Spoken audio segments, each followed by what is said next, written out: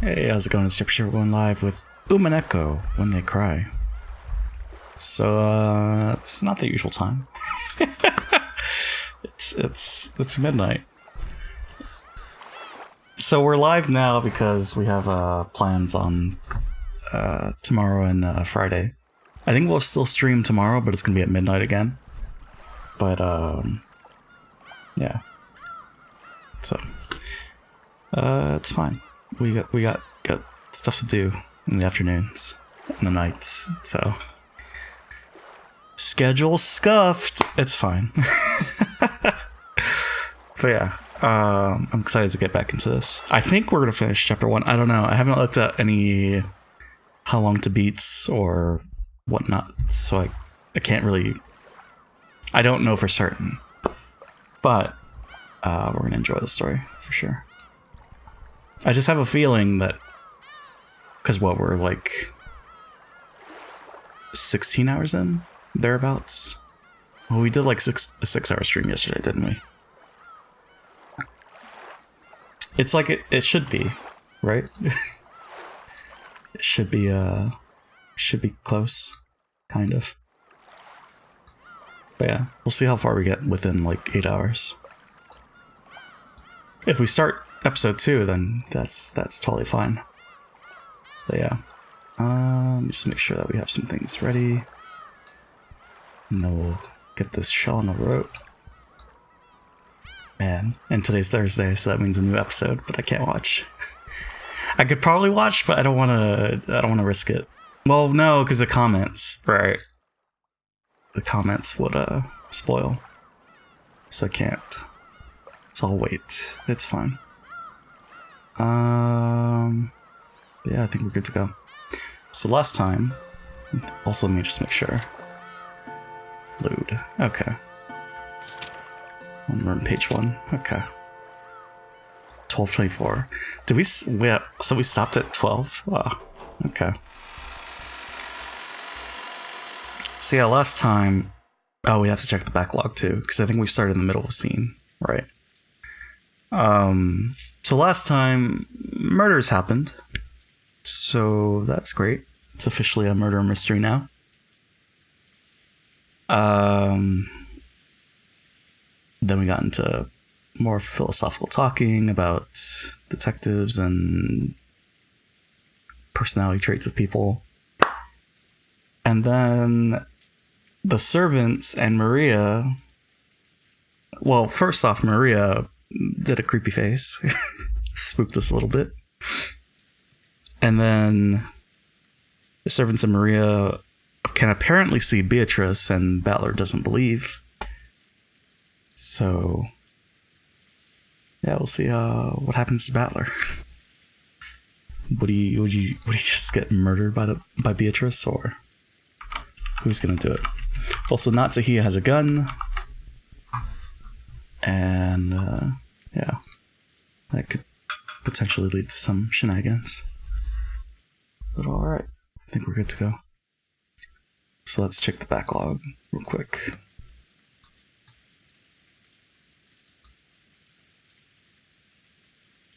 I wonder how far. Oh yeah, the death counter. Right. Forgot to turn that on. Because I think we're up to 21 impossibles now. Oh, we're 15 hours in. Gotcha. Okay. Let's just make sure. 21. Okay. It's no wonder that the 19th person was something that couldn't be seen. That's why, since you can only write the number of people as an integer, you couldn't see that person. That witch cannot be seen, because Beatrice has no body, therefore she is invisible. Is there a 19th person or not? Does the witch exist or not? 19 is greater than X is greater than 18. The witch exists somewhere in that X. The uncomfortable atmosphere continued even after those two left. It was thick with the idea that simply thinking about the culprit's identity would be the same as deciding whom to suspect. It began to feel like discussion of the case was itself taboo. And then I think, yeah, we're good. Those 6 are dead. Kinzo's missing. Alright. So no one mentioned the case, at least out loud. However, those thoughts were what filled our minds. All that we couldn't say out loud made our heads feel like they were going to explode. So at least on the outside, the parlor had once again regained its calm mood. Everything was left unsettled. Feels like the rain's gotten a little lighter. Ooh, it's still pouring down. Ooh. Even if it did stop, there's no boat on this island, but it'd be nice if the boat came quickly tomorrow. I've had enough of this Western mansion vacation. Hee hee hee. Mom, when will the boat come tomorrow? Normally the boat to take them back would arrive at 3 today. They probably sent us a phone call to say that they would come after the typhoon passed, but unfortunately the phones aren't working. I forget what time they left off at. It was like 7:30, right? Or 7? Something 7. But unfortunately the phones aren't working. But they aren't children over there. They were told to both drop off and collect our guests, so they'll most likely arrive first thing tomorrow morning. Probably about 9, I believe. It was completely black outside. Oh yeah, the mouse is on screen. Whoops. When I looked at the clock, I realized that it was just past 7. I was starting to get hungry. In the kitchen, Kumasawa was cooking enthusiastically. She had laid out a variety of dishes, and while they didn't match the level of Goda's artful cooking, they were still quite gorgeous. It was an act of kindness from Kumasawa, who was trying to enliven everyone's low spirits with some food. Kumasawa wasn't nearly as talented as a professional cook like Goda, but she was far from unskilled. On the contrary, since she had been brought up in a fishing village, the simple food she created was something highly praised. Kanon arranged the food Kumasawa had finished creating on plates under her direction. Kanon also helped in the kitchen sometimes, but since he was rarely placed in that role, he was slightly awkward, even though he tried his best. Self-conscious about the fact that he couldn't cleverly arrange the food, Kanon's expression darkened slightly. But Kumasawa smiled as though everything was fine. Oh ho ho ho, it's arranged beautifully. Kanon-kun, aren't you skilled? If it had been Shannon Nissan, it would look even more beautiful. Kanon stopped arranging the food for a bit and hung his head. Shannon was the one who always assisted Kumasawa in her cooking. Tonight, Kanon was doing it instead. And as he remembered Shannon's face and her brutal end, he grimaced. Forget that for now. Genji spoke kindly to Kanon as he advanced upon. Nanjo had escaped from the parlor once the mood had grown sour, and Genji had become his opponent in a game of chess upon Nanjo's request. Yes, I will forget it for now. Indeed, that is probably for the best. Genji purposefully refrained from facing Kanon as he spoke. He did so because he understood that it might make things tougher on Kanon if he noticed that someone was looking at his eyes. Nanjo also understood that and held back any thoughtless words. I wonder where Kinzo-san has gone. Hope that he is safe, but I do not know. However, I believe everything has proceeded as the master had hoped and arranged for. To distrust that would exceed my role as furniture in service to the master. Aren't you scared, Genji-san? I'm frightened that something bad will occur again tonight. I have nothing to be afraid of. I serve the Ushiromiya family, and that is all. Nanjo sighed through his nose and made a carefully considered move. Nanjo was very slightly dubious. Could Genji possibly be thinking that he'd be left out of this? I couldn't even imagine what was happening inside this mansion, but he definitely couldn't deny the possibility that Kinzo had devised something. If you liken this island to chess, Kinzo had opened the game, and as a result, 6 pieces had been defeated. Could it be that Genji was calm because he believed he alone was on the outside of the chessboard, and therefore safe? Nanjo thought about it.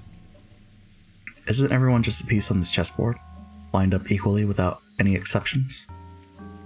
Wasn't even Genji who had gained more of Kinzo's trust than anyone? No. Who was confident of his position as Kinzo's only close friend? Just another one of the pieces laid out on the chessboard? Genji-san, I'm truly frightened about tonight. I hope with all my heart that we will still be safe when tomorrow morning comes.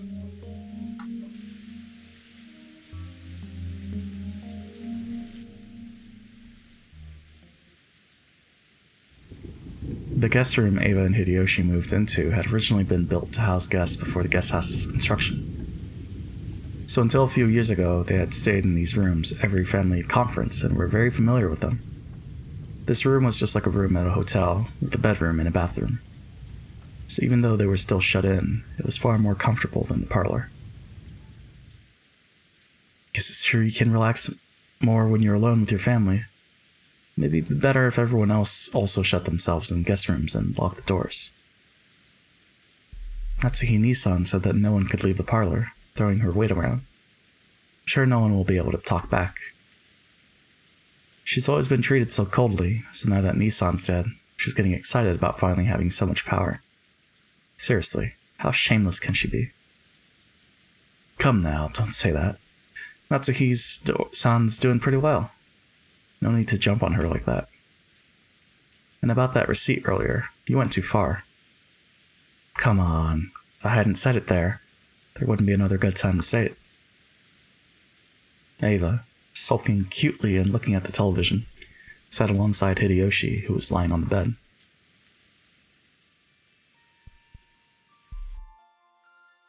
Still, we haven't been alone like this for quite some time. You're right. Come to think of it, both you and I have gotten pretty old. Since George was born, everything's gone by in the blink of an eye. It really has. I wonder if we were too hasty in having a child. Eva's eyes looked like they were staring off into the distance. Yes, she had thought of it as a once-in-a-lifetime chance. Her older brother Kraus had been unable to father a child for quite some time. 6 years passed after his marriage to Natsuhi without any signs of pregnancy, which didn't please Kinzo at all. Eva herself had thought that. Since her name would be moved outside the Ushiromiya register when she got married anyway, it didn't matter whether a successor to the headship was born or not. And then one day, she had a heavenly revelation. Or maybe it was the whisperings of the devil that she had listened to in her greed. If she could give birth to a successor first, wouldn't she be able to remain in the Ushiromiya register? If things went well, might she have a chance to inherit the Ushiromiya family herself? When she proposed this to Hideyoshi, he had approved of it instantly. This wasn't because Hideyoshi also had greedy thoughts. For Hideyoshi, who had no close relatives, it was a chance for him to feel once more the long-forgotten thing called family. So when they got married, he hadn't fussed over which last name they were to keep, and had quickly agreed to have his name entered into the Ushiromiya family register. It hadn't been easy to persuade Kinzo, but as his daughter Eva knew Kinzo's personality well. So by choosing the time when Kinzo was most dissatisfied with Natsuhi, she was magnificently able to make him accept Hideyoshi as an adopted son-in-law.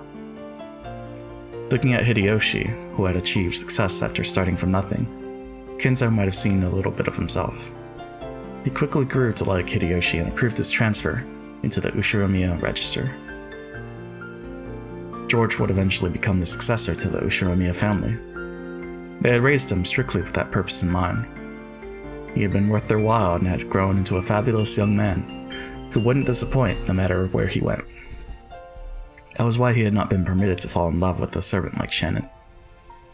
So when she learned that Shannon was dead and the engagement was now invalid, though part of her head had still been shocked by the gruesome crime, part of her had also been relieved that her dear George wouldn't be stolen by some servant girl. I have hated Kraus-Nisan since long ago. He was so full of himself, always swaggering around, so proud that he would one day become the head. So I wanted to get back at him. Was that just a childish emotion? But in the end, that emotion guided my entire life. If that had been all, then it would have been fine. But because of that emotion, I got you and George involved. I used you. Ava, don't blame yourself for that. Hideyoshi got up and held Ava's shoulder. She could feel a warm understanding from him. Well, I reached the halfway point in my life long ago. But you know, I have absolutely no regrets about how I've lived my life. Not one. I think that since I've been with you, Ava, I've been able to relish an enjoyable life that other men never will. After I lost my relatives in the war, it reminded me that what the warmth of family is. So I'm grateful to the Ushiromiya family, and think of it as my only one. In this life, I've led with you. Not a single thing's been wasted. It's really been a fun life up until today. Thank you, darling. Ava hung her head, burying her face in Hideyoshi's chest. Probably, no one in the parlor could even imagine that this side of Ava existed. I'm the one who should be thanking you. Until today, there hasn't been a single day I've regretted being with you. Me too. So glad to have you by my side. George is already a fine adult. Even if I don't look out for him, he's a man who could do his job well on his own. I wonder, around New Year's, do you want to go spend some time in the Maldives? Just us? No one else? No way! Aren't you always saying that you're so busy responding to New Year's cards that you don't even sleep? None of that this New Year's. I won't read New Year's cards. I'll just stay quiet and check to see if I've won the New Year's lottery. It'd sure be nice if we won a color TV this year. No way! I don't want to waste time checking the lottery while in the Maldives. Then none of that either. How does it sound? Just the two of us, taking it easy like when we were newlyweds, just before George was born. I can't tell who's presenting the idea of the Maldives. Yes, in that case, fine. I hear the Maldives are wonderful. An island with nothing on it, surrounded by beautiful coral reefs and cottages lined up over the water. Like when we were newlyweds, you say? Starting when? As soon as I finished up some business. I won't know till I ask the travel agency. But probably before New Year's Eve. No way. Oh, okay, so she was the no way. Right now. I want to go right now. Ava nagged at his lips in a peevish yet flirtatious manner. The only sounds that filled the room were the distant voice of the announcer on the news, which Hideyoshi had left on, and the obnoxious pounding of the rain against the window.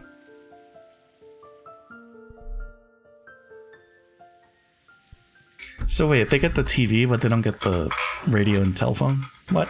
That doesn't seem right.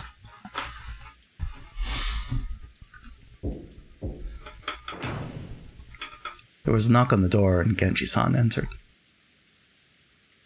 Madame, dinner has been prepared. Will you eat in here again? Yes. Have it brought here. Is Dr. Nanjo still in the kitchen? Yes. He has said he wishes to carefully deliberate over his next move. Do not worry, he is with the other servants. Genji-san's good enough at chess to be grandfather's opponent. I hear he's even better than Dr. Nanjo, right? That's right. Long ago he played against me, but he must have let me win. Maria, sounds like it'll be time to eat soon. But look at you. You've been watching TV all day long, and you still haven't gotten bored. Ooh. I'm always watching TV, so I'm fine. Ooh. Maria-chan sure is a TV kid. Food's coming, so we have to clean up the table.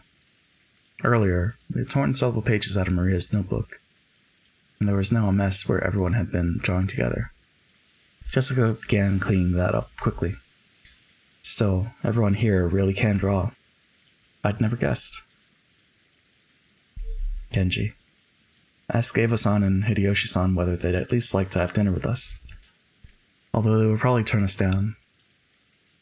Certainly. First father and now Eva-san? It's quite hard to gather everyone to the Ushiromiya dinner table. Natsuhi felt her headache start throbbing again and lightly held her temples.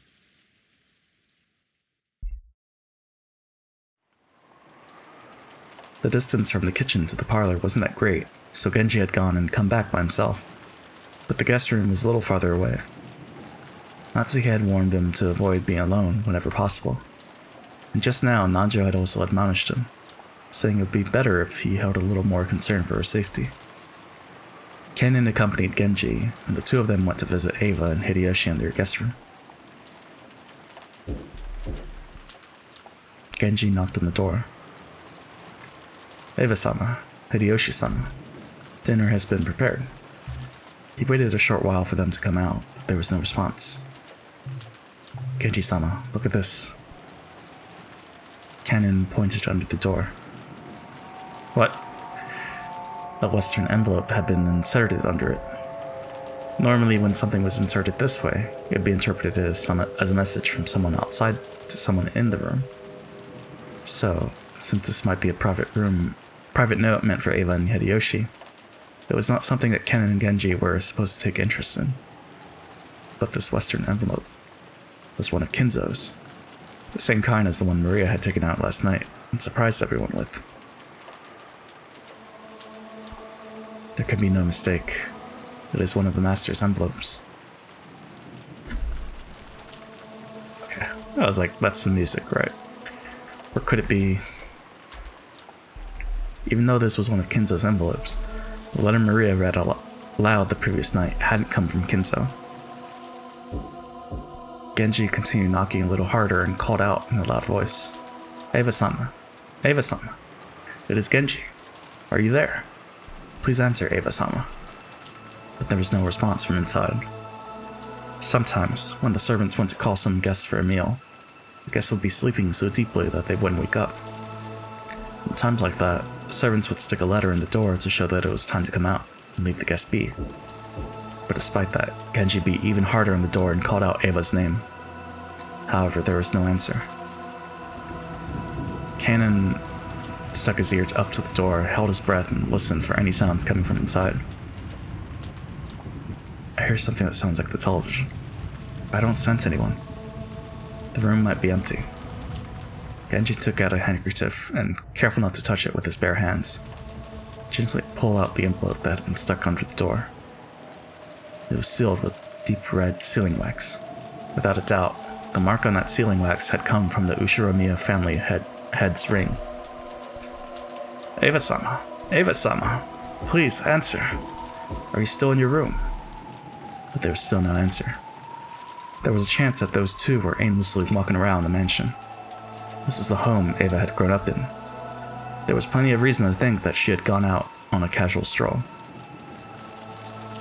Genji groped around in his pocket and pulled out the bundle of keys, which contained the key that would open the guest room. Genji-sama. Kennen also understood what this meant. They would sometimes unlock the door so they could go in and do things like make the beds, but only after they made sure the guests were out. To unlock the door for any other reason, and especially to do so when there was a chance the guests hadn't given permission, and might still be in there, was an action unbecoming of a servant. But Genji had decided. If the only problem had been that his knock hadn't received a reply, he wouldn't have gone this far. But the envelope under the door was doubtlessly one of Kinzo's. Or rather, one of the Western envelopes of the Ushiromiya family head. After last night, the sender of this envelope could be someone other than Kinzo. If this letter had been sent by someone else. Eva-sama, my apologies. Allow me to enter your room. After giving that final notice, Genji stuck one of the keys from the bundle into the keyhole. There was a sound of the door unlocking, and after slowly turning the knob, he slowly started opening the door. Light seeped through the crack of the door. Were they in the room? Or had they forgotten to turn out the lights? Clank. There was the sound of the door chain being pulled tight. The chain had been secured.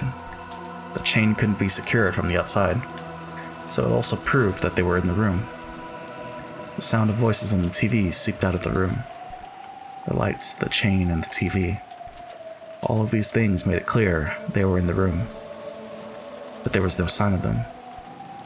Genji called to Eva once again through the crack of the door, but there was no answer. Genji-sama, what should we do?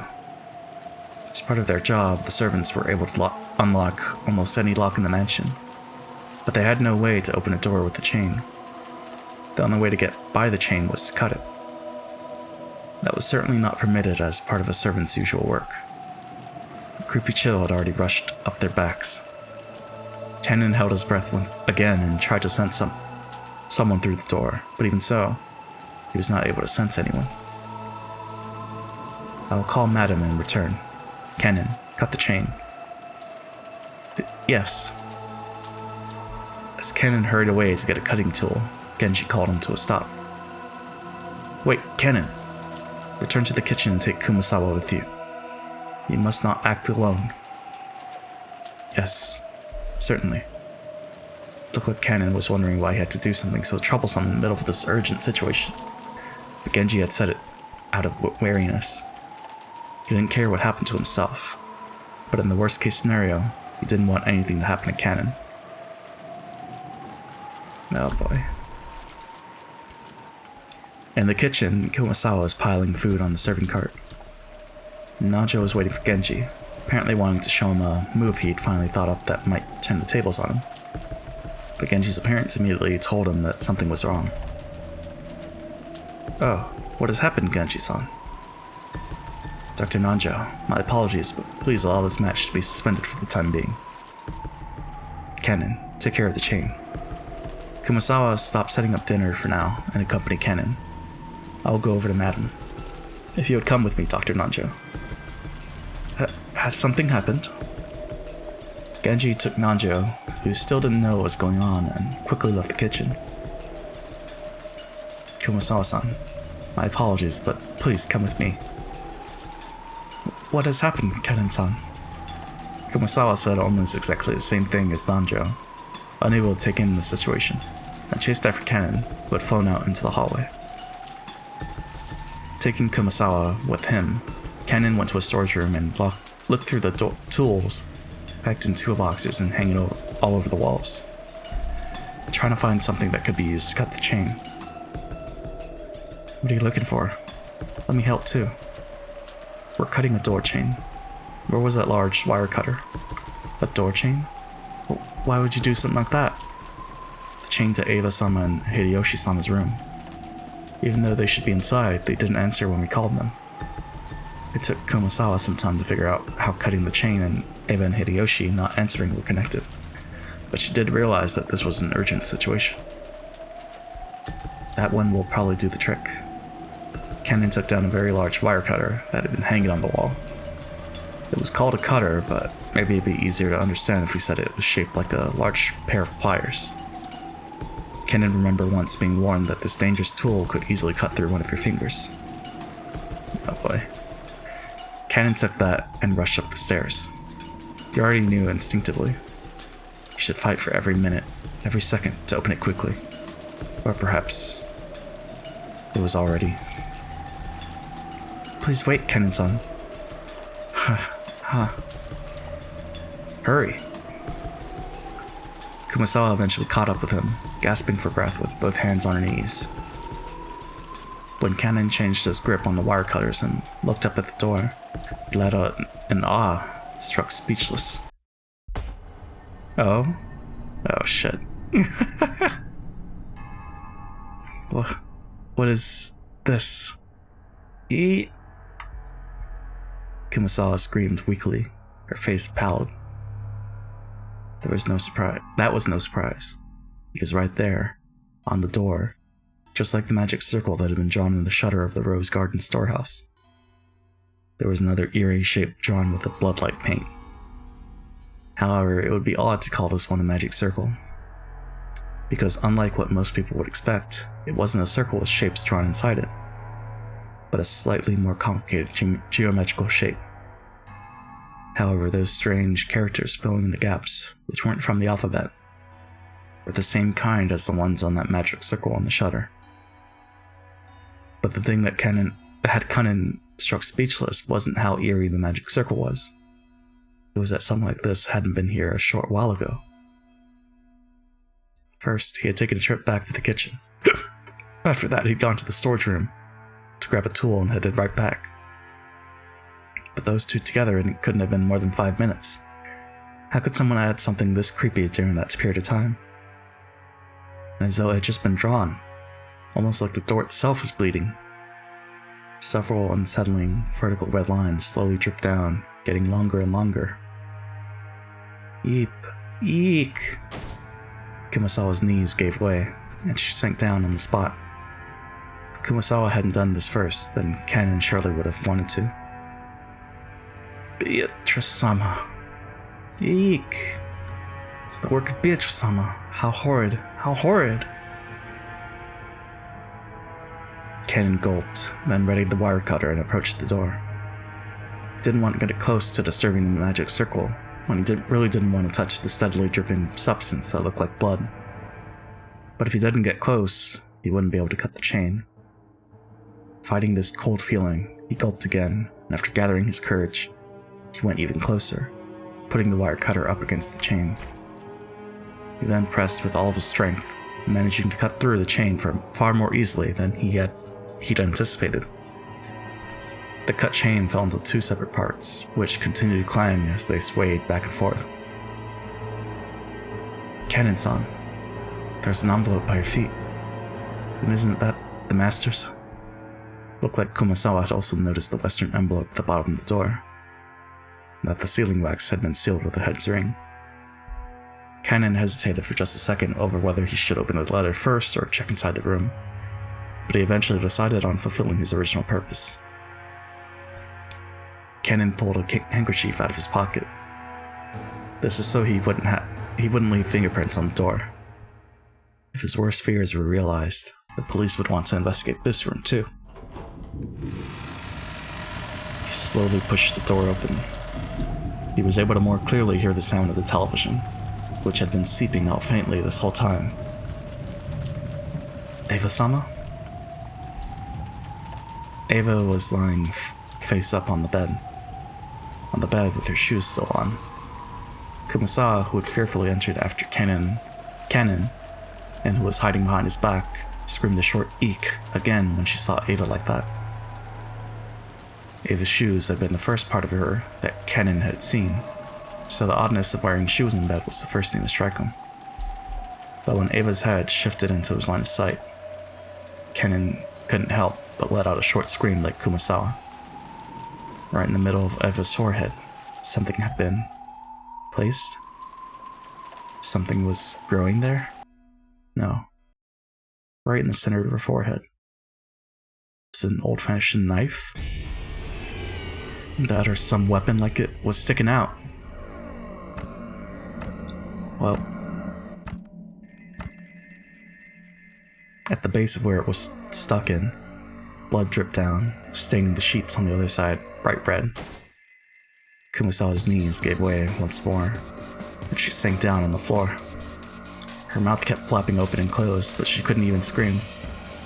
Eva was dead, with some kind of weapon sticking out of her forehead. Oh. The drops. But what about Hideyoshi? Eva, found on the bed of a guest room inside the mansion, with a weapon resembling an ice pick sticking out of her forehead.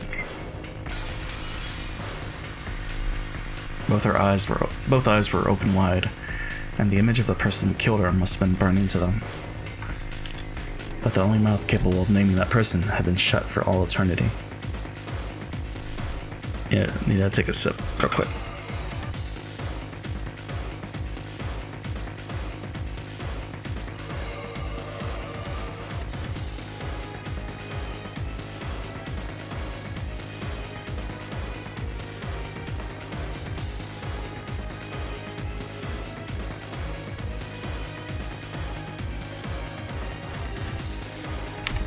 The music's great though.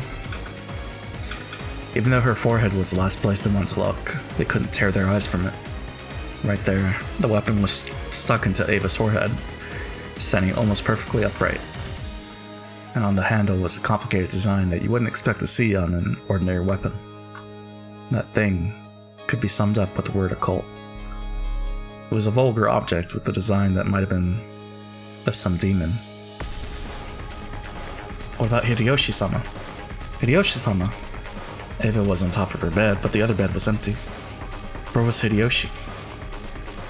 After taking a backwards glance at Kumasawa, still on her knees and stupefied, he checked the bathroom just in case. At the moment he opened the door, he was greeted by steam and the sound of the shower.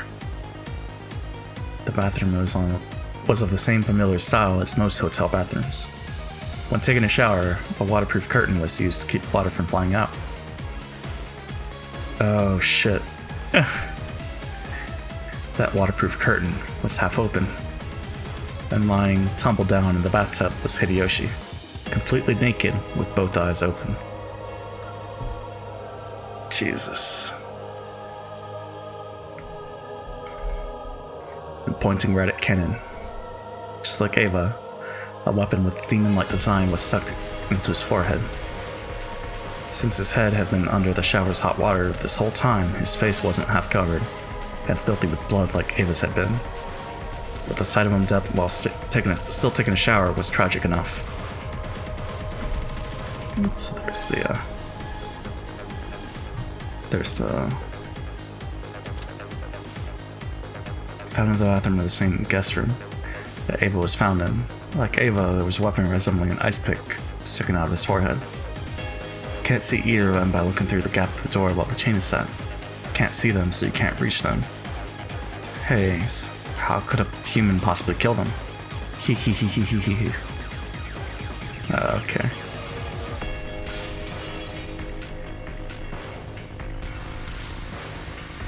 Just then, they heard Natsuhi's voice coming from the hall.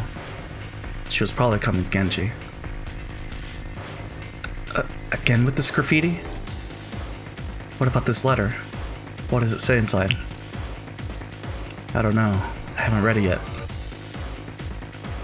We shouldn't touch it carelessly. The culprit's fingerprints might be left on it. We should hand it over to the police. They went out of their way to leave it here? I'm sure they wouldn't have left fingerprints. As Natsuhi said that, she picked up the envelope. And before checking its contents, she entered the room herself, where she found Ava, dead. Ava-san! Madame, Hideyoshi-sama is here too. This is truly atrocious. It's curious how they're showing Hideyoshi's death, but they didn't show the others. Kennen, turn off the shower. Don't let this be any more pitiful than it needs to be. Yes, ma'am. Kennen gripped his handkerchief and twisted the valve, turning off the shower. In the bathtub, a small jar of body soap had fallen with its cap off. It really looked like he'd been attacked while taking a shower. There was still a small splash of blood clinging to the white bathtub, and the combination of red and white made a horrible contrast. Dr. Nanja, I understand. No signs of post-mortem lividity. Rigor mortis hasn't begun either. It would seem that an hour or so has passed since they were killed. But even so, how a weapon with such a short handle could do that to the skull, cannot imagine. Manjo checked their pulse and their pupils, making certain of their deaths once more. As Kennen watched this businesslike treatment, he thought, couldn't you tell at a glance that they're dead without doing all that? Najo thought about removing the weapon, but then decided it would be better to preserve the scene and hand it over to the police, so we left it alone. But a close inspection of the base showed that it didn't have a blade. In fact, it was more conical than blade-shaped. He noticed that, rather than a knife, it was more like a short-handled spear, something with a shape better suited for thrusting than slicing. Rather than a short spear, you might call it a thick ice pick. At any rate, after looking at the scene, no further words were needed to describe what sort of terrible purpose such eerily designed weapons were originally made for. nor was it necessary to explain how they carried out their function. Natsuhi, hoping to escape the repulsive steam filling the bathroom as soon as she could, covered her mouth with a handkerchief and dashed from the room. Just viewing their gruesome bodies for an instant had been enough to burn the image into her eyes. If she looked any longer, that image would surely remain in her vision for all eternity. I need to check something. Okay. I would freak out if her profile had changed. How could a human possibly kill them? Okay. Well, now there's only 6, 7, 8, 9 remaining. Jeez. Dropping like flies. But then again, so... tips. The two who are close. Those who remain shall praise my noble name. Gouge the head and kill. Chest, stomach, need like... So 5 more. 5 more deaths. And then shall be left alive. Well, and then everyone else except the winner dies. So 5 and 4.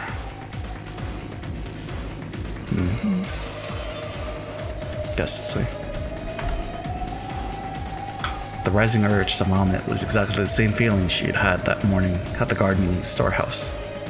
For a while, Natsuhi couldn't help but stand with her back facing the guest room, fighting that sickness in her stomach.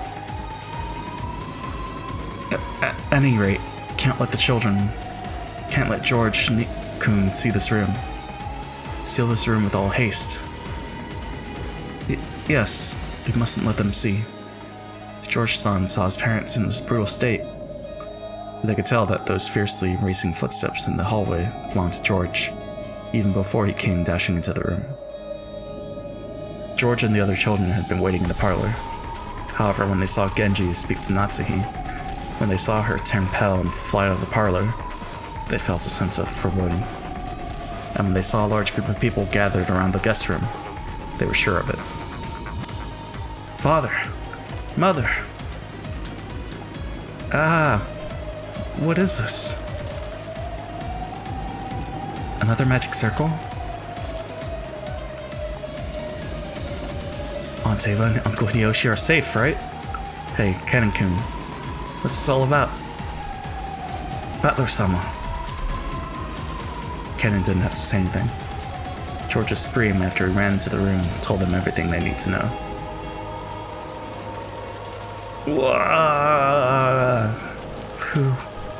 Who did this? I'll kill you. I'll kill you. George-kun, hang in there. Natsuhi touched George's shoulder with her hand, but he violently shook her off. George fell over beside Eva and buried his face in the bed in front of his mother's face, wailing. Then he pounded on the bed with his fist over and over again. George Nissan, hang in there. Huh? Battler? Battler-sama. Battler had his back against the wall of the hallway. It was covering his eyes with his right hand and weeping without restraint. Horrible. It's horrible. He proposed to the girl he loved and lost her the next day. And on the same day, even his mom and dad were killed? Isn't that too harsh? Of course, it's sad whenever anyone dies, no matter who it is. But to Battler, those left alone by the deaths of others were far more worthy of pity. Everyone here now had lost someone close to them. George wasn't the only one to be pitied. However, George's pain was far greater than everyone else's. Battler. I know, everyone dies sooner or later. If you're human, you'll eventually reach a time when you've got to fight the sorrow of losing someone close to you. But still, shouldn't that day be far in the future for Aniki? Shouldn't those deaths visit him one at a time? Horrible. It's too horrible. That bastard. That bastard. Doesn't he have even a speck of human sympathy in him? Ah! Ooh. Battler, don't cry. Don't cry. Maria tried to comfort Battler in a mechanical, sounding voice. Battler violently wiped his tears. Yeah. Damn it. I won't cry anymore. Tears of regret. Tears of sadness. I won't shed them again. It's all useless. The wishes got me backed into a corner. I'm always on the defensive. And it's useless. It's all useless. I'll spin the chessboard around. That bastard probably thinks we'll be running scared like sheep until tomorrow before we try anything. But guess what? I'll spin it around. That bastard can't escape this island until tomorrow either. We won't be hiding away, pissing ourselves. That bastard will. I'll expose you. You'll see. By tomorrow. No, screw tomorrow. Tonight. Before tonight's over, I'll be gripping you by the collar. Bold words.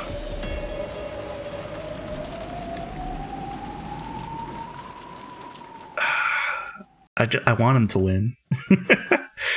But Pepe laughed. He lacks the knowledge.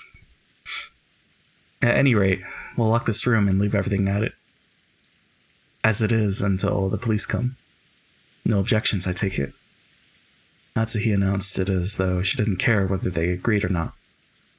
If anyone had a right to object, it would have been George, but he looked as though he'd shed enough tears. George nodded slightly, still facing away from the others. And when he stood up, everyone else agreed too. Natsuhi still hadn't opened that Western envelope with the family head that she'd picked up. But now that they decided to leave this room, she decided to unseal it in the parlor, where everyone could watch. As soon as they walked out into the hallway to head back to the parlor, some of them immediately felt something out of place, or maybe sensed something strange. Who? Stinks? Did you notice it too, Maria? Seriously, what's that smell? It's awful. When everyone sniffed the air, they did notice a horrible burnt smell drifting through the hallway, one that none of them had smelled until then. I'll go quickly to check the kitchen. I'm sure I turned the flame off. After noticing a burnt smell, it was natural that Kumasawa, who had just been using the burner in the kitchen, suspected that her own slip-up had caused it. Kumasawa hastily dashed away. Kennen, go with Kumasawa. Do not let her be alone. Yes. After nodding at Genji's order, Kennen followed after her. He wasn't running, but as he followed her, he tried to search for the cause of the smell in other directions as well. Ooh. Stinks. Ooh. It truly is a stench that makes the nose wrinkle. However, that doesn't mean we can just open a window for ventilation. Natsuki was reluctant to open the windows in a situation where self-defense was so important. Let us run the fan. Do not believe there will be any need to open the windows. George and Iki, is it okay if I talk to you? If it's about finding the culprit, then I have no problems. It seemed that George had managed to climb out of the abyss of sorrow. All that filled his chest now was the quiet flame of hatred towards the culprit, who had stolen the lives of the one he loved and his beloved parents. The chain for this room was set. From what I could tell by looking at it, I'm positive that it couldn't be opened from the outside. In other words, this was a perfect closed room. It does seem to be the case. In the case of the Rose Garden storehouse, they might have sneaked the shutter's keys out of the servant room. Or maybe they had a duplicate key. Can imagine many ways they could have done it. But this chain is different. Among generally... Oh, whoa. Sweet satisfaction! Spooked me. Whoa, wow. Hi, JPPP. JPPP. Naradox with the sub. How's it going? You didn't have to do that, but thank you. How's it going? Hi, JPP. I'm just playing a visual novel and some people are dying and it's spooky. It's scary. Good, how are you? I'm doing well. Yeah, I got spooked. The sub surprised me. Yeah, thank you. Oh, man. But yeah, this is Umineko When They Cry. It's the spiritual sequel to Higurashi. And it's pretty good. I'm unspoiled. It's totally blind. Well, not totally. So there's a couple things I know. But I don't think anything's like come up that I know about. So I guess we'll see. We'll point it out when we get there. Don't worry, I'm clueless too. Sounds good. But it's a fun ride. I'm enjoying it. I think I'm there was a couple manga things last session. And now there's some manga stuff now. It's manga all the way, I guess. But I can imagine many ways that could have done it. They could have done it. But this chain is different. Among generally used locking techniques, a chain is the simplest one to create a closed room with. Pepe spin. Okay, Jessica's alive still. Only a chain will block everyone coming from the outside as long as it isn't physically broken. So, does this mean the culprit couldn't have gone in or out through the door? That's interesting. Just a few hours ago, I seemed to remember everyone making a fuss over how to enter a room without using the door. Still Pepe's. Back then, we were all losing our cool, wondering how grandfather had disappeared from his room. The receipt Aunt Ava stuck in the door on a whim proved that the door had remained sealed. And since Aunt Natsuhi was the only person to enter or exit during that time, she was under suspicion. Aunt Ava proposed a theory about how Aunt Natsuhi might have thrown grandfather out the window and left by the door herself. But this door is much simpler. Oh, so the bathroom's to the left. Okay. It was sealed from the inside by the door chain. The window had also been locked from the inside and the bodies had been inside the room. This time it really had been, without exaggeration, a true closed room. That's right. If you include grandfather's disappearance, 3 cases have occurred, and all 3 times the door has been the point of interest. Bodies, yeah. So last session, 6 people died. And then a person went missing, and now 2 people have just died today. The first was the shutter. There was a key in the servant room, and if we assume someone knew about that, this can't really be called a closed room. 6. So many. We started with 18, now we've dwindled to 11? Or not 9, right? I can math. I can do math. So 1, 2, 3, 4, 5, 6, 7, 8, 9. So yeah. 8 murders, 1 missing. Okay, yeah, 9. 9 remaining. The next was the door sealed by the receipt. However, Aunt Natsuhi entered that room. So if grandfather had left through the window or been thrown out, she would have been able to lock the window before escaping. Why are y'all killing each other? Because witches. And also 10 tons of gold exists. So there's this riddle that they gotta solve if they want 10 tons of gold. And also, this witch says, hey, if you solve the riddle, I won't take everything. Because I'm here to collect for my deal that I've made with your grandfather. So it's a matter of like, is it real? Is it not real? But we'll see. This is only the first chapters. I'm sure we'll get answers later. Or like my theory, grandfather could have hidden until the receipt was gone and left the room later. Basically, this door can be defeated with a handful of desperate tricks. In that sense, you really can't call this one a closed room either. First chapter and everyone is dead. Pepe spin. It's crazy. How is this going to progress?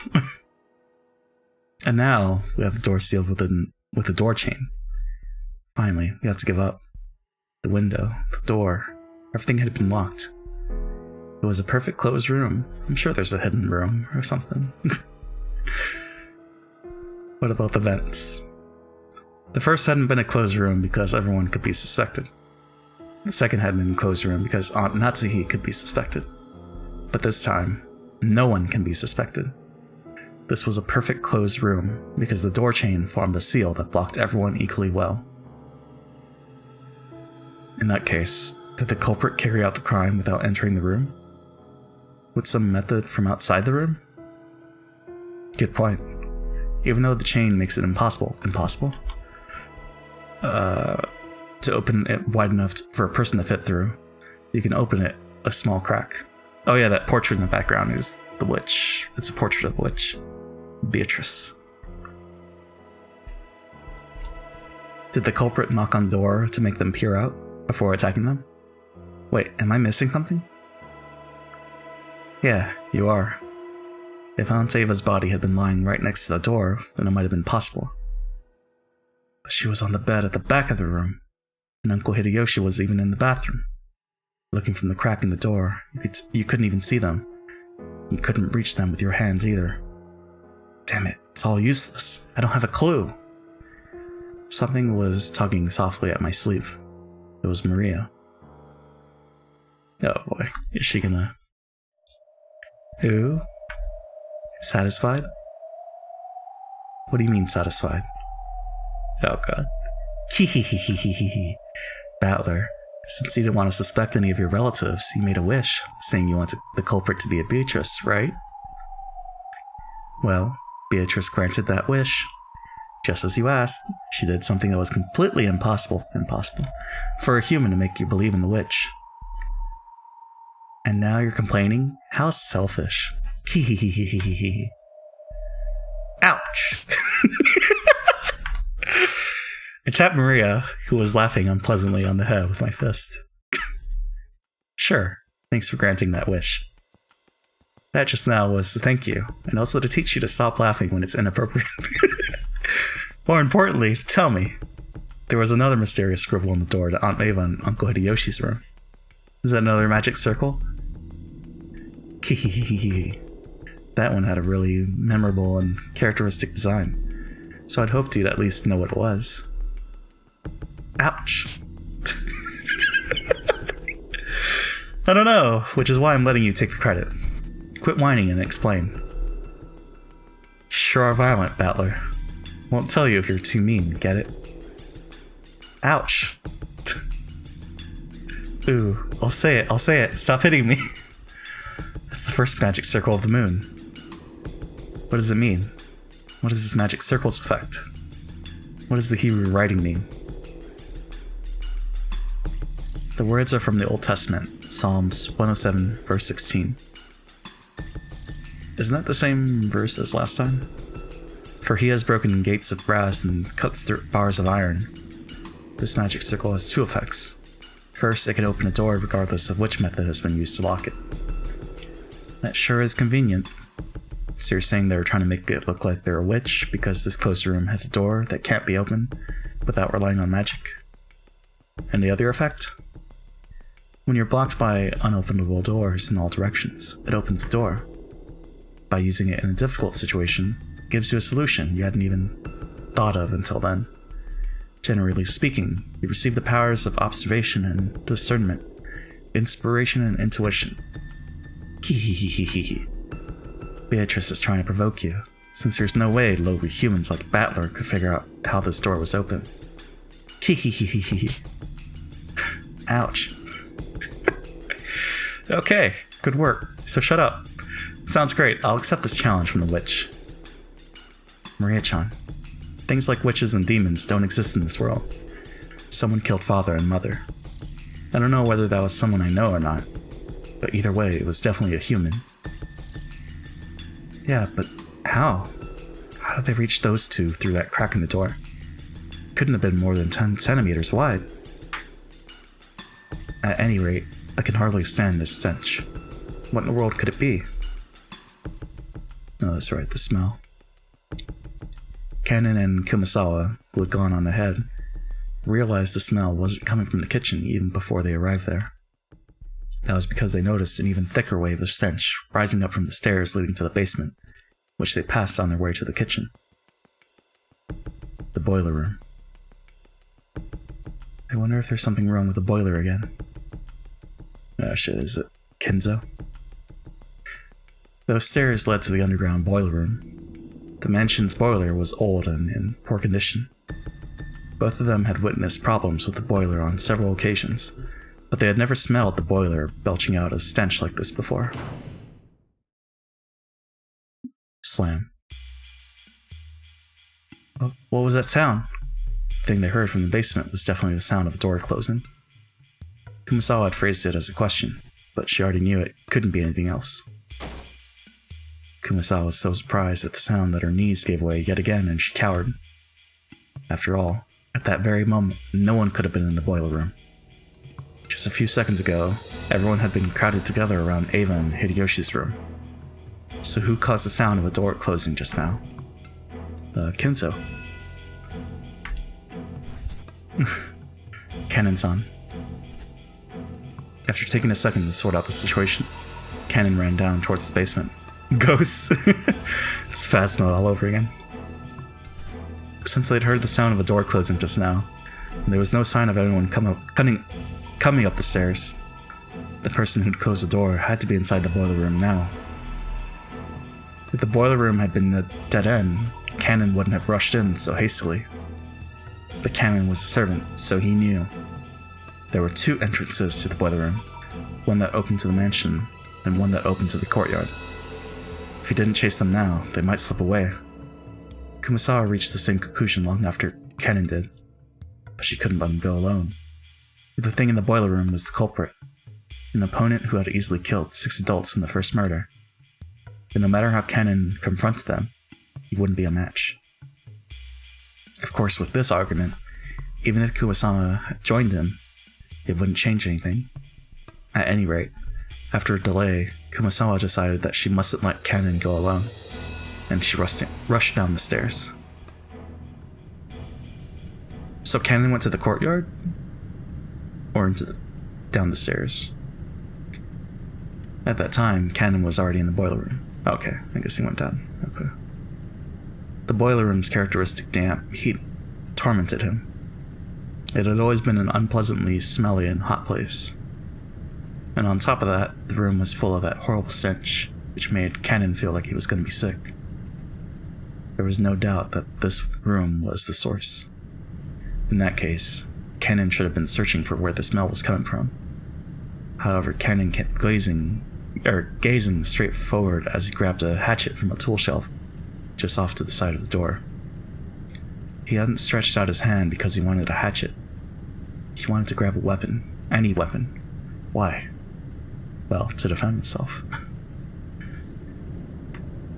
Kanen gazed into the darkness where the naked light bulb couldn't pierce. Then, he answered. In roulette, you bet on a number, or the colors red or black, vying for a payoff. However, low-risk bets like black and red only offer a similarly low payoff. The words coming from Kanen's mouth were swallowed up by the darkness. That darkness suddenly started to swirl, glittering. Yeah? Oh. Beatrice.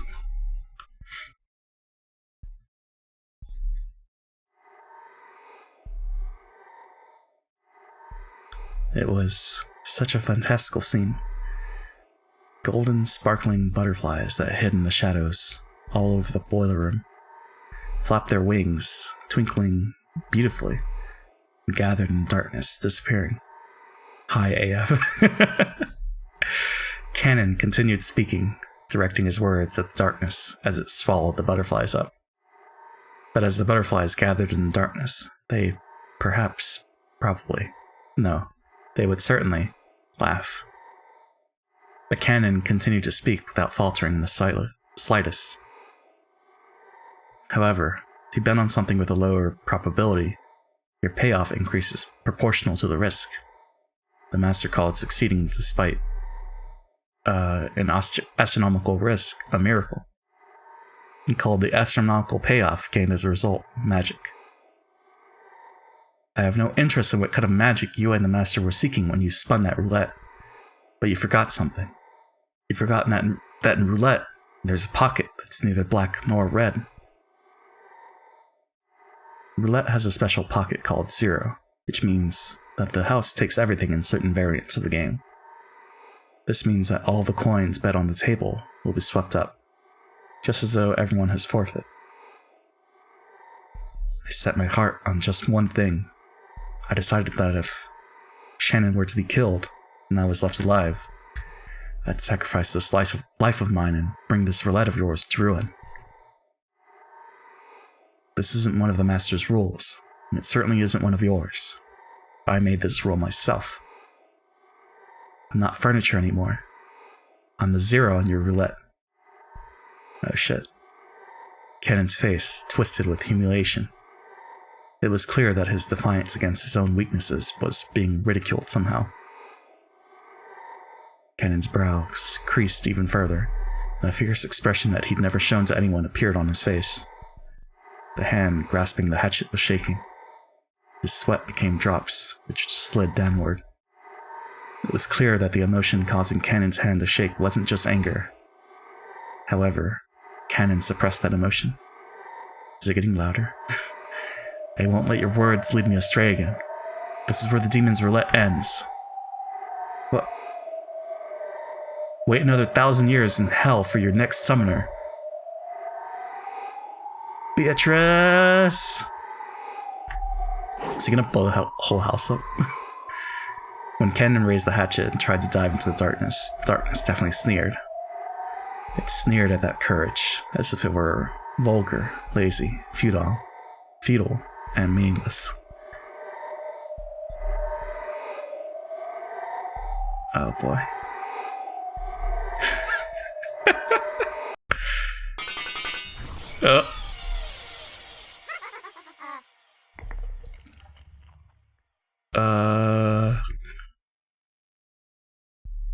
What? Cannon, his hatchet still held aloft, couldn't take another step after that. With a clang, the hatchet that he'd been grasping fell and rolled on the floor. And following that, with a pair of thuds, Cannon's knees hit left and right. That hand, which looked like it was trying to catch the sky now that the hatchet had been dropped, gradually lowered, landing on his chest. Then the other hand did the same.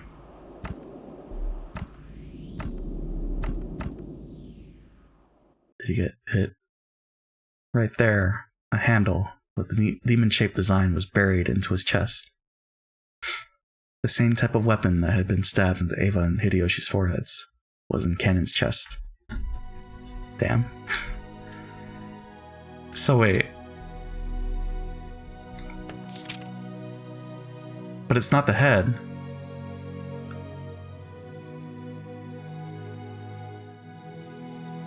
Tear apart the two who are close. Gouge the head and kill.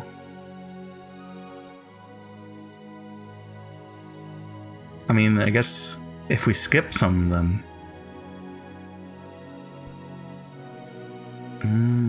I don't know. So I guess he's the chest then. Stomach, knee, leg. Why did he go there on his own? Start talking about roulette probabilities? I thought Kumasawa was supposed to be behind him, but I guess she got locked out or something. She's too late. It was too fast. He got cocky. She's too slow. She's like 80 something, right?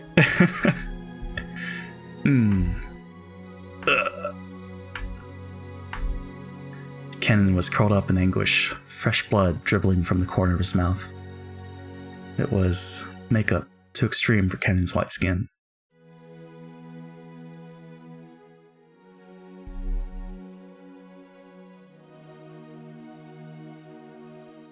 Around this scene, the glittering gold butterflies danced through the darkness, mesmerizing. It was a beautiful, beautiful dance, a funeral march of tribute, ridicule and contempt for a single boy's self-sacrifice. Kanin had already been prepared for his own death. But although he could do nothing but accept the death he had received, he attempted one last measure of resistance. He grasps the handle of the weapon sticking to his chest with both hands, and gritting his teeth with an acute, unearthly pain, he pulled it out. Oof, he shouldn't have done that. For only a moment, bright red spray gushed out. It made an unpleasant bloop sound. Ow. It probably resembled the sound of Kanin's soul as it was sucked into the swamp of the dead. These sound effects, though. Bloop. Kanin-san. Eek! Someone! Eek! Kumasawa screamed at the incomprehensible sight in front of her. Kanin was lying in the pool of blood. Kumasawa's heart was a complete mess. Ah, what a horrible fate. He wouldn't have been killed if I had been with him. Ah, what incredible luck.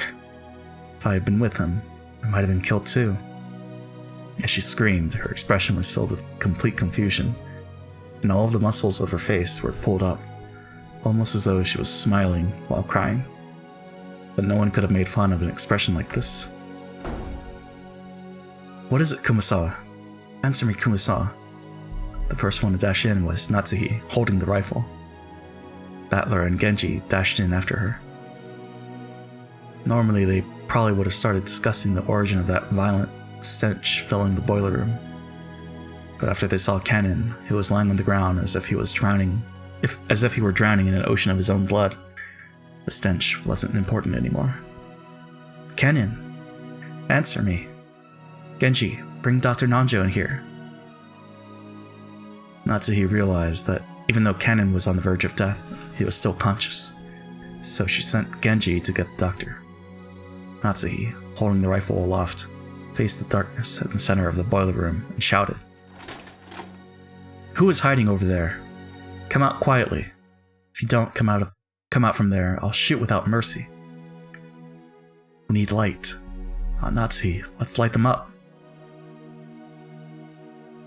Battler, thinking quickly, took a large flashlight from the tool shelf warmed at the door and used its light to cut through the darkness Natsuhi was glaring into. But the light only shone on mechanical-looking piping in a door.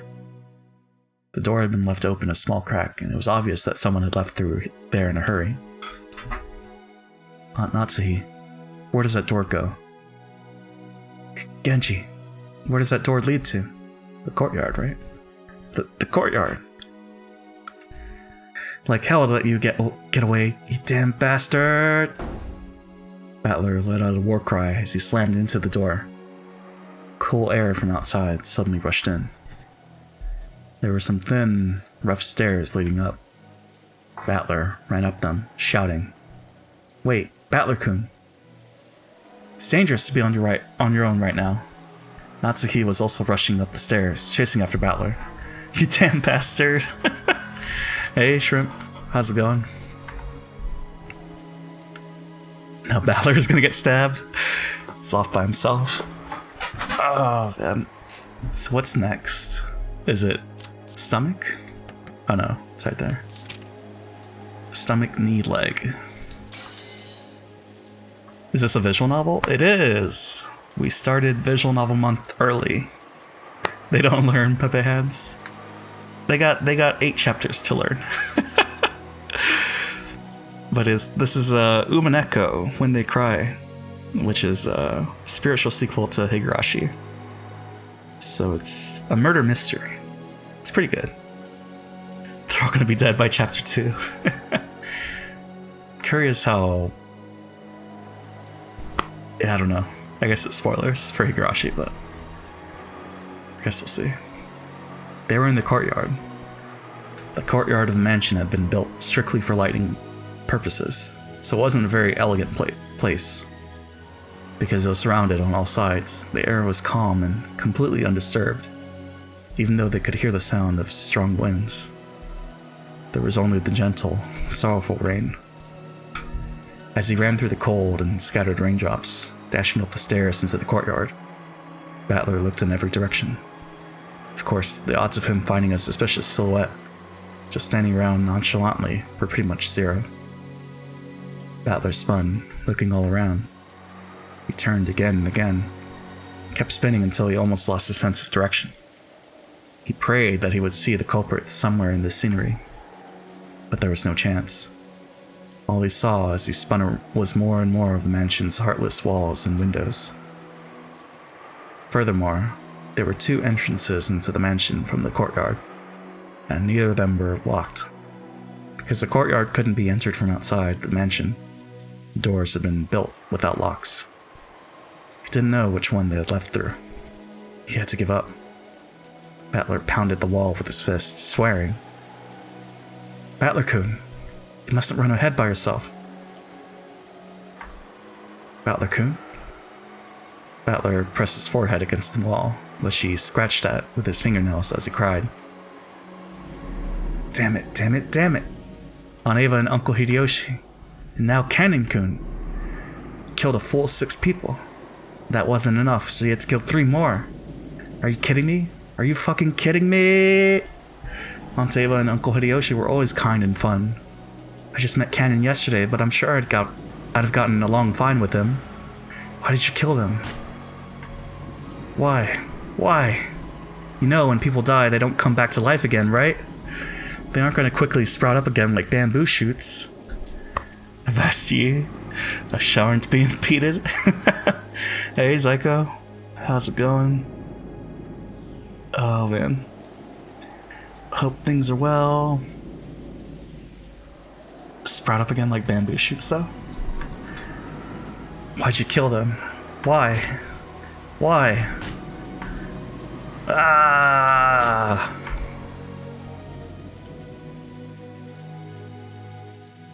Oh, he's crying again. Battler was a boy who could understand the feelings of pain and regret in a person's heart, so he cried with all his strength. Natsuhi, who had always thought of Battler as a frank person, was a little surprised to find he had hit this delicate side. And at the same time, she understood how easily hurt the heart of a young person could be, so she held him. "It's alright. I'll definitely protect you, George-kun, Maria-chan, and Jessica. As a mother, and as a representative of the Ushiromiya family." Yeah. Ah. Bro, I missed like 5 whole seasons of Twitch. 5 seasons? What have you missed? Battler, after sobbing into Natsuhi's chest for a while, wiped his tears with a bitter smile, as though he had been like that the whole time, and tried to appear as though he'd cried more than enough already. Oh yeah, I think to go along with your Has-Been Hotel recommendation, have you seen Don't Hug Me, I'm Scared? Because that's a good series on YouTube.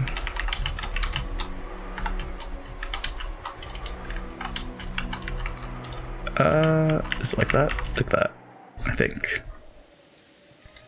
Yeah, you watched that a long time ago? Gotcha. Still waiting for whatever, I know they announced that there was gonna be more, but I don't think that's come out yet, right? Anyway, let's go back down for now. Protecting ourselves is a higher priority than finding the culprit. Tomorrow, the boat will arrive.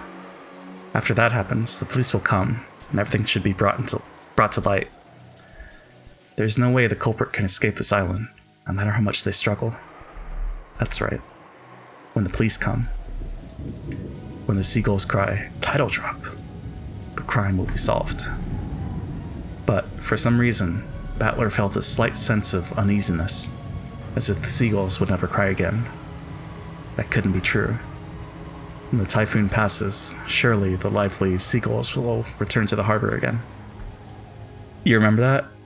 I remember enjoying it. Apparently, when it first came out, I showed it to Babby, whose now name is Smokatelli. But I did not remember. Because I think it was when the last episode came out. Which was, what, 5 or 6? One of those. that's when I re-showed it to him, and he was like, yeah, you showed me this before. So I was like, whoops. I returned to the boiler room, along with Aunt Nasuhi, and told everyone weekly that we hadn't found anything. We heard that Dr. Nanjo and George Aniki had carried Kanin-kun to the servant room. The servant room had a first aid kit and a sink, and could apparently function as a nurse's office. Kumasawa-san and Jessica had accompanied them. Everyone's changing names, right? It's a new era. Stains from Kanin-kun's blood remained on the floor. Judging by the large amount of blood lost and the ruthless shape of the weapon that had fallen carelessly to the ground, I figured that Dr. Nanjo's treatment would probably end in vain. That weapon was doubtlessly the same type that had been stuck in Aunt Ava and Uncle Hideyoshi's foreheads. But wait, isn't the demonic design on the handle a little different? There seemed to be some small differences in that part. Still, as far as their overall shape was concerned, the weapons were all of the same type. Though it had seemed brutal, we left the weapons stuck into Aunt Ava and Uncle Hideyoshi to preserve the crime scene. So this was the first time we were able to have a perfect view of the entire weapon. As we had expected, the weapon was not bladed like a knife, but shaped like an ice pick. Did they update Kennen? No, he's still there. Okay. Or rather, a thin stake. And it had a spiral-shaped pattern, sort of like a drill. It looked like something that might have been driven into the hearts of human sacrifices in some demonic ritual. Including the handle, it was 25 centimeters long. 25 centimeters? I'm gonna get the ruler. Where is it? Almost a foot? Is it? I got the ruler. Yeah, it's almost a foot. 30 centimeters. Okay. Damn. That's a big ice pick. Okay. It was 25 centimeters long. Half of that was the stake-shaped part, which was stained with deep red blood. The length of the blood-stained part made it clear just how deeply it must have penetrated into Kanin-kun's chest. But Aunt Natsuhi and the rest didn't even look at the weapon, and instead stood in front of the incinerator, where the horrible stench was emanating from. They must have dragged it out. I love the no-stress atmosphere of JP's stream. Just a chill visual novel time. Poor Kennen, yeah. So Kennen was, there was another servant named Shannon, and I think they're like, I don't think they're related, but he kind of looked up to her as a sister. So that's why he berserked out there. So yeah, Kennen and Shannon are dead. They must have dragged it out. Dragged out that thing which had been burning in the furnace. It was still smoldering and kept sending out dense waves of that awfully unpleasant smell. Genji-san and Maria stared down at it. Aunt Natsuhi probably couldn't stand to look directly at it. She kept shaking her head, her back to it. Ooh. I thought nothing could surprise me after everything that's happened. Oh, the mouse is up there. Whoops. But this is... Ugh. They stood there for a while, moaning, with a rising urge to vomit. The true source of that unearthly stench was a scorched corpse that had been cooking inside the incinerator. Oh boy. The clothes, the surface of the body, and the hair were all hideously burned. That Kurtek's corpse was in a state where not the face, nor the age, nor even the gender could be guessed at. So that's Kenzo's corpse? When I thought about it calmly, I realized that a corpse appearing at this time could only be one person. It was grandfather, who had disappeared that morning, and whose whereabouts had been unknown. Manga W, Pepe Spin. I believe it is most likely the master. I agree that he would pass away in such a state, but it seems like they're not following the rules. But I guess you're supposed to follow the rules if you want to win. But she's not following the rules. I guess. Because it was the 6, and then the 2 that are close. Unless, I don't know. Those who remain shall praise my noble name. Nobody really praised. Or not everyone praised. Or did they? Gouge the head and kill, chest, stomach, knee, leg. It's most likely the master. I agree. It would pass away in such a state. It's heartrending. But is there any proof that this corpse really is grandfather? It's burnt so black, you can't even tell what sex it is. Battler-kun, look at the feet. Aunt Natsuhi, with her handkerchief over her mouth and her eyes averted, pointed and told me to look at the burnt corpse's feet.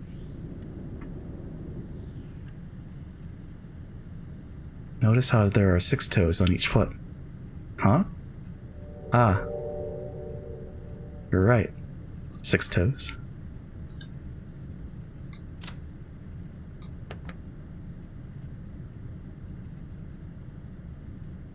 I was like, I guess that's not a jingle for something to get updated. Just as Genji-san had said, there were 6 toes on each foot. Each individual toe had looked so normal in its line that I hadn't noticed. The master was born with 6 toes on both of his feet.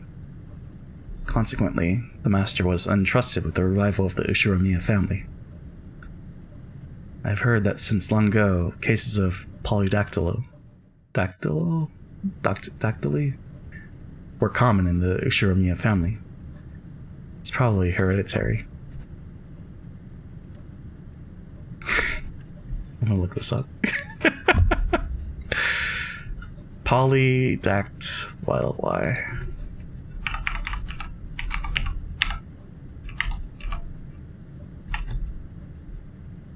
Pronounce.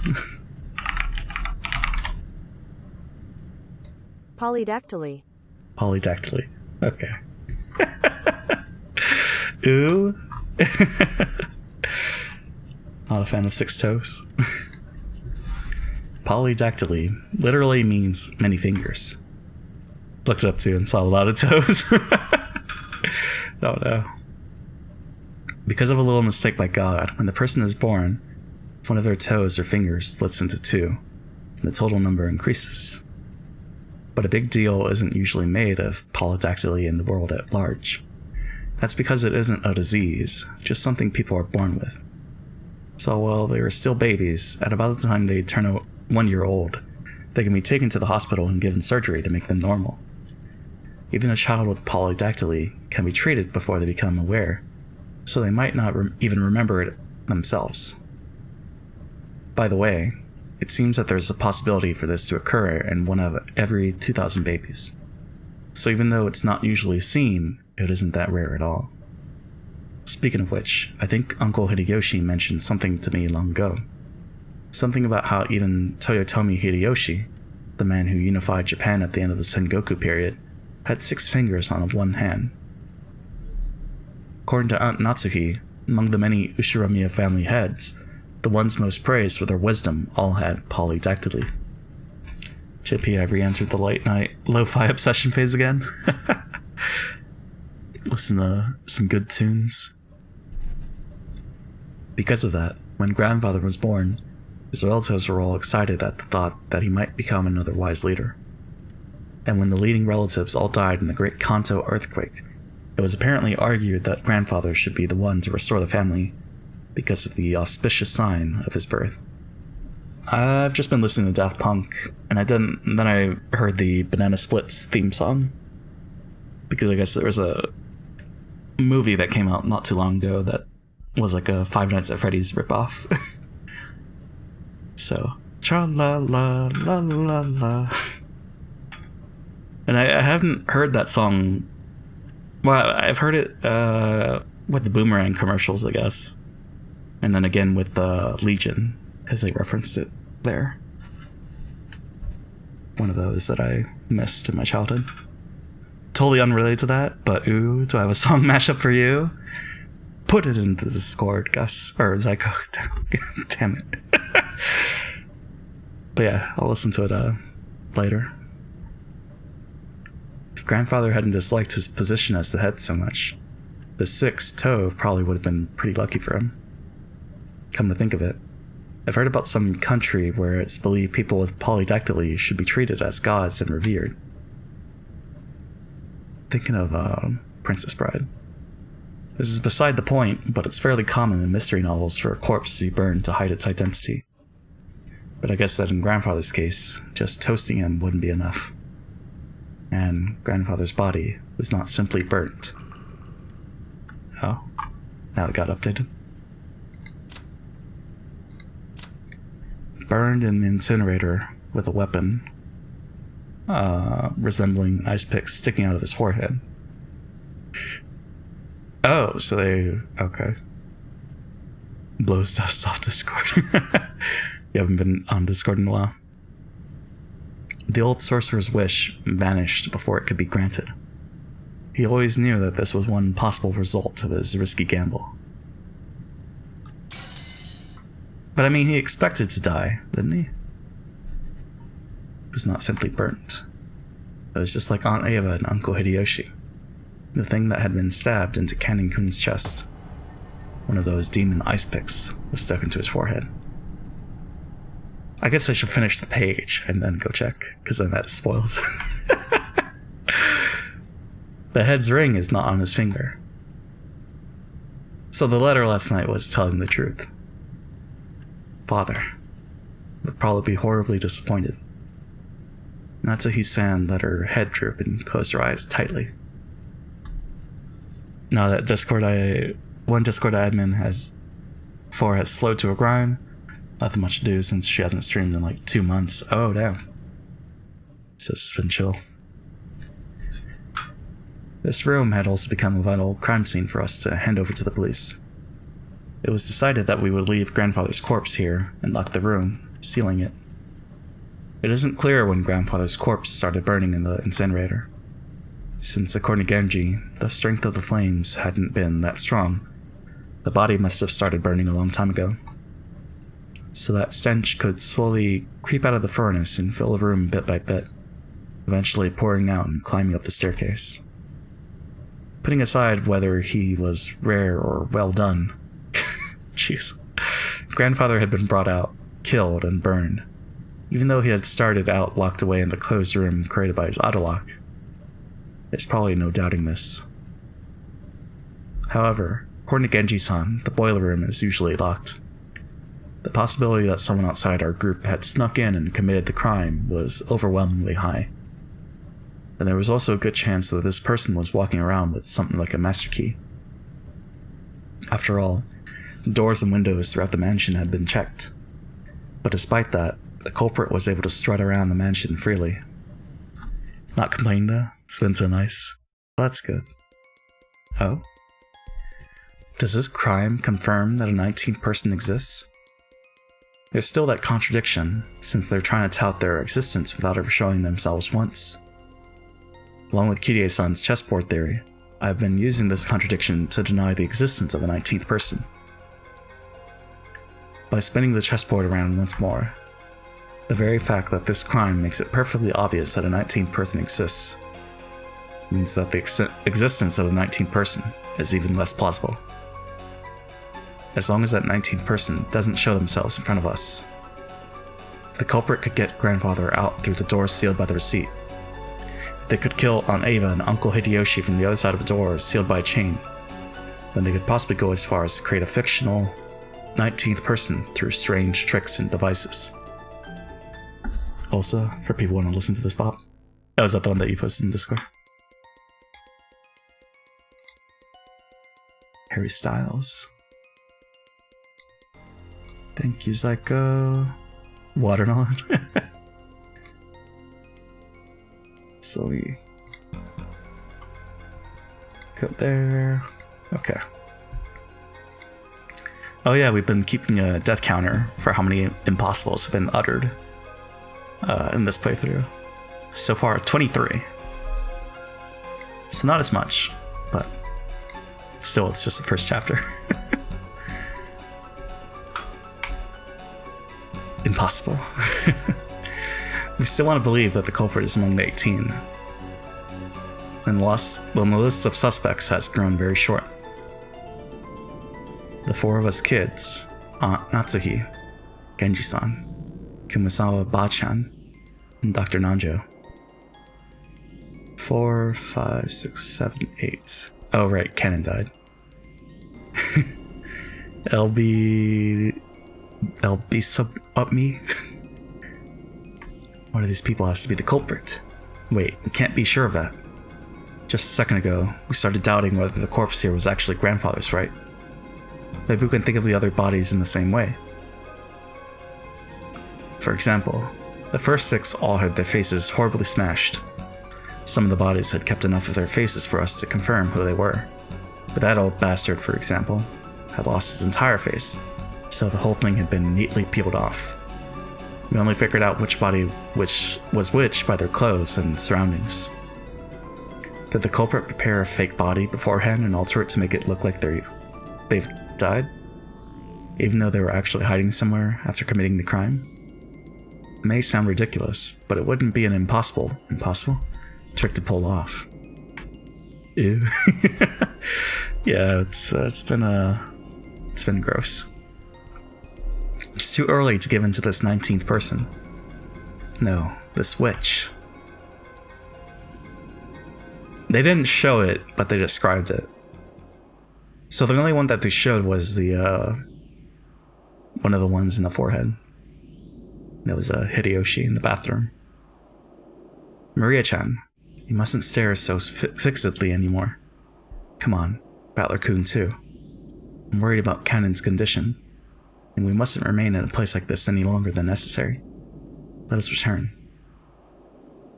Ooh. Maria didn't go out with everyone else, but remained in the boiler room.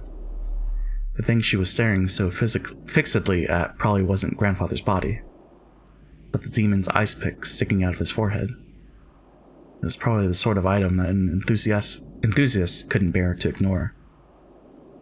I tapped her on the head. Hey, Maria. What's Beatrice after? Is it all of our lives? Oh. Kihihihihi. Beatrice will revive very soon. At that time, none shall be left alive. Kihihihihi. How can you laugh at something like that? Do you think you're the only one who's safe? Why don't you feel like you're in danger? Why aren't you scared? Beatrice made a promise. She said she's going to take me to the Golden Land. It's a wonderful place where you have no obligations, everyone's always together, and everyone was always nice to everyone else. I'm looking forward to it. That time will come, very soon now. Hihihihihihi. So she wins? Oh? Just what kind of person is Maria? I only know what Maria was like 6 years ago, when she was 3. She was once pure and obedient, a good kid. This new Maria, 6 years later, and the Maria I knew, didn't seem to fit together. Just who is she? This witch who calls herself Maria. To Maria, who obstinately believes in the witch, this series of unsolvable crimes is proof that the witch actually exists. Every time something occurs that would be difficult for a human, it becomes a little harder for the rest of us to not believe in Beatrice. JP, I have a very specific Kingdom Hearts song in my head again. Ooh, which one? I'm trying to think of Birth by Sleep songs. Not Destiny Islands, but the other song that is still kind of Destiny Islands, but like when it's at sunset. Is that one like Kairi in Kingdom Hearts 2? Or no, I guess there was sunset in Kingdom Hearts 1 as well. I'm trying to think. How did it go? It must be an intense pleasure for Maria to see her relatives, who once firmly denied the witch's existence, start acknowledging that witch's existence one by one. Is that why she's in high spirits? Maria, let me ask this one more time. You'll probably answer the same anyway, but I'll ask just once more. Now I'm thinking of Shion's theme. Ooh. Yesterday, you were given a letter in the rose garden. Who gave it to you? Ooh. Like I said, Beatrice. Battler still doesn't believe. Ooh. Hold on, you'll find it. Sounds good. Maria only repeated what she had already said. Maria met with the 19th person, the witch. Is that really a 19th person? Or did one of the 18 just get her to say that? All that's certain is that Maria had been with the rest of us constantly, has always had an alibi, and hasn't done anything suspicious. She's simply overjoyed at being made Beatrice's messenger, and certainly isn't the 19th person. Supposedly. That's right. I wonder what's written in the letter we picked up in Aunt Ava and Uncle Hideyoshi's room. Natsuhi should still have it with her. Oh yeah, the letter. Oh? Okay. Also, big clock. So it's 8 p.m. So we had 3 deaths at 7 o'clock? Okay. In the end, Ken-kun did not regain consciousness. Okay. So now he's dead. Found in the boiler room with a weapon resembling an ice pick sticking out of his chest. How presumptuous of lowly furniture like that. Wow. Rude. Even though Dr. Danjo and the rest did all they could to heal him, of course, there was very little that could be done on an island like this without medicine or proper facilities. However, Cannon was the only human ever to confront the culprit. If only he could give us some kind of clue. However, at the time they carried Cannon away, it was already too late. My sincere apologies. Without proper facilities, there was nothing I could do about such a serious wound. No, that's perfectly understandable. Thank you so much for giving it your very best. Dr. Danjo's shirt had been sprayed by a violent spurt of blood, so it was easy to imagine the devotion with which he had tried to save Kennon's life, up until the last second. Jessica was crouched in the corridor, crying softly. She had probably been taking care of Kennen-kun until the moment of his death. Georgianiki tried to approach her with words of comfort, but when Jessica pushed him away, he stopped trying to force her to talk and left her alone. If only I hadn't let Ken-san go alone. Oh. Do not let that bother you. If he had been with him, he would probably have been attacked as well. He foolishly rushed on ahead and paid for his mistake. How can you say it like that? Kennen-kun spotted the culprit and bravely stood up to them. If only Kumasawa-san had gone with him, the culprit might have hesitated and chosen to run away. Emotion-filled words that I never thought I'd hear coming from Jessica's mouth tumbled out. Kumasawa, looking truly sorry, could do nothing but hang her head. Jessica. You shouldn't talk to her now. It's the same for me, and probably you as well, right, Battler-kun? We don't know what's going on, and it feels like our hearts are going to split open. There were tears in George Niki's eyes again. Seeing Jessica break down crying probably brought back the pain of losing his parents. I'd done my crying all at once, so I didn't feel like crying anymore.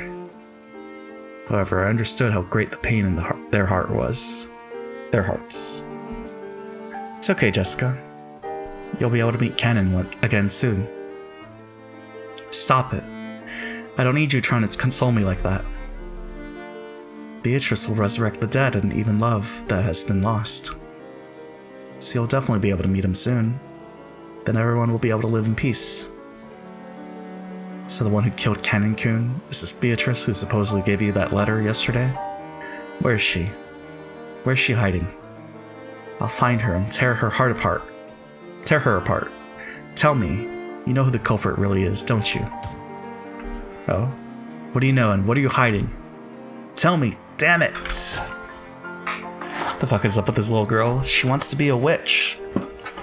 And, yeah. I guess she really loves, magic and witches. Milady, please stop. Ooh. Ooh. Beatrice exists. Exists. Ooh, ooh, ooh.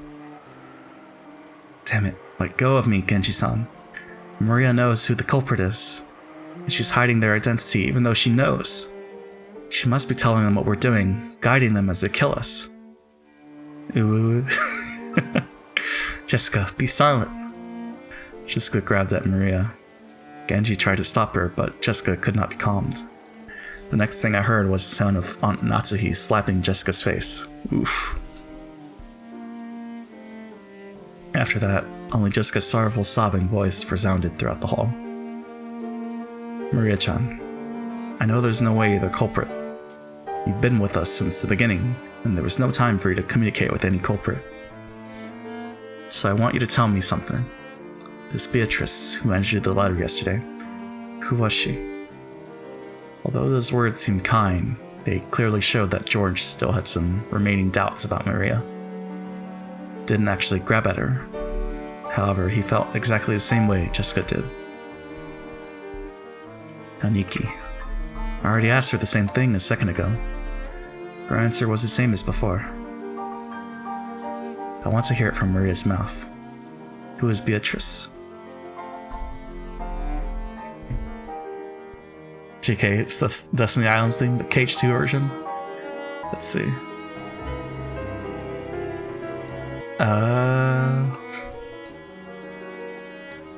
Was that played when Kairi was with Selphie at school? Or... I can't remember them going to Destiny Islands.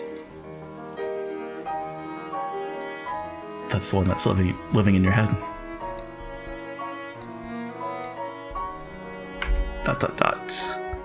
Even if I told you, you wouldn't believe anyway. I think it plays whenever they show Destiny Islands, usually in the evening. Yeah. What do you mean by that? Could it be the culprit's someone we know well, and you're keeping silent because you're covering for them for some reason? Who gave you that letter? I got it from Beatrice. I'll say it no matter how many times you ask. I got the letter from Beatrice. Hehehehe. Giorgio Ni-chan, do you refuse to believe in Beatrice because she's not an opponent you can hit? You want to turn your feelings of helplessness into violence and beat someone up. So you won't be satisfied unless your opponent is a human you can hit. So even if I tell you the truth, you won't accept it. So it's pointless for me to tell you. You won't believe.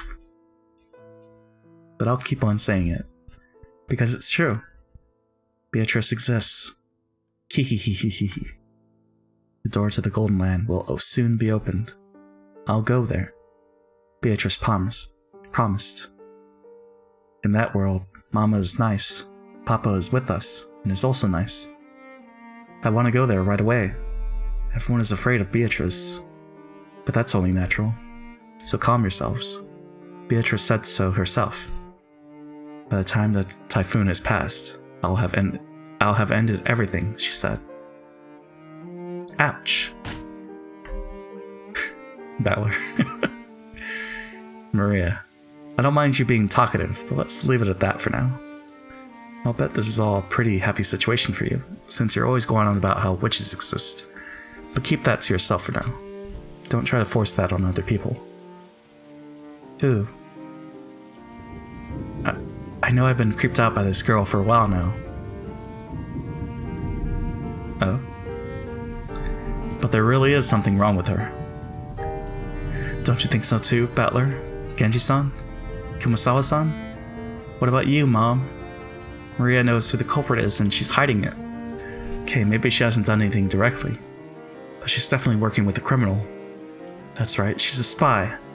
Can't let her stay with us any longer. Hehehehe. Yeah, she's whack. She's the imposter. Maria-chan. You must realize there are times when indiscreet discussion is best avoided. If you keep adding oil to the fire, even I will get very angry.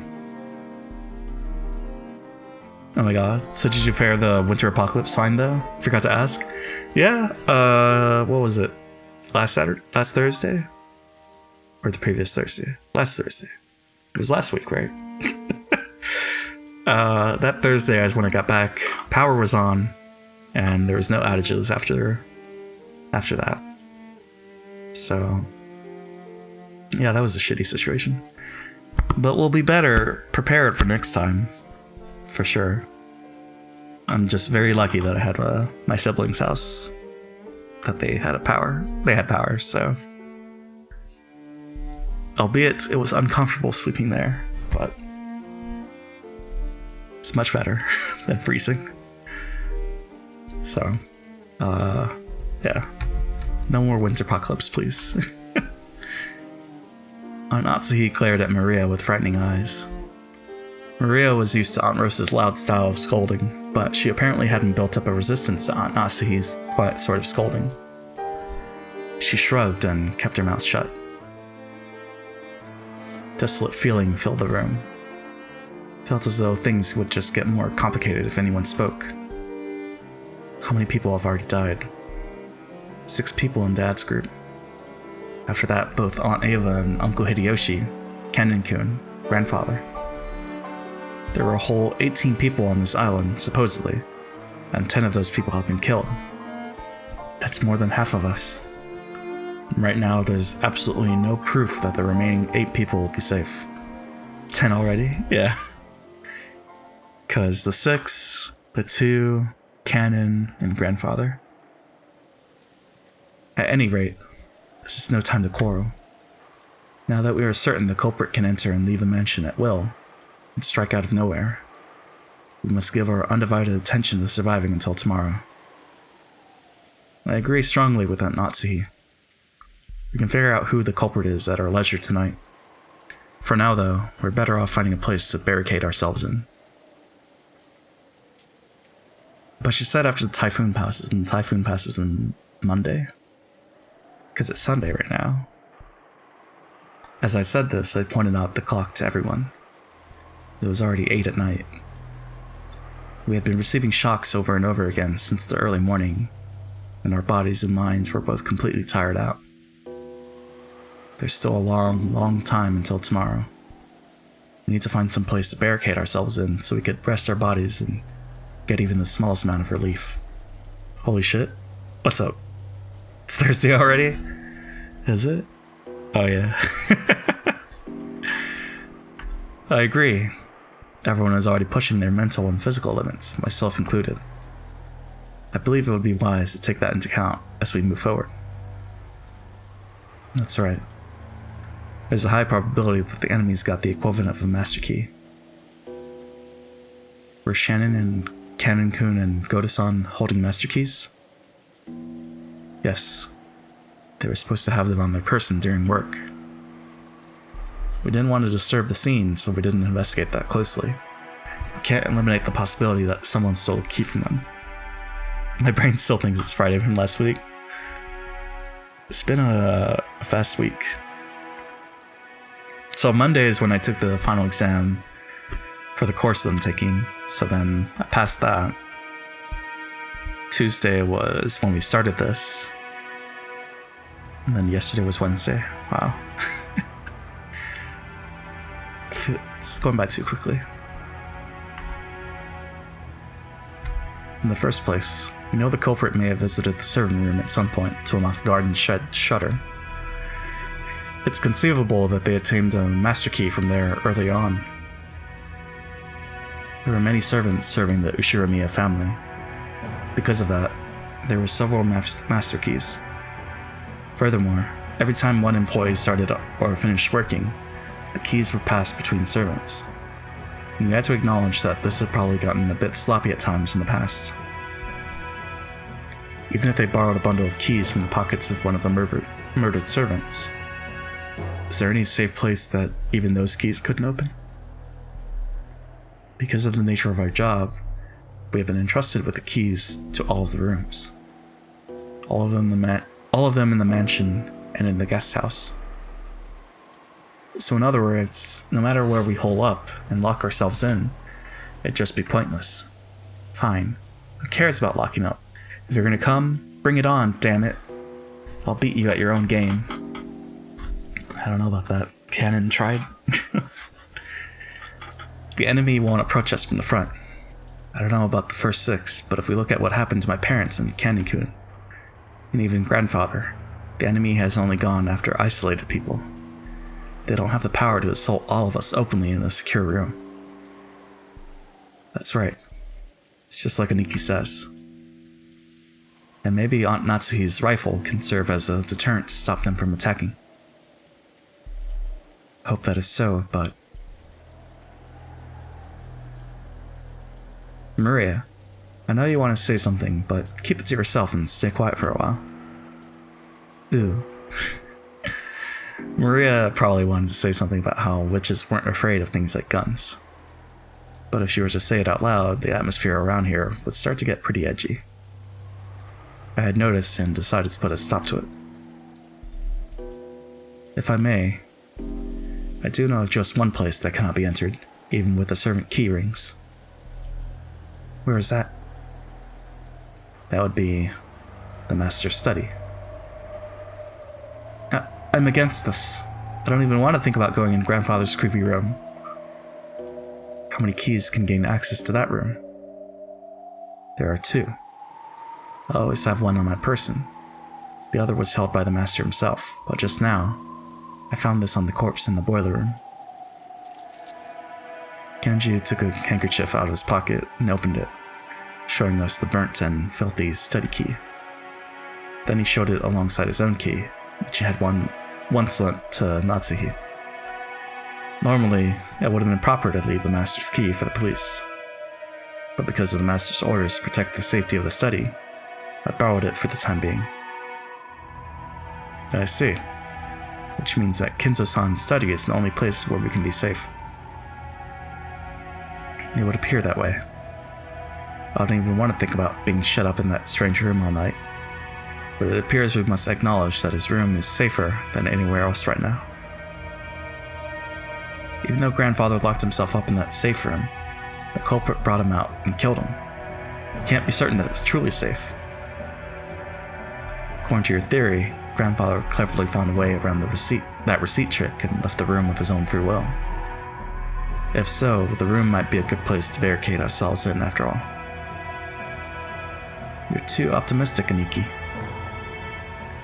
However, at the same time, I thought he brought up a pretty interesting point. After all, this gives us a chance to question the enemy, the witch herself, about how the sealed door had been opened.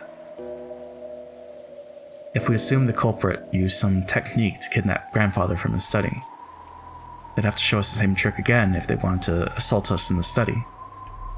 And that'd give us a chance to make the culprit prove how they did it right before our eyes. If she's really a witch, we'll be forcing her to use her little magic trick to open the door right in front of us. That's probably impossible. If you spin the chessboard around, it's obvious the culprit is acting in a way that'll make us think they're a witch. If she really is a witch, all she's got to do is appear in front of us and wow us with a colorful display of magic. Since she's avoided doing that, everything must be the work of a fake witch who wants us to think she's real. Therefore, a culprit who used a technique other than magic to defeat the closed room couldn't open the door before our eyes. Is grandfather's room big enough to stuff 8 people in? Yes. There is a bed, a sofa, and blankets, so while it is not luxurious, it will be more than suitable for spending the night. There is also a sink, a bathroom, a refrigerator, and a liquor cabinet. Whoa, that's incredible. But isn't that weird? You're saying he built another house inside his house? It's pretty cramped for the last house of someone like our grandfather, who bought a whole island and realized all of his dreams. That's right. After some point in time, father probably couldn't feel at peace in any other place, even inside the mansion. We always sneered about how he shut himself up in there. And this time, we're the ones who are gonna shut ourselves up. Ha. Jessica spat the words out. BRB, hope no one dies. Hopefully not. It sounds good. It sounds good, Nara. Jessica-chan, it sounds like you'd rather go search for the culprit than stay shut up somewhere. Of course. I don't think we'll be able to find them if we just start searching on our own. In the end, we can't do anything but wait. Then it doesn't matter where we wait, does it? I'm not gonna run away or hide. Why don't we just take it easy in the parlor, watching TV or something, while we wait for this Beatrice-sama to appear? It's perfectly fine if she doesn't appear. There's no need for us to be the ones who expose the culprit. Well said. We shouldn't take needless risk before the police arrive. Thank you, Dr. Nacho. I think we should move to Father's study. True, we have no proof that it's safe, since Father was taken out of there. However, I can't deny the possibility that, as Battler-kun reasoned, Grandfather left the study of his own accord and was attacked outside. A while back, I proposed that strange theory as a stopgap measure. But just as Ava said, even though that trick would be possible, I couldn't explain what motive could have made Grandfather sneak out of his own study in such a troublesome way. Plus, Grandfather couldn't even have used that trick unless he knew that the receipt was wedged in the door. Aunt Ava hadn't pointed out that last part, but it's clear how absurd the theory was. So does that mean the sealed door formed a closed room, just as Aunt Ava claimed? Is it an undeniable fact that Aunt Natsuhi was the culprit? If Aunt Ava were here now, she'd probably make that claim openly and blow my strange theory away. But anyway, I had to admit that a room with both a bed and a toilet that all 8 people could be shut up in, and with only 2 keys, both of which were gathered here, had to be the safest place in the mansion right now. At the very least, I figured this would be better than just staying shut up in the parlor and hoping nothing would go wrong. JP, did you know it's Minnesota School Bus Driver Appreciation Week? Shower me in love and appreciation. You are a fantastic driver, Psycho. Simply the best, one of the best. But I did not know that.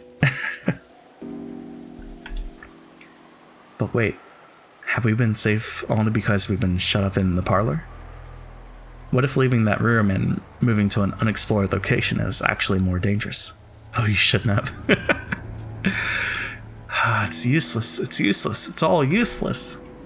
My flimsy head is about to break out in a fever.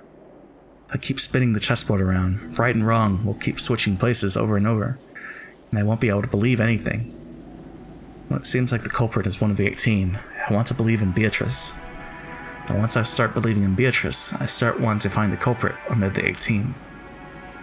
If that keeps spinning around forever, in the end, my thoughts won't have taken one step from where they started.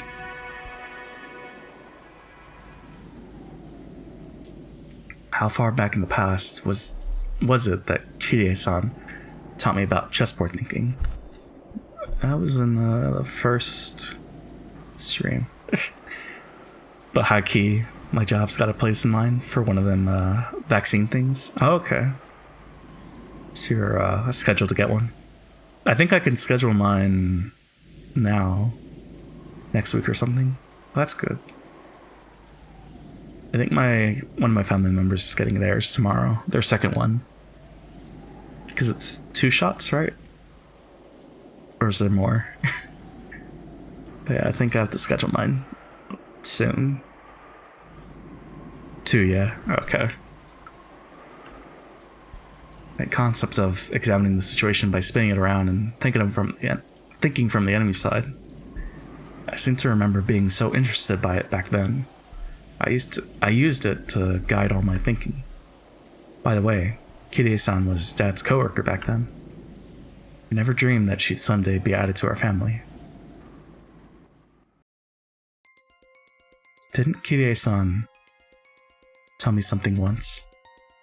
I get the feeling she once said that While this chessboard thinking was the one way to look at things, it certainly wasn't all-powerful. And it wouldn't be good to rely on it too much. Chessboard thinking is my own interpretation of something called game theory, which I read about in a book long ago. It's a very interesting subject, so you should tackle it with yourself when you get into college, Battler-kun. Did she? I don't know if she had this conversation. I really want to try it. If I could study and perfect my chessboard thinking, it'd be fun to be able to read into any opponent's moves, wouldn't it? But you can't believe in it blindly. Game theory is a very deep and complicated subject. Chessboard thinking is just my interpretation that skims the surface of game theory. In order to thoroughly read your opponent's moves like you're imagining, you need to study your opponent. Additionally, while chessboard theory is convenient and practical, it isn't perfect. It has many weak points despite its convenience. Weak points? Yes.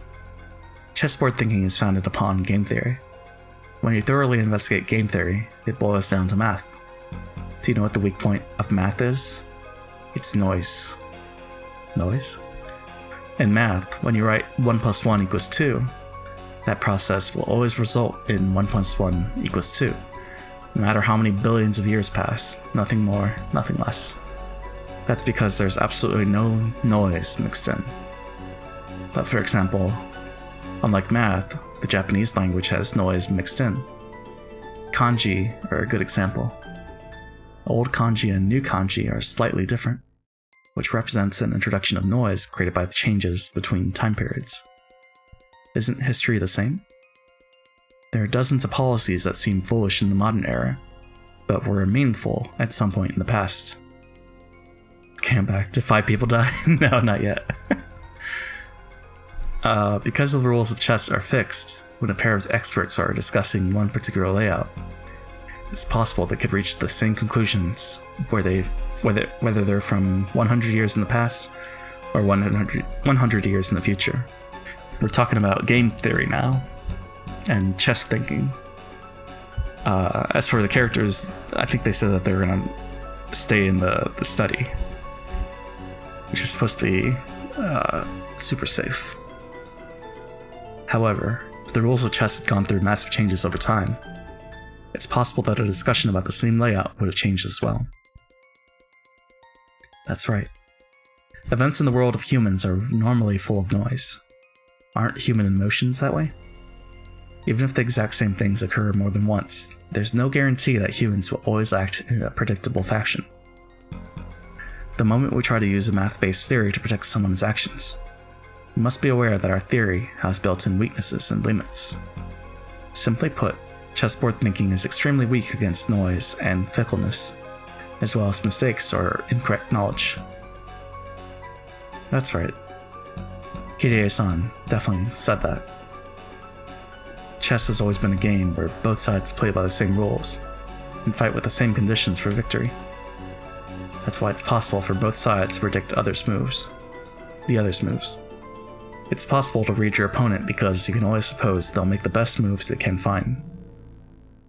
What if your opponent is fickle or a bit tired and makes a move that can hardly be called the best? Or, what if this game actually has a special rule?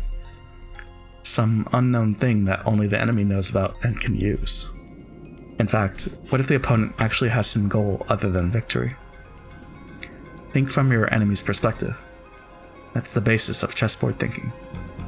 Which means, if you misread your enemy, the answer you draw from this process will be complete rubbish, useless. So far, I've used chessboard theory to guess several vague bits of information about the culprit hiding behind this case, or so I think. However, I don't know anything about the culprit. Am I just playing around in a labyrinth of thought? Probably. If Hideie-san were here at a time like this, she'd probably be able to notice something with her much, much sharper thinking ability.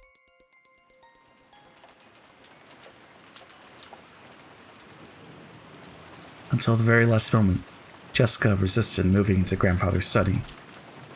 But in the end, Aunt Natsuhi persisted, and we decided to move there. Everyone was completely wrapped in paranoia by now. Kumasawa-san had prepared dinner at one point, but during the time we were discovering the deaths of George and Iki's parents, both the kitchen and the parlor had been left empty. Someone suggested that the food might have been poisoned while we were gone. Because of that, we were unable to even touch the food that Kumasawa-san had taken the trouble to make for us. The manner in which the first 6 were killed was still unknown, but it certainly could have been poison. Certainly, that would allow even a single person to carry out the murder of 6 large adults. Furthermore, this idea made it easy to imagine there being only a single culprit, one who'd be afraid of Aunt Natsuhi's rifle. And this was very good for our emotional stability. But the fatigue and hunger were even harsher than we'd imagined. Then, Kumasawa-san made a proposal, and we all went together to the kitchen. There, we gathered some canned food and other things that'd be hard to poison to take in with us. All of Kumasawa-san's efforts to reward us with just a little dinner on this savage day regrettably came to nothing. The food piled up in the serving cart looked just a little sad.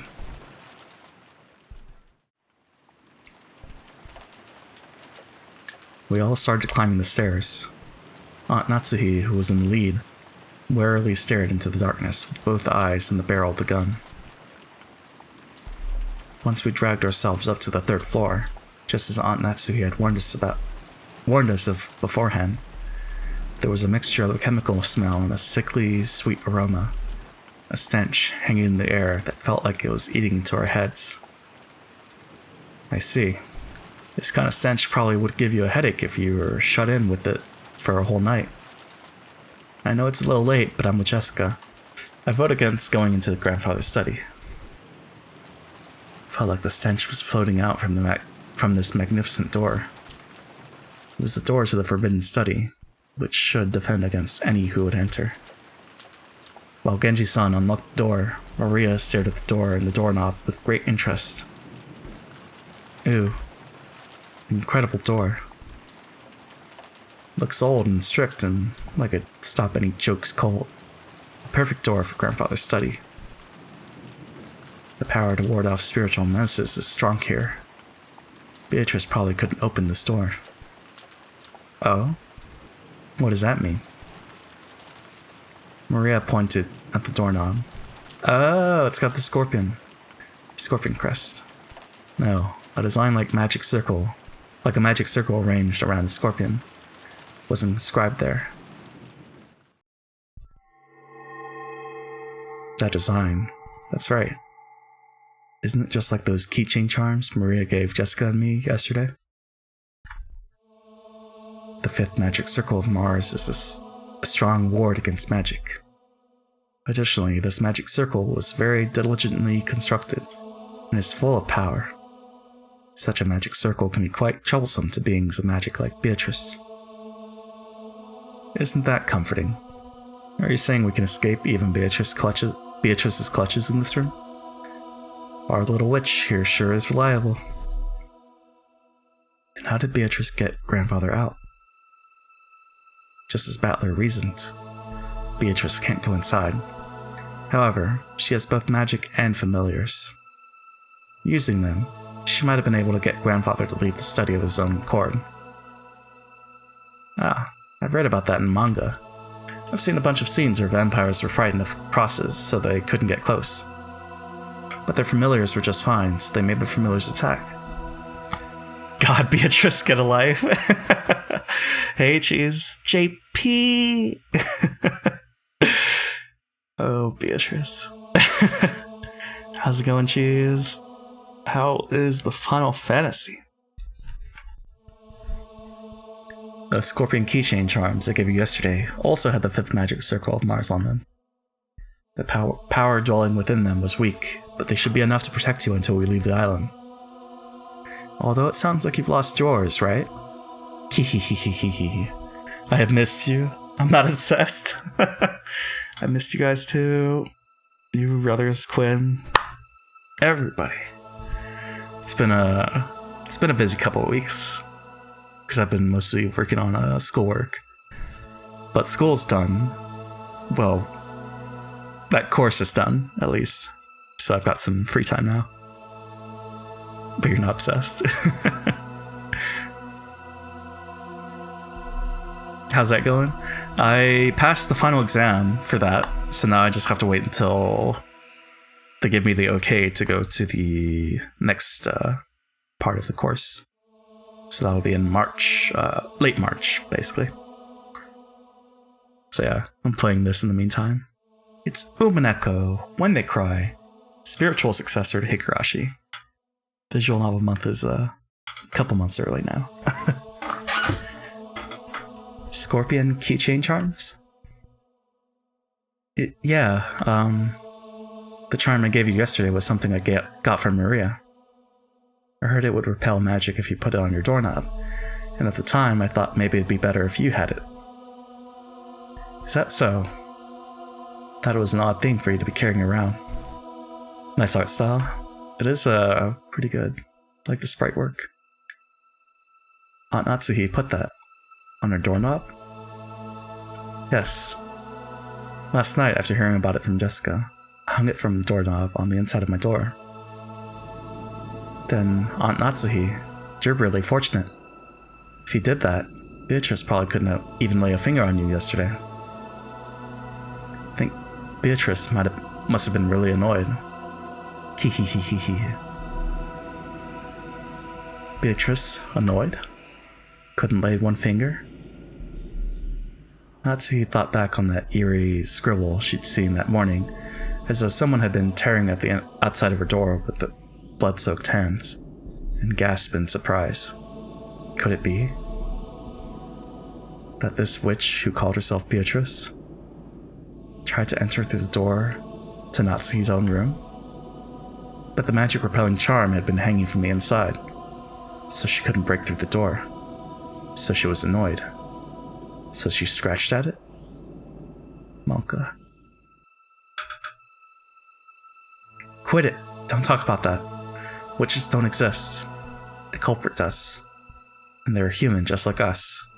If you need proof, why don't we dice her up and see if her blood's red? Damn it. How could you do that to Kanin-kun? Click. Genji unlocked the door. 8 people enter Kinzo's study.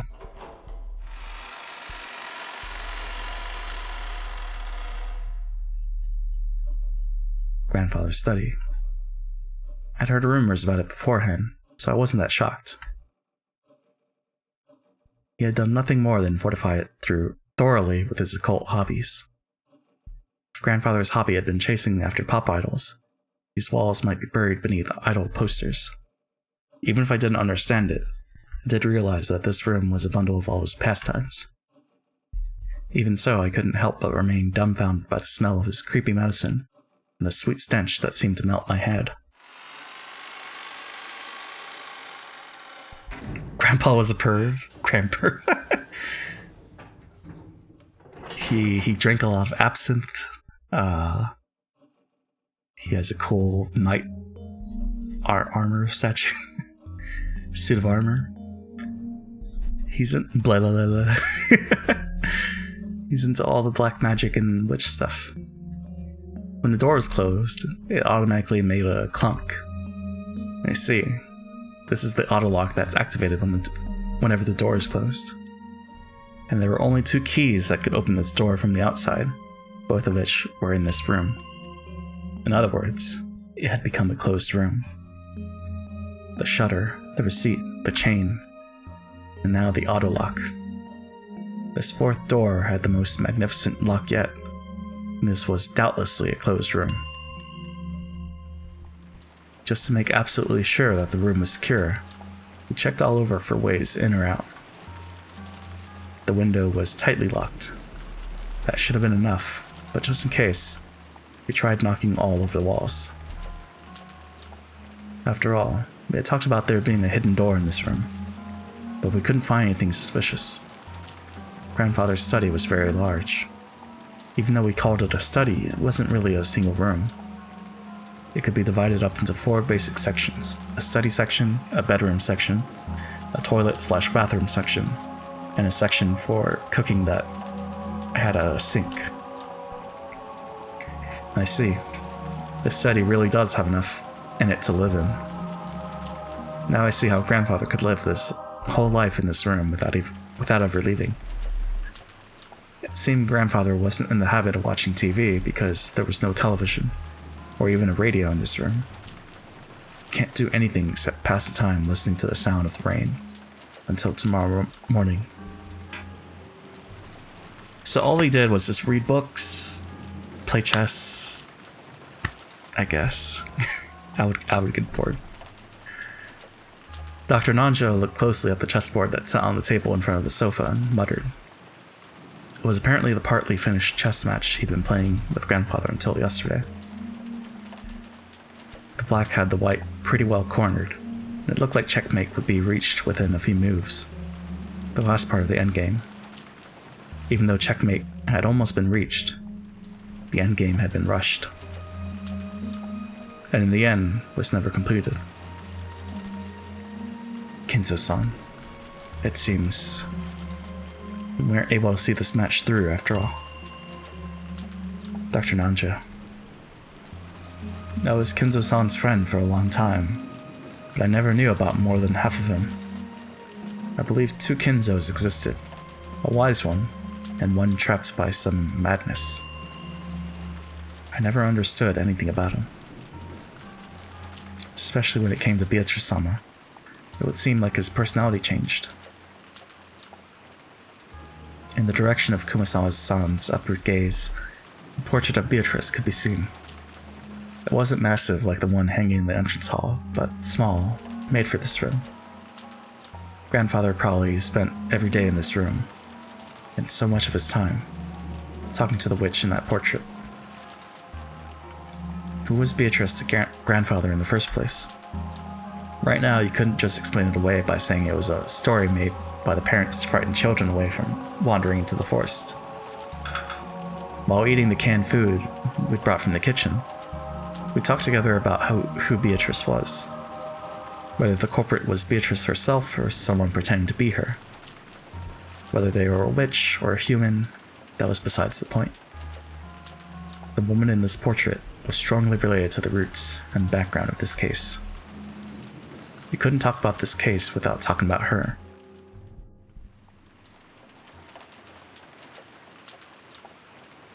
That's right.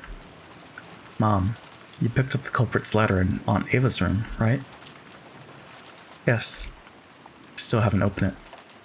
Let's give it a try. Aunt Natsuhi took out that western envelope. Genji-san pulled a paper knife out of a drawer in the study desk and handed it to her. While watching her open it, Georgianiki grimaced slightly. After all, it was a letter left at the site where his parents had been murdered. There was a good chance its contents would say something unbearable to Aniki. Aunt Natsuhi also seemed to realize that, so she glanced over the contents first without reading it aloud. We were a little frightened that she might grimace after reading something shocking, but she just frowned unhappily. What does it say? There was one unpleasant sentence. Must be trying to provoke us. Natsuhi, after deciding that the contents could be shown to the children, set it openly on the table. Everyone stared at it at the same time. Praise my name. What? Oh, okay. Oh, it just says praise my name? Is that right? No, next. What the hell? That's annoying. It's probably Beatrice declaring herself the victor. Damn it. I'll bet you were hoping another weird magic circle would show up. It wasn't a magic circle, but my expectations haven't been betrayed. Hee hee hee. What could it mean? I wonder if she wants to tout her own existence. That seems reasonable. With this letter, we now know that the author of last night's letter is the culprit. I think the identical envelope is more significant than what is written here. Without a doubt, this is the type of envelope and sealing wax that the master used. Oh, I don't know what's going on anymore. This is the first time I've seen anything like this since I started working for the Ushiromiya family. Going by last night's letter, Beatrice claimed to be grandfather's oldest confidant. Grandfather often said that the same thing in the past, right? I spoke to Genji-san and Kumasawa-san, who nodded together. Guess that means you two know more about her than anyone except grandfather. Could you tell us? For a long time, I've purposely avoided this topic. Now that it has come to this, I can no longer do so. Genji, tell us everything you know.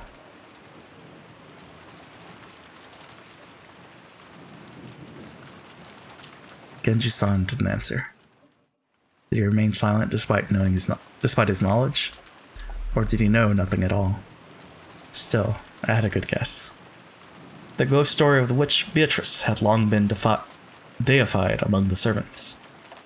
He had probably been very close to grandfather and his occult hobbies, so there was a good chance that he'd been indoctrinated with even weirder things, and had increasingly come to deify the witch.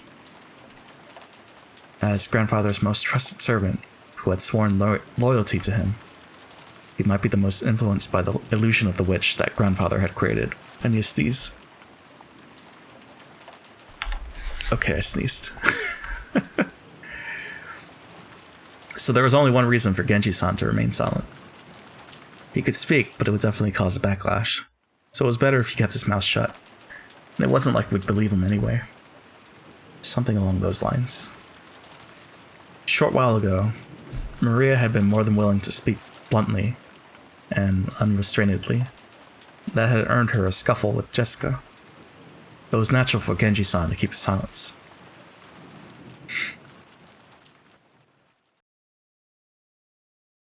Was she father's concubine? Concubine? His concubine. That could be possible. For ordinary poor people, polygamy isn't only viewed negatively from a moral perspective. It's also an unmaintainable financial situation. But that isn't the case for the very rich. It's possible for them to have another lover in addition to their real wife. You can't deny the possibility that grandfather had another woman in his life besides grandmother. Maybe. When grandmother was alive, I hear she was pretty sure of it. She thought he was cheating on her. I always thought she meant grandfather's imaginary witch. Now this is getting really interesting. You told me, didn't you, Genji-san? You said Beatrice has been working for grandfather since before the mansion was finished. I heard that the construction of the mansion was completed in Showa 27, 1952. So 34 years earlier. That'd mean this person called Beatrice was in relationship with grandfather since at least 30 years ago. Could that concubine of 30 years ago, or maybe a relative or hidden child with that person, hold some kind of grudge and be planning revenge? I see. This is starting to sound just like your standard Western mansion mystery. It's a filthy topic, but the easiest line of reasoning to accept. What do you think, Genji? The master surely had feelings of deep love for her. There can be no mistake that he cared for her more than his late wife. Who is this person called Beatrice? And what's she doing now? Oh? I have heard that she passed away before the mansion was completed. She's already dead? Yes. The master was deeply stricken by grief at her loss, and he devoted himself to the art of black magic as a means to revive her. The master loved Beatrice Sama from the bottom of his heart. It was that madness which drove him to do all that you see here. As Genji-san said this, he spread his arms, as though asking us to look at this room, filled with the signs of grandfather's madness.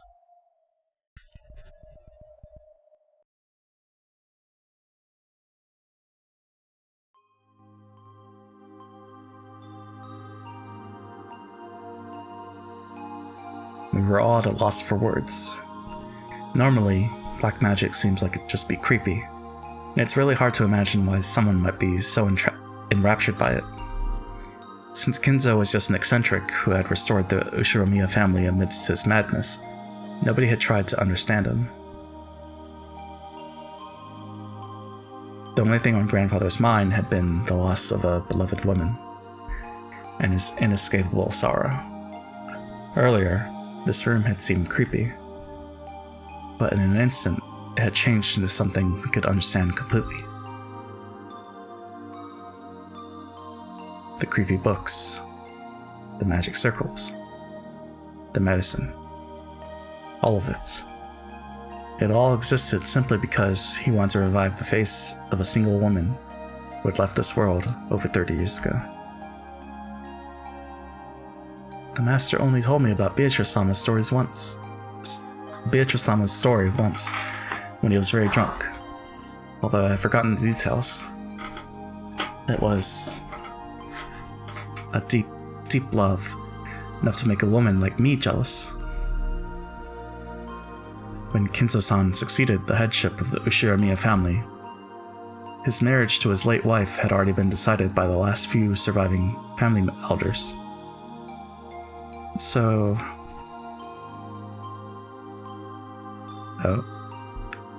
he was forced into a marriage with some woman who would benefit the Ushiromiya family?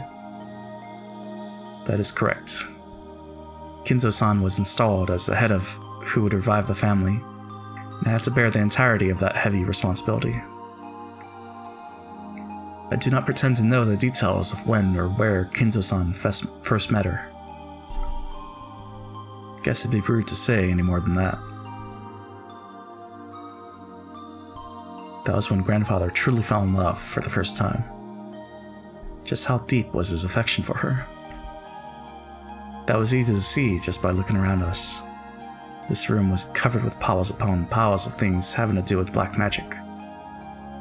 Grandfather spent every day shut in here, immersed in his research and isolated from the outside world, never regretting 1 minute of it. Couldn't help but recognize the depths of grandfather's love for Beatrice. Grandpa crazy in love. I had it all wrong, Genji-san.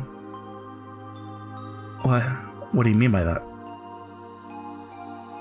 I've always thought that maybe you servants believed blindly in the witch because you were influenced by grandfather's creepy black magic hobby.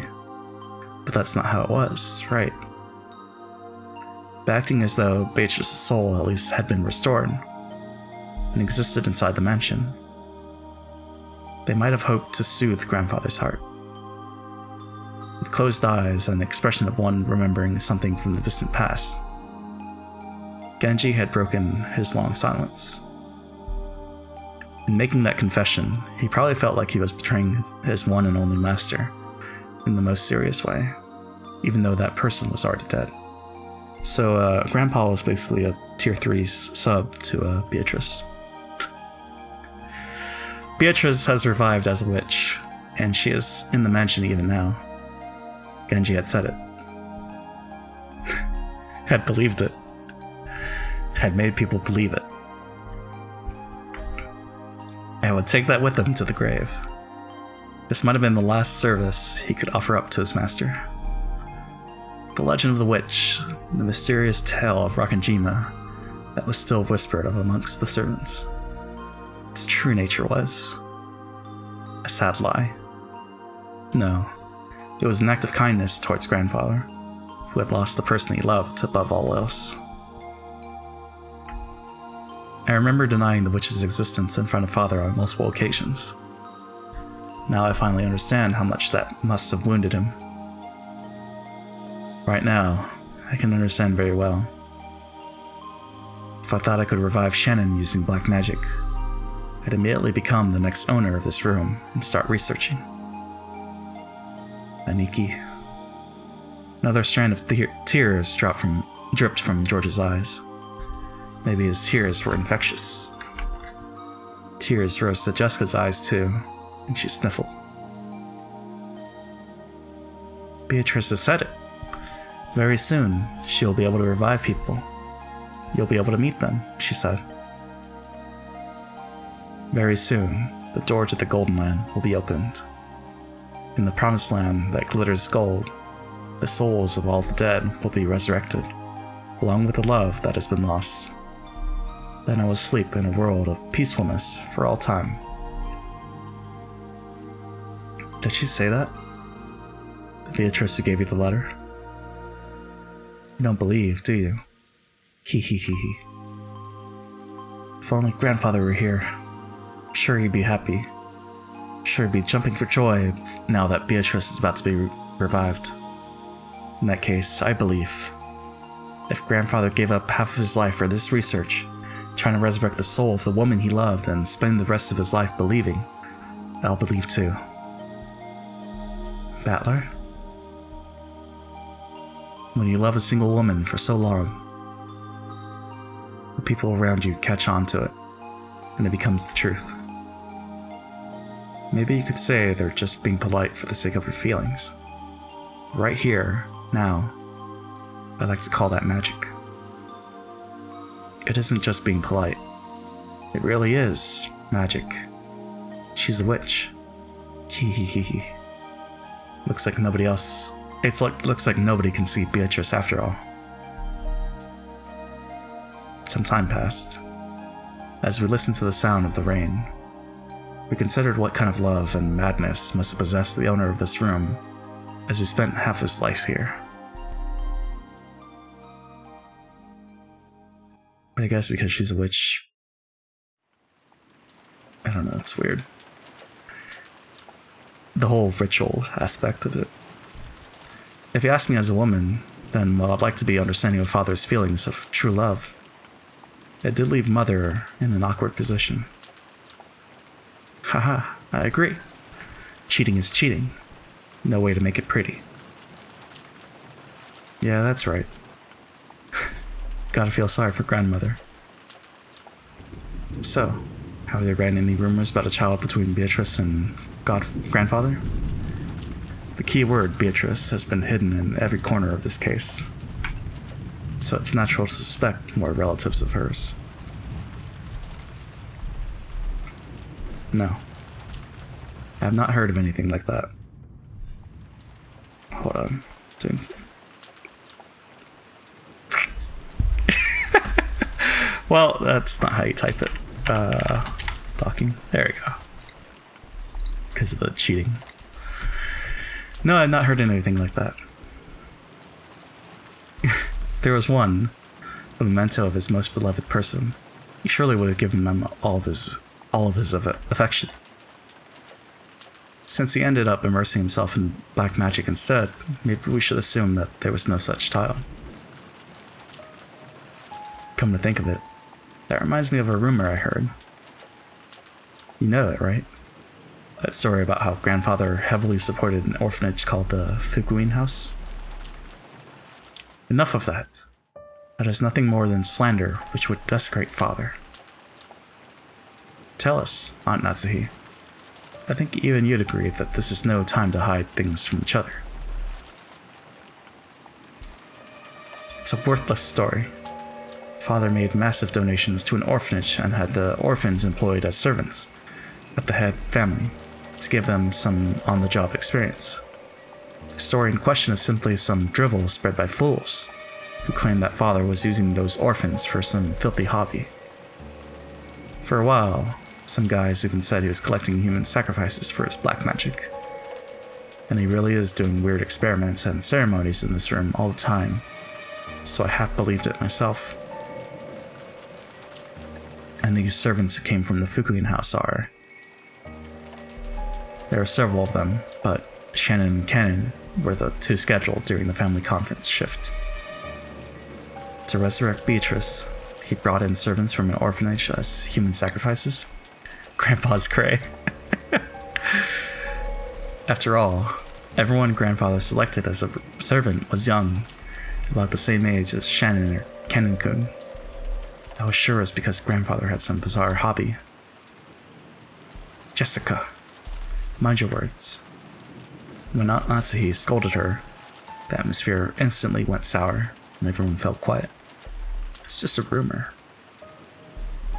However, something was tugging at the back of my mind.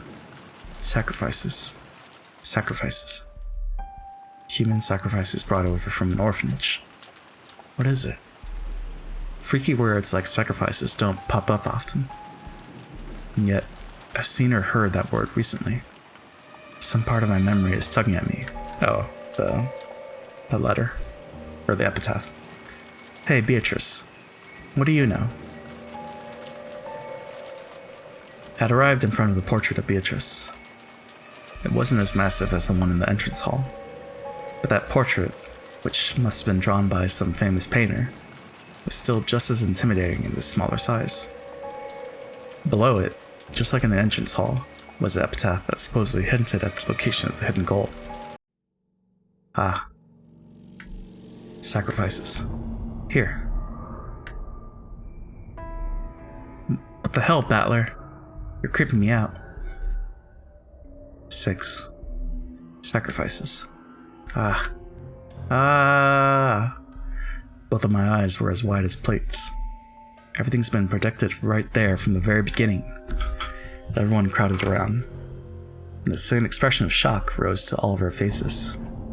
That's right. It's right there in the epitaph. On the first twilight, offer the 6 chosen by the key as sacrifices. There's no doubt. 6 people died in the beginning. Even on the shutter where the magic circle was drawn. No, where the Hebrew was written and mentioned the offering of sacrifices. Ooh, I've been saying that from the beginning. That's right. Maria said it right at the start. Right after we found the 6 bodies, when Maria was in the parlor watching TV, she said it. Ooh, the culprit isn't human. It's just the sacrifices chosen by the key. Oh. So that's what it was. This has nothing to do with the location of the hidden gold. It's the instructions for a resurrection ceremony using black magic or something. After all, this epitaph requires a large number of deaths. So sacrifices and key was the 2 asterisk words. It sure does. Even reading through it quickly, there'd be 6 plus 2 plus 5. 13 people who must die. How many people are normally on this island? It changes depending on the shifts for the servants, but there's father, my husband, Jessica, and me. And 2 or 3 servants. Today and yesterday there were 5 of them, but there aren't normally that many. Which means that normally, there wouldn't be enough sacrifices to carry out the ceremony. No, wait. There's that rumor that grandfather was collecting servants from an orphanage to be used as sacrifices in some creepy ceremony. So what does this mean? He increased the number of servants to increase the number of sacrifices, and waited for the annual family conference when even more people would gather? Isn't now the only time of the year that this ceremony could be held? When Jessica screamed this, Maria broke out in that creepy laugh, looking truly pleased. Haven't you ever heard of people making bets to test their fate? Like throwing a sandal and saying that if it lands right side up, tomorrow will be sunny. Or saying that tomorrow will be a good day if a coin lands heads up. There are many little superstitions like that. Sometimes when your luck is down, you get bored. You roll the dice and get 3 6s. You want to believe it's a portent of some miracle. When flipping a sandal, you have at worst a 50% chance. Even if you get it right side up, it's not worth much. But if you carelessly roll 3 dice and they all come up 6, you might think that's a small miracle. Magic works the same way. You must pray earnestly for an extremely unlikely result. Then the feelings from all those stored up prayers gain magical power and become incarnate. The magic that grandfather was trying to perform was probably like that. The key and randomly selected sacrifices in the lottery.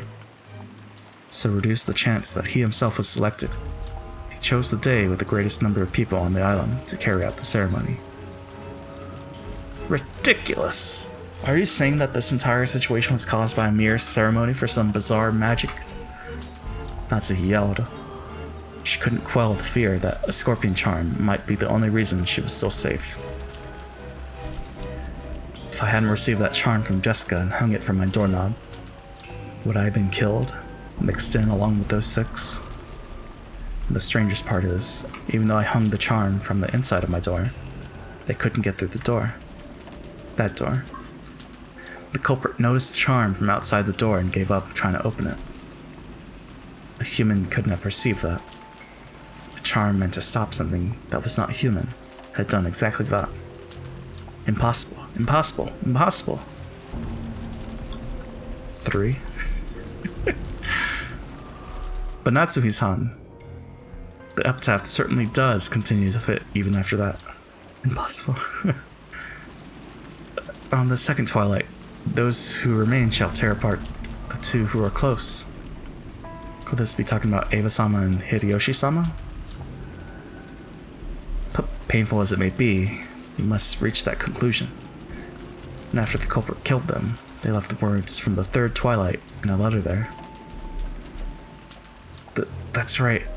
After carrying out the second twilight, they left the third twilight in that place. The third twilight was just like Aunt Natsuhi had just read.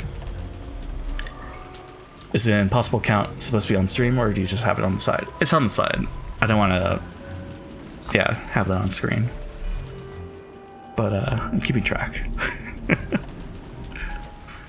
On the third twilight, those who remain shall praise my noble name. If you read it this way, it just keeps going on, doesn't it? On the fourth twilight, gouge the head and kill. Gouge the head and kill. Joriniki's parents were killed with those demon ice picks gouged into their heads. But if they were the second twilight, someone else must have been gouged in the head. The third twilight is praise the name, right?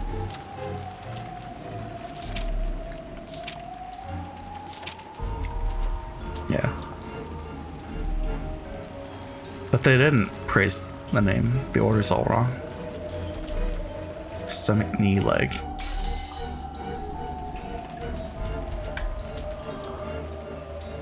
That's grandfather. He was burned in the incinerator, and our eyes were just so drawn to that part that we didn't notice. But his forehead, no, his head had been gouged. Grandfather was the victim of the fourth twilight? Then Kennen-kun was, on the fifth twilight, gouged the chest and kill. Every time I see Twilight, I want to gauge my head. Hey, Sawako. How's it going? We thought Kennen-kun's case was an unexpected encounter with the culprit, but that's wrong. From the very beginning, they planned to lure someone out alone and drive something through their chest. If the culprit has followed the epitaph this far, does that mean 3 people still have to die? On the sixth twilight, gouge the stomach and kill. On the 7th twilight, gouge the knee and kill. On the 8th twilight, gouge the leg and kill. Yes. You could read it that way. Eat. Well, I wonder about that. If those 3 die, it reaches the 9th twilight. Take a look. On the 9th twilight, the witch shall revive, and none shall be left alive. We're all gonna be killed by Beatrice. I don't get it. Wouldn't that mean everyone dies no matter how many people there are? What was grandfather after? Doesn't this mean the ceremony would kill him too, no matter what? It's okay if no one's left alive. On the 10th twilight, we finally arrive at the Golden Land. On the 10th twilight, at journey's end, you shall attain to the power of the Golden Land's treasures, once and for the last time. The witch shall praise the wise and bestow 4 treasures. Grandfather wasn't afraid of dying. Look at the second and third of the 4 treasures. One shall be the resurrection of all the dead souls. One shall be the resurrection of the love that was lost. So Grandfather believed he would eventually be revived, even if he died partway through this ceremony? Ridiculous. That's insane. When you die, it's over, right? The dead don't come back to life. Isn't that a miracle humanity's been chasing after for thousands of years and still hasn't accomplished? So is this what it means? Something like you'll be able to meet them in the afterlife, where they'll be restored? If what you're saying now is right, would that mean that Grandfather, whose remaining life is slim, and who's been driven mad by love, is committing suicide? No. A massive forced group suicide? Genji, is such a thing possible? I don't know. The master is a man who sometimes has the wisdom to see 1,000 years into the future. However, there are times when that appears to be nothing more than madness to commoners such as myself. Okay, should we take that for a yes? What do you say, Kumasawa-san? I don't know anything. That's right, I don't know. Do you think I would be on this island today if I did know? I would have faked an illness or done anything to take the day off, that's right. What about your opinion, Dr. Danjo? You've been Grandfather's friend for many years. I feel the same as Genji-san. Kenzo-san was a man who far surpassed ordinary people. I've even felt a sort of inhuman power from him at times. Even I don't know what Kenzo-san was thinking when he wrote that epitaph. All we can say is that even if Father did write this script, someone else is carrying it out. That's right. At the very least, there's another culprit who attacked Grandfather in Kannin-kun.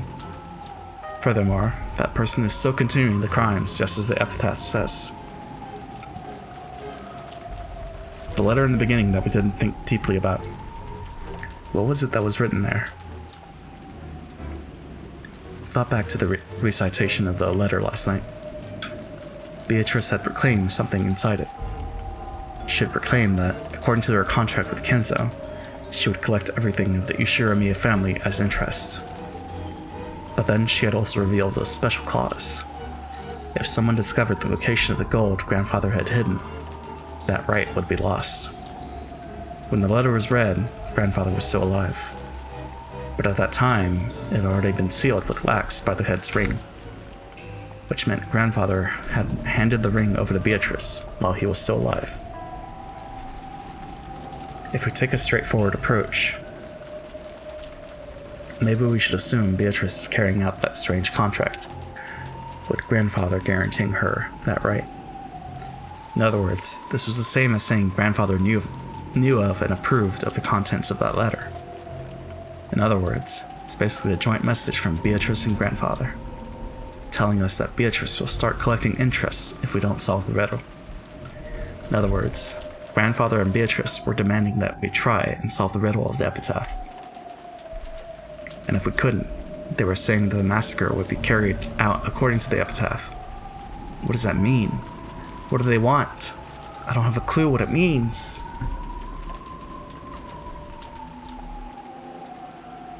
Look, another letter from Beatrice. Huh? What did you say? Maria was pointing at the top of the table, where the canned food everyone had been eating just now still lay. A Western envelope from Beatrice certainly was sitting there, but so what? What in the... Oh, jeez. Aunt Natsuhi let out a hysterical cry, looking between her own hand and the table, because the envelope she had just opened was still grasped in her hand. So why is there still an envelope on the table? What the hell? What's going on, Maria?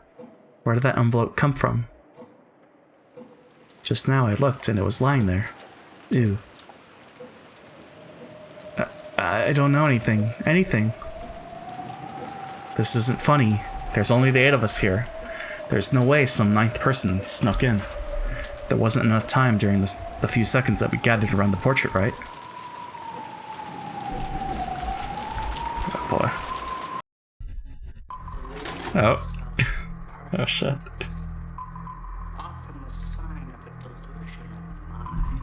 What is the song? Get back, all of you. Back against the wall.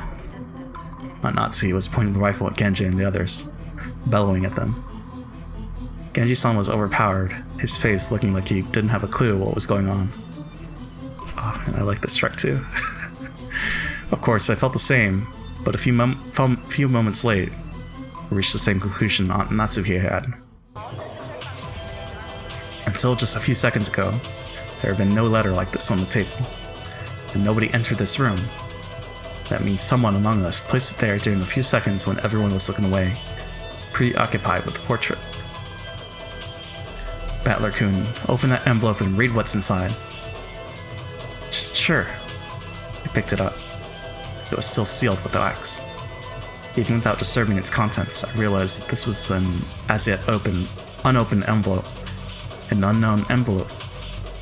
Without relying on a paper knife, I tore it open and pulled out the letter inside. The contents were as follows. Are you enjoying the riddle of Kinzo-sama's epitaph? As you are probably aware, we have very little time remaining. Please, abandon any naive hopes of escaping after the storm passes. This game can only end with my victory or yours. When time runs out, I will win by default.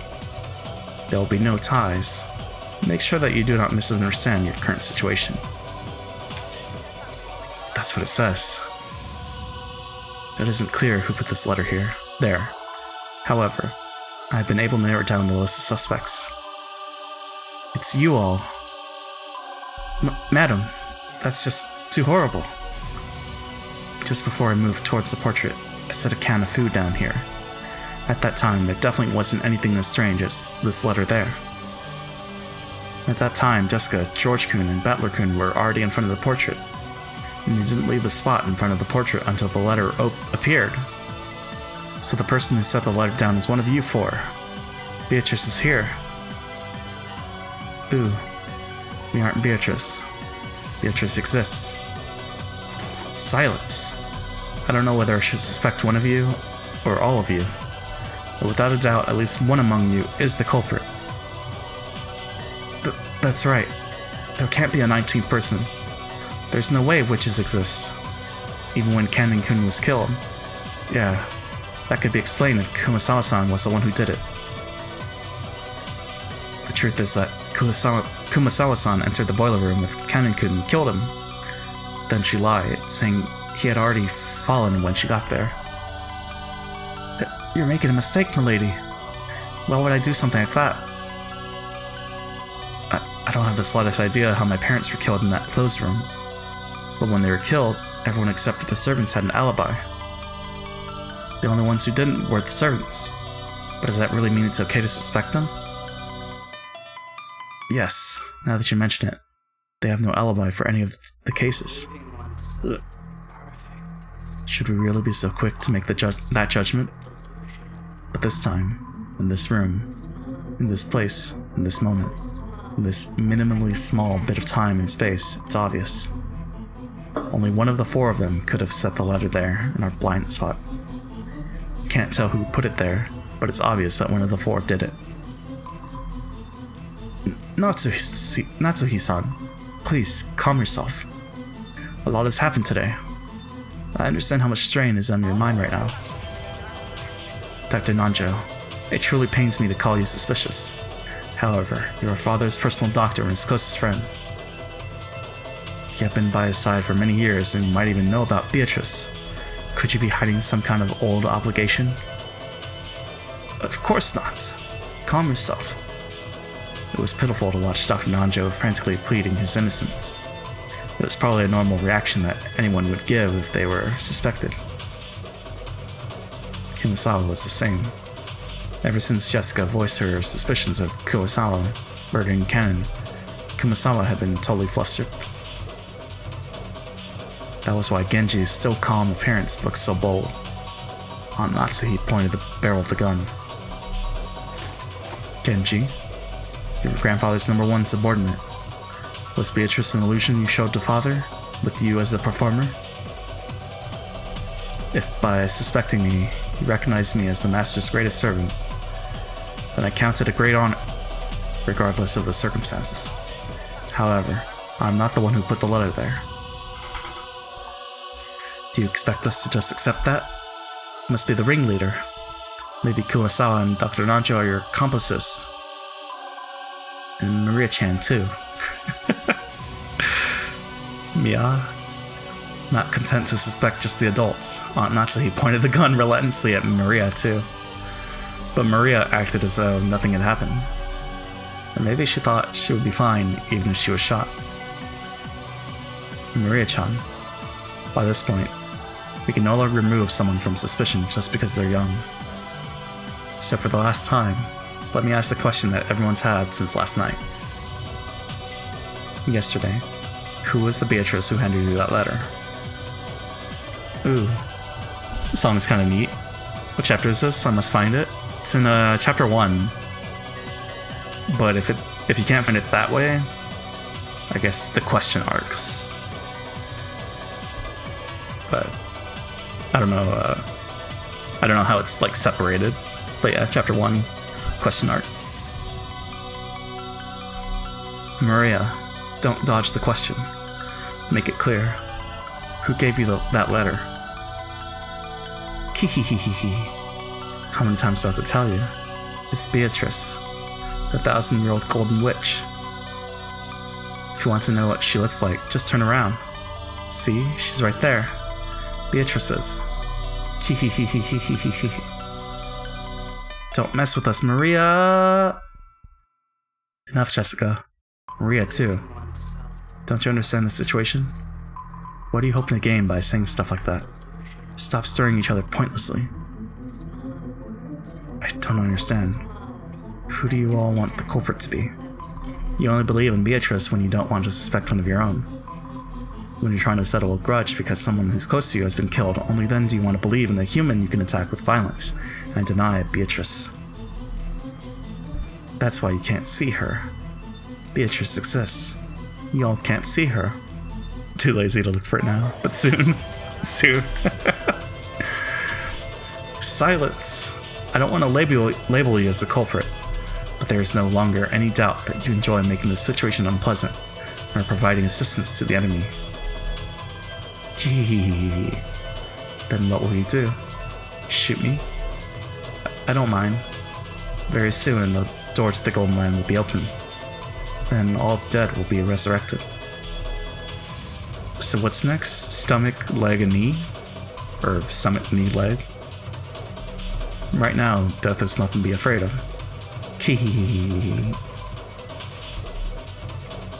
Mom, she really is suspicious. Can't keep her with us. But Aunt Natsuhi, please calm down. There's no reason to shoot Maria. Please, remain composed. The letter was meant to provoke us, but it's nothing to be afraid of. Even the culprit is scared of what will happen tomorrow. They're scared of the police. Right now, this island is free from the reach of the law, but that's only because it's isolated by this typhoon. Once the typhoon passes, the law will return. So you mustn't shoot. How can you stay so calm, George Nissan? One of these four is the culprit. No, maybe all four of them are working together. How can you stay so calm when one of these four might be the culprit who killed your parents? Even I have the desire to find the culprit and kill them. But that would be simple barbarism. I will leave the judgment of crimes to the law. So no matter how suspicious they are, you mustn't pull that trigger. I feel the same as George and Iki. Natsuhi, get a hold of yourself for a second.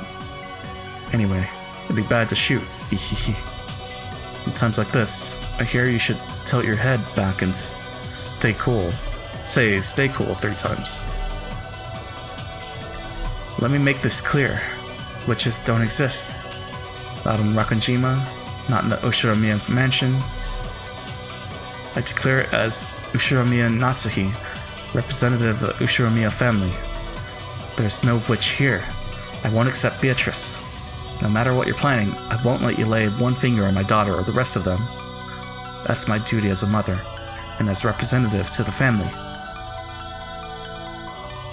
Those words were the final words of farewell that settled everything. To protect her daughter, Aunt Natsuhi would regard any suspicious person as an enemy. The only reason George and Nikki and I were standing on this side was because, by coincidence, we had a clear alibi regarding the letter. If I hadn't approached the portrait, I would also be at the other end of that gun barrel, treated like a criminal. But even though part of me thought that, part of me was thinking that chasing all the suspicious people from this room would finally guarantee our safety. Genji-san and Kumasawa-san and Dr. Nanjo, all of them were on grandfather's side. Maybe you could say that once Maria started blindly believing in Beatrice, she was also on grandfather's side. That's right. They're all suspicious. But is this really okay? If we throw out all of the suspicious ones in such a lawless way, will we still have the right to defy the lawlessness of the witch? Oh boy. Pepe spin.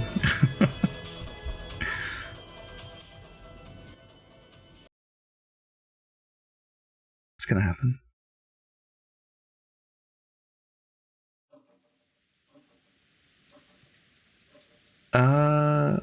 Let's do the 5-minute BRB. It's 3 hours. We didn't take one last hour, so that was very intense. Yeah. Let's do the BRB now. I don't think we're ending anytime soon, so it seems like there's still more. But yeah, un momento.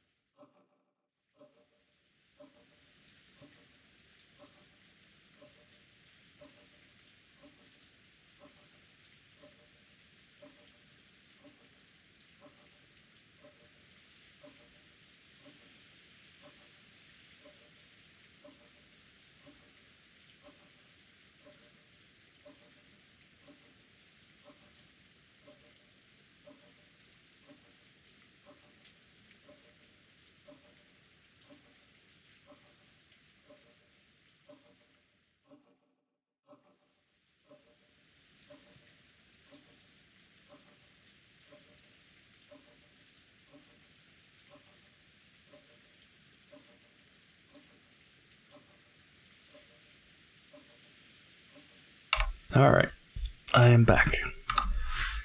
Very curious how chapter 2 is going to go. Man.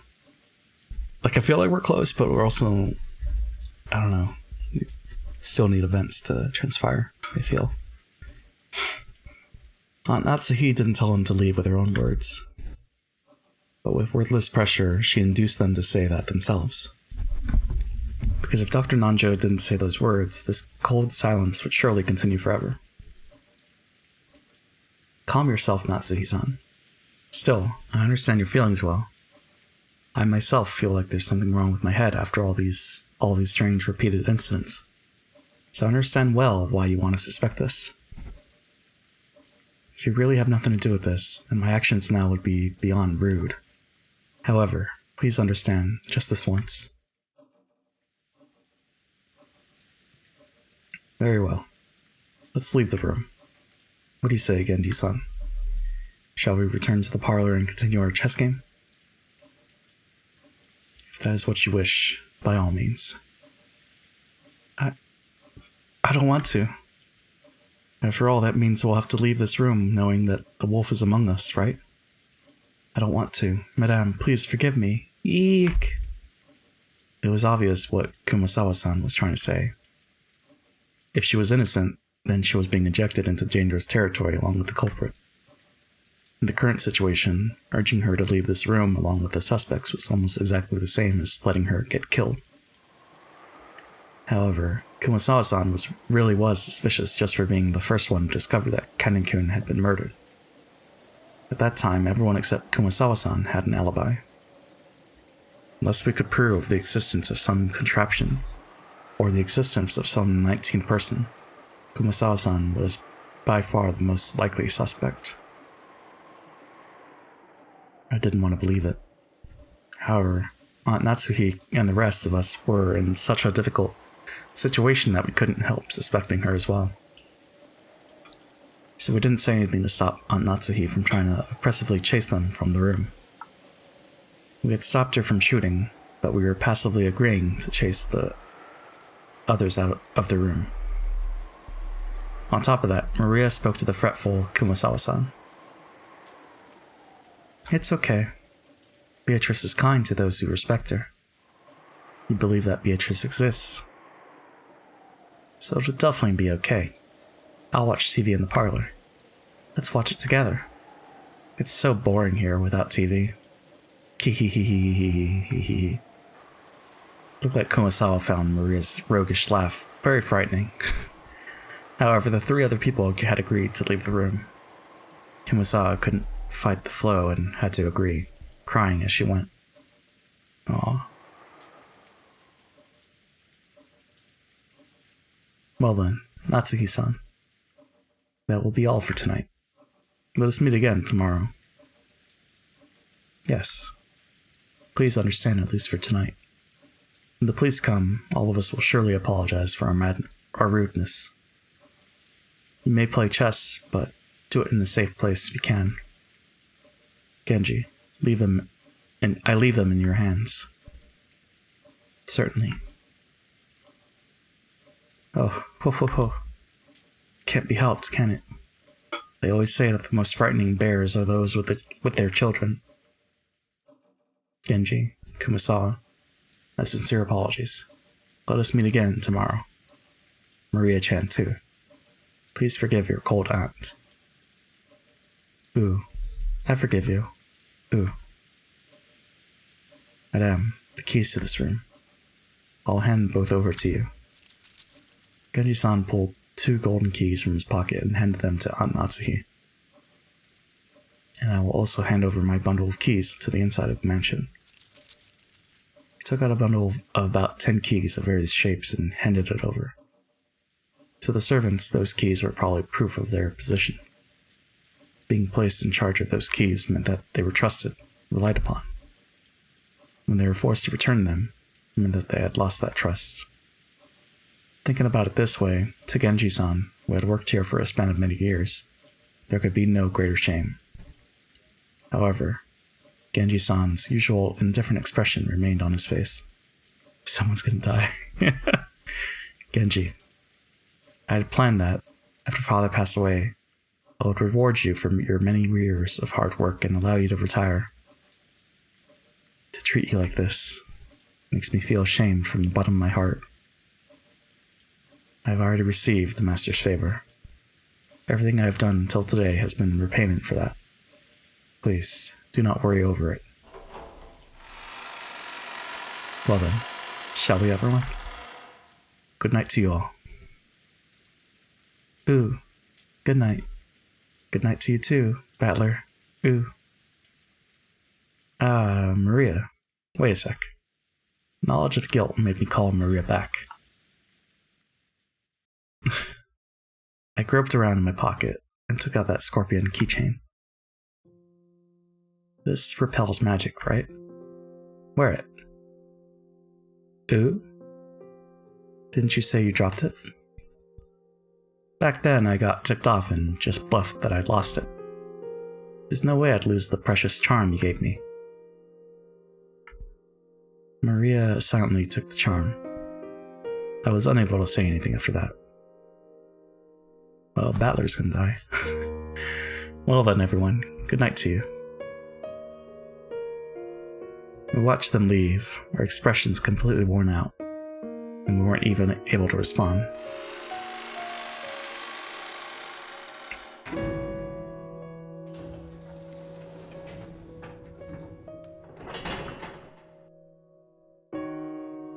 Till the door closed and we heard the auto lock. We were unable to breathe. And then another letter appears. Could you imagine? Then we were finally allowed to take a breath. After that, I noticed that Beatrice's letter, which I had been gripping the whole time and which was soaked with my sweat, actually had 2 sheets. The paper had been tightly stuck together, so I'd mistakenly thought there was only one. There were no characters on the second sheet. The thing drawn there was a magic circle, written with a red ink like blood. It's the Triforce. Just like how every magic circle up until then had been different, this magic circle was one I'd never laid eyes on before. Inside the circle, a large triangle and a small triangle were fit together in a simple design. But just as before, there was writing in Hebrew. It seemed clear that it held some kind of meaning. I wanted to know what that could be, but we had just chased Maria, the only person who could understand the meaning of magic circles, out of the room. I thought of this magic circle as Beatrice's second message. What does this magic circle mean? Damn it. After chasing out all the suspicious people, all we had to do was stay barricaded here until morning, and everything would probably be over. Once the typhoon is past, when the seagulls cry, will everything be resolved? But the letter, which had unexpectedly appeared in the study, forced us to reject that naivete.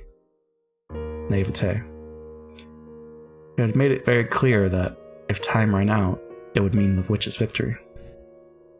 When time runs out, is the witch planning to take on the offensive? This time, is she planning to display some fearful magical power? Maybe something that could have been used to kill 6 adults at once? Wait, when is time supposed to run out anyway? I don't know anything. With this, we should finally be safe. Finally. Definitely. Even as she said that, Aunt Natsuhi couldn't stop gripping that rifle. There was no release in the tension of her expression. Of course, none of us felt like breathing a sigh of relief. At least not until we could hear the cry of the seagulls once more. Oh. Let's see the chapter. What time is it? Oh, it's going to midnight. Oh, just before midnight? Okay. So we had midnight and then we had 7 p.m., I think. Oh. Oh, I think it was the same dialogue. I was wondering what appeared there.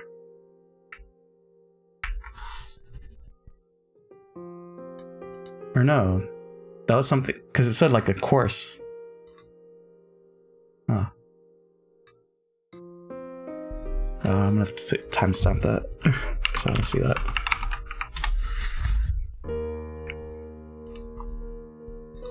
You can check the VOD? Okay. Yeah, that was some fast text.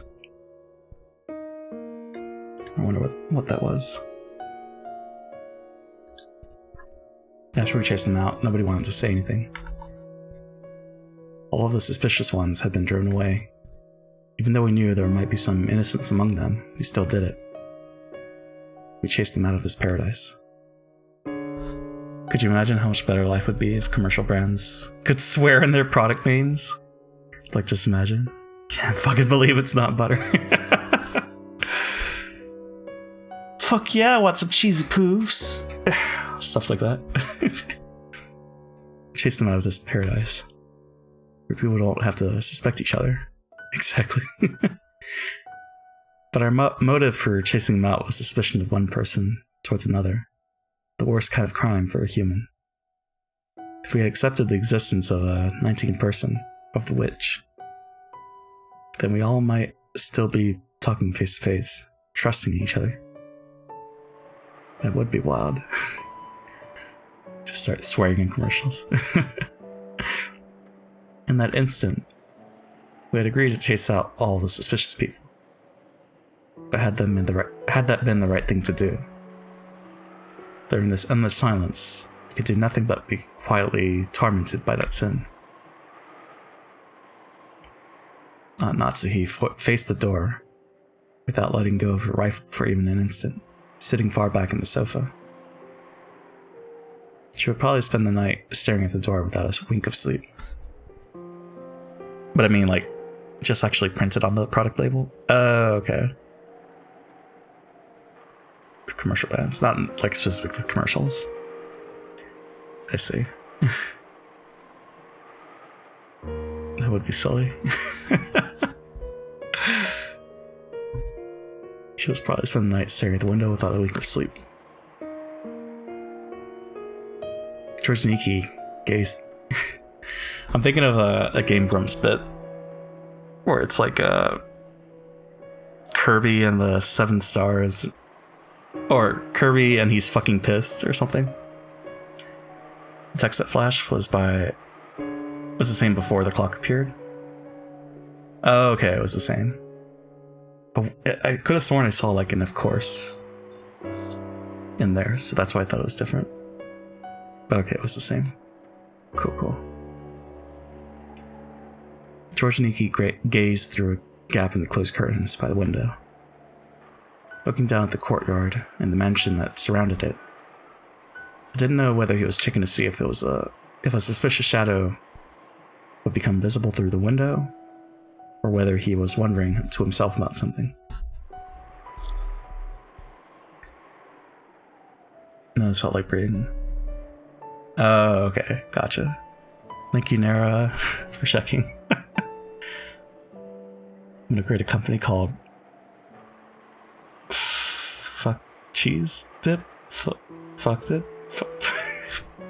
Fuched's Cheese Dip to get around it. He was wondering himself about something.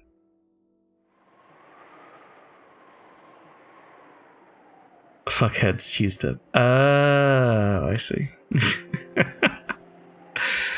Sorry, my brain. Jessica was sitting sideways on the sofa next to Aunt Natsuhi, with a dead expression on her face. Every once in a while, as though she just remembered something, she'd take out the inhaler she had used during her asthma attack and stick it in her mouth. I just heard it from Aniki. But apparently Jessica liked Kennen-kun. Oh? It was apparently so vague that she hadn't realized it herself, you know? It's the kind of thing other people tend to spot before the person in question realizes it. Which means she might have first learned of her feelings when the person she liked died. Must have been so terrible, so sad. Come to think of it, Kennen-kun was the one who handed her that inhaler. Maybe she was remembering that. I was fishing around Grandfather's study, thinking I'd research the meaning of the magic circle on the letter's second sheet. Even though we were shut up here in a defensive position, my rebellious nature made me want to find some key, some way to resist. After all, we've got plenty of time before tomorrow morning. Who could fault me for how I used that time? No one else showed that much interest in this magic circle. Its meaning was unknown, and once we understood it, we were sure to find some message that would cause us unnecessary anguish. I felt the same way. However, I couldn't just ignore it, so I killed time by going through the motions of researching it. You sure are enthusiastic. Did you find anything that might serve as a hint? Not a thing. The first tough part is finding a book written in Japanese. Just how many languages could Grandfather read? He's incredible. Aren't you tired, Butler-kun? You should take a rest while someone else stays awake. Aunt Natsuhi said she'd stay up all night for us, but there's no way her body can handle that.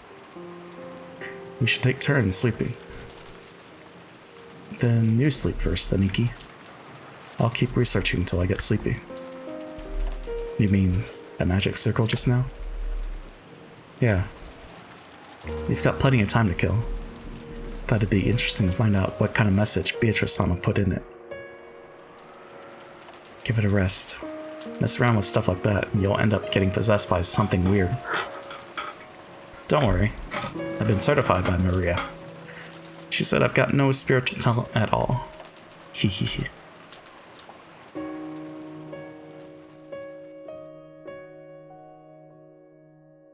Were we too cruel to Maria? Jessica, you mustn't think that now. But Mom, if Maria wasn't involved and there's a culprit besides her, then she's obviously a soft target for the murderer. If she's killed because of this, then we've just left her to die. The gloomy silence settled once again. It looked like Jessica regretted letting her emotions take hold of her, snapping at Maria. She's always been like that, always acting tough and regretting it later. I understand how you feel, but Maria was in close contact with the culprit. She might have been siding with them, talking like that over and over to further confuse matters. I'm relieved that we chased them out. Imagine having a study. Life was so cruel. To study with a bedroom, a bathroom, and a kitchen. It's like a whole house.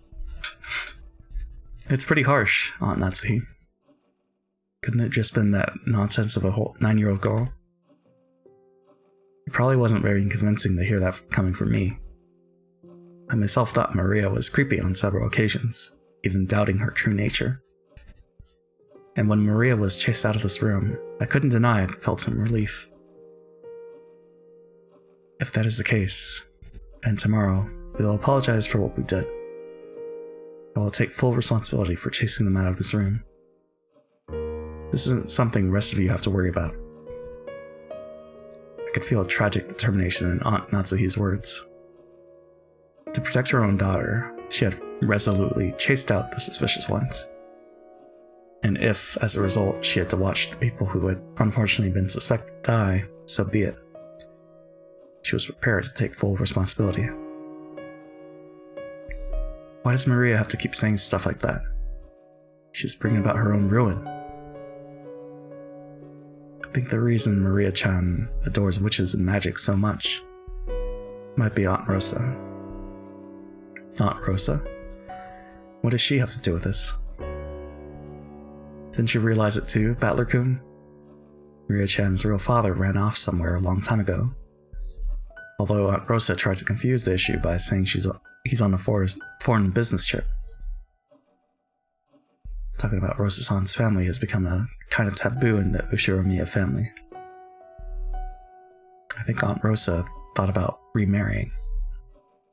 But I also believe Maria-chan may have become her shackles and made that quite difficult. After all, she sometimes got really emotional and hit Maria-chan. I agree with you there. Looked like Aunt Rosa was trying hard to like Maria. Which means she didn't really like her. might have thought of Maria as someone who stood in the way of her remarrying. I think that emotional rejection from her mother must have left some deep scars on her young heart.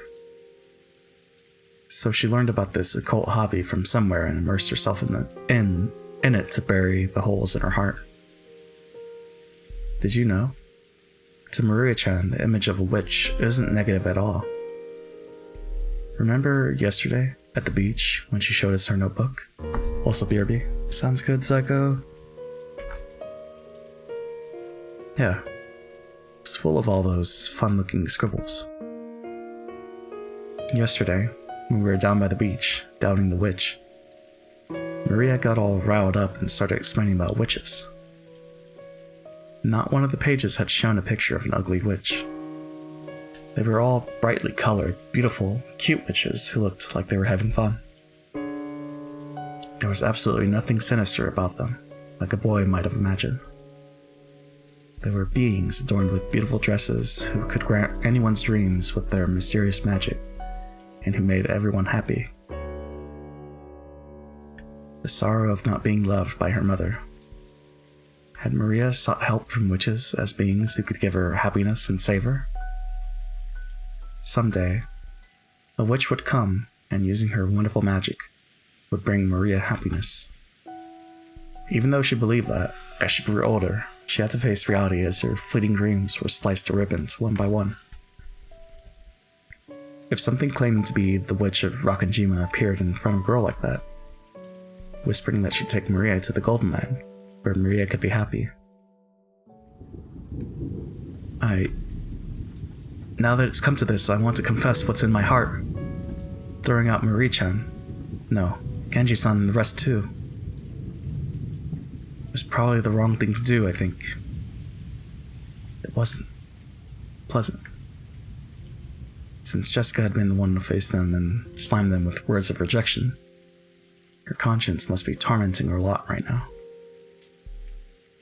Then, how do you all explain that letter? No one could have said it there except the 4 people standing behind us.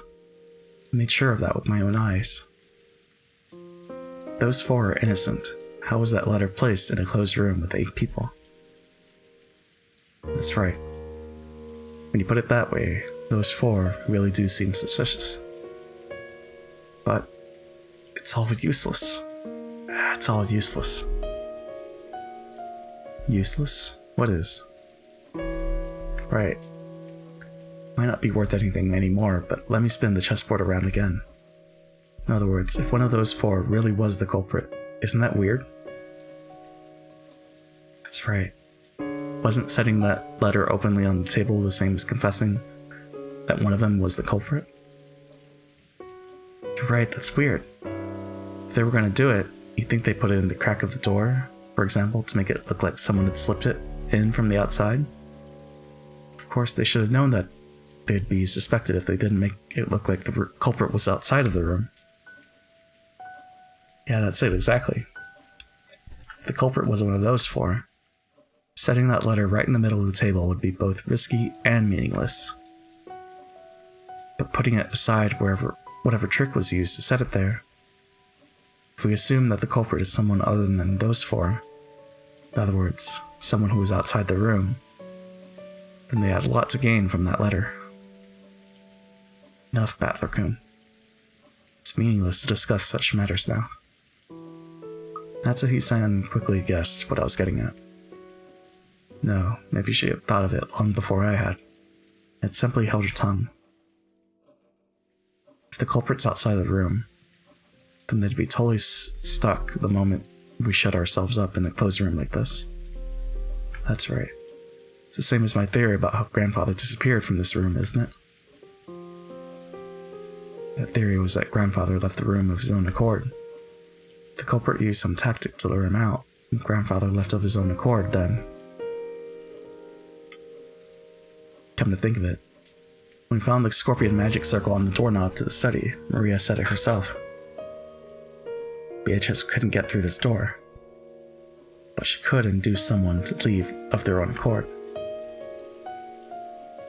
Which would mean we fell for the culprit's trap completely. and sent out some new potential sacrifices. Genji and the rest aren't fools. When they try to protect themselves, they should find the next safest place after this room. They will definitely be able to hide themselves there. Aunt Natsuhi hadn't answered the question. Aunt Natsuhi herself had realized that if the culprit wasn't in our group back then, that letter would make sense as a trap. However, it wasn't worth the risk of calling back to the people she had once thrown out. To Aunt Natsuhi right now, her greatest and only duty was to protect the children.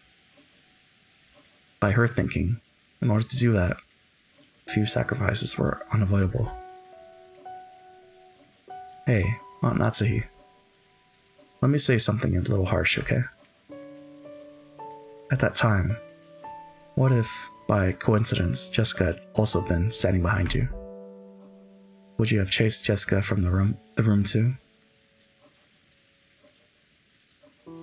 It's true that a lot of brutal things have happened, but as a mother, you thought you should protect your daughter no matter what. Because of that duty, you chased them out, even though you knew that you'd eventually be held responsible for it.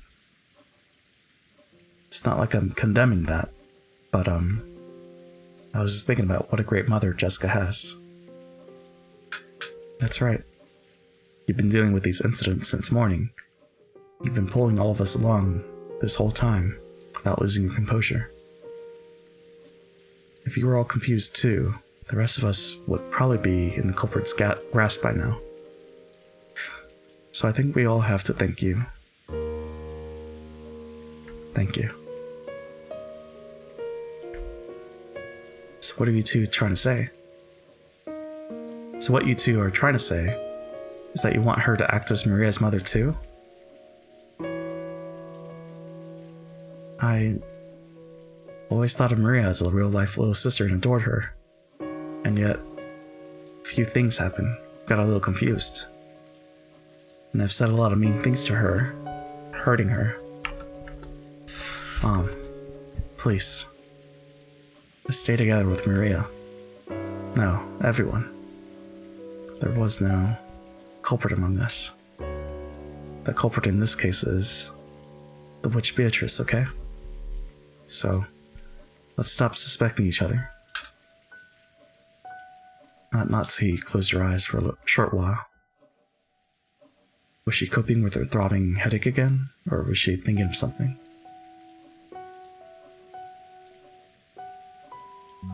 You are my precious daughter, the one I finally received a whole 12 years after I married my husband. I would become the worst kind of demon to protect you. That was some pretty strong language at the end there. She realized very well that her words were an idealized view of what a mother should be. But even so, she was strongly resolved to protect her daughter, even if she had to become a demon. But that was her guilty conscience tormenting her. Today's been so long. So many things happened in one day. We've been driven into a corner so thoroughly. I wonder if we have the right to greet tomorrow the way we are now. There it is. I found it. It's this magic circle. Inside the book I'd been flipping through, I found the same magic circle that had been drawn on the second sheet of the letter. George Niki peered at it as well. This magic circle's name was the Third Magic Circle of Mars. The Hebrew written on it was from Psalms 77, verse 13 of the Old Testament. What God is so great as our God? The meaning of the magic circle was discord. Agitate internal divisions and cause the enemy to bring about their own downfall. Wait a sec. Seriously? Could there be a more fitting way to describe our current situation and mental state? Couldn't help but be stunned into silence. So, this letter was a trap? How did they place it here? There wasn't anyone in this room except for the 8 of us, right? Anyway, let's ignore how they got it in here for now. The culprit was after just one thing. They wanted to spread the seeds of doubt inside this impregnable room and use us to throw the sacrificial sheep out. In that case, they're after the people who went out of the room. Mom, what should we do? Those four are in danger. It wasn't surprising that Aunt Natsuki remained unpleasantly silent. Even if this was all a trap by the culprit, even if the four who had been chased out of the room were in danger, it had nothing to do with the safety of the four people in here. And there was no way to prove the innocence of the four people who were chased out. If we're willing to let them die, then we shouldn't leave this room no matter what. That way is safest. At that time, suddenly, the piercing sound of a phone rang through the room. It was an antique extension phone set on the table in Grandfather's study. It had rung right after we started talking about the letter being a trap. It was natural we'd think of it as an SOS from the ones we chased out. But then Aunt Natsuki spoke. A phone. Why a phone call? The phone should be broken down and unusable. That doesn't matter. That's Maria calling for help. The problem with the phone was the culprit's work in the first place. And this call is probably that one sentence. The ring of the phone, which had once sounded like a scream for help, now started to sound like a ghastly lure from some unknown person. And Natsuki hesitated over whether to pick up the receiver. Let's pick it up, Aunt Natsuki. The phones might have been fixed for some reason. Could still be an urgent call from Maria-chan and the rest. That's right. And if it actually is a call from the culprit, bring it on. Why don't we listen to what they've got to say? It's just a phone call. No matter what they babble through the receiver, it's not like it's gonna hurt you. If you don't pick it up, then I will. I will take it. Hello? I stretched out my hand to take the receiver, but Aunt Natsuki grabbed it before I could reach. We all held our breath, trying to figure out who the person on the other end of the phone was. But for a while, Aunt Natsuki kept saying hello. A silent phone call? There's no way Maria and the others would do something so creepy. Which means... could this phone call possibly really be? Natsuki stopped repeating hello and strained her ears. Because she thought she heard something far away on the other end of the receiver. What was that? Huh? Is someone singing? What do you mean, singing? I don't know. Faintly, from the other end of the phone, I can hear someone singing. I wonder what it could be. Give it here for a sec. Hello? I half forced the receiver from the stun on Natsuki's hand and pressed it against my ear. At first I didn't hear anything, but because I had been told about it beforehand, I noticed. It sounded far away from the receiver, rather than someone speaking in a quiet voice. It sounded like a girl was singing a song. That voice did sound like Maria's, but that just made the situation even more inexplicable. At the very least, the one who had made the phone call hadn't been Maria. Yeah, I can hear it. Here, I'll mute for a second so you can hear it too.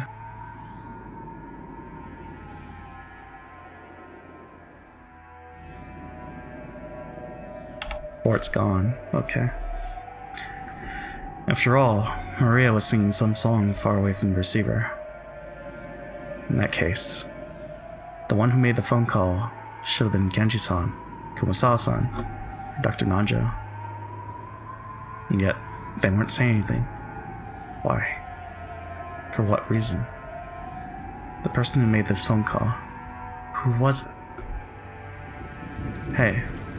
Hello? Who is it? Answer me. Is that Maria singing? Answer me. I had music playing and didn't turn off in time. It's very quiet. So I wonder if the VOD will catch it. Hey, hello? Who is it? Answer me. Is that Maria singing? Answer me. What's happening? What is it? I don't know. All I can say is, this is probably a trap, and Marie's in trouble. And Natsuhi took the receiver again, but after yelling into it several more times, she realized that she wasn't getting anywhere and hung up. After that, she dialed quickly. Then she clicked her tongue. That's right. If the phones are working, we should be able to reach the police. But judging by Aunt Natsuhi's reaction, the outside telephone line still didn't connect. Let's go. Even if we know it might be a trap, we have to go. Yeah, definitely. Jessica, Aunt Natsuhi, stay here. When Aniki and I tried to dash out, Aunt Natsuhi stopped us. Gotta have music playing, so I don't get any heebie-jeebies watching this. That's fair. Hold it. Cannot let you go alone. I will go too. Jessica, wait here. Just leave Jessica? No, that's not gonna work. What? So I'll be the only one left out? Nice try, but I'm going too. Yeah, it might be better that way. If the goal of that phone call was to split us up further, wouldn't be a good idea to leave someone to watch this room. There's no time to argue. Let's all go. Natsuhi raised the rifle high and took the lead. I couldn't go unarmed myself. I found a 3-pronged candle stand and readied it. Although the pins on it used to fit candles were short, it was almost like a 3-pronged spear. Oh no, old Dad. They're leaving the protection of the scorpion.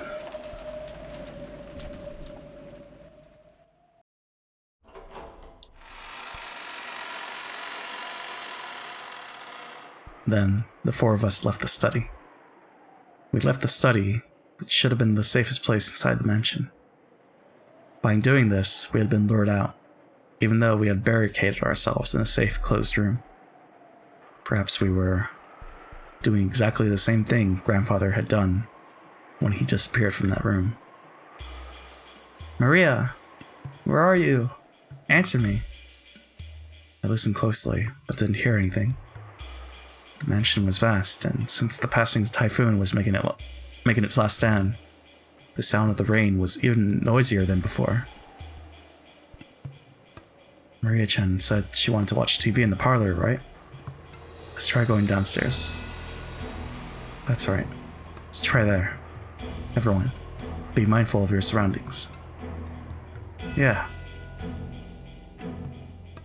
With Aunt Natsuhi in the center, her rifle readied and her finger on the trigger, we moved in a group, our backs together, checking our surroundings in all directions.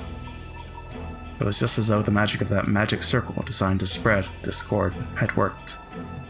We had split up, and furthermore, had been dragged out into dangerous territory.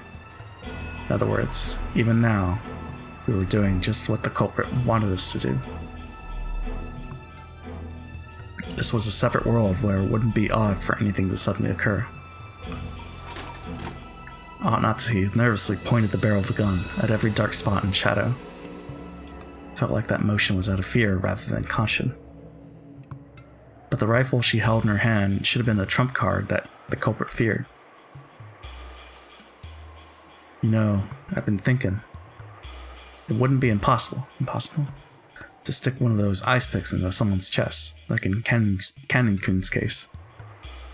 But splitting the skull and sticking them into the forehead, like in my parents' case, wouldn't be that easy. Think the culprit had that kind of animal strength? They probably had some kind of weapon, a device that can shoot or pound in those ice picks. That handle was too short to be driven in that deeply by human strength alone. Either way, they have enough force to break through his skull. I heard Kennon's wound reached as far as his lungs. If you happen to see your opponent, don't go forwards. You mustn't move away from my back. Just how sinister and frightening was the weapon that could shoot those creepy ice picks? Could I do anything to combat it with just this candle stand in my hand? In the first murder, the culprit probably assaulted all 4 of our parents at once as they discussed the inheritance problem in the dining hall. And there were 4 of us here now. Apparently, I wasn't the only person thinking this. George and Nikki, Jessica, and of course Aunt Natsuhi were stretching their senses to the utmost limit in the highest and worst state of tension, slowly advancing one step, then another. They need full armor and shields. They should have put on the suits of armor. What have we done? Because of the seeds of doubt spread by that one letter, we threw Maria and the rest into the middle of this terrifying world. I should have. Oh.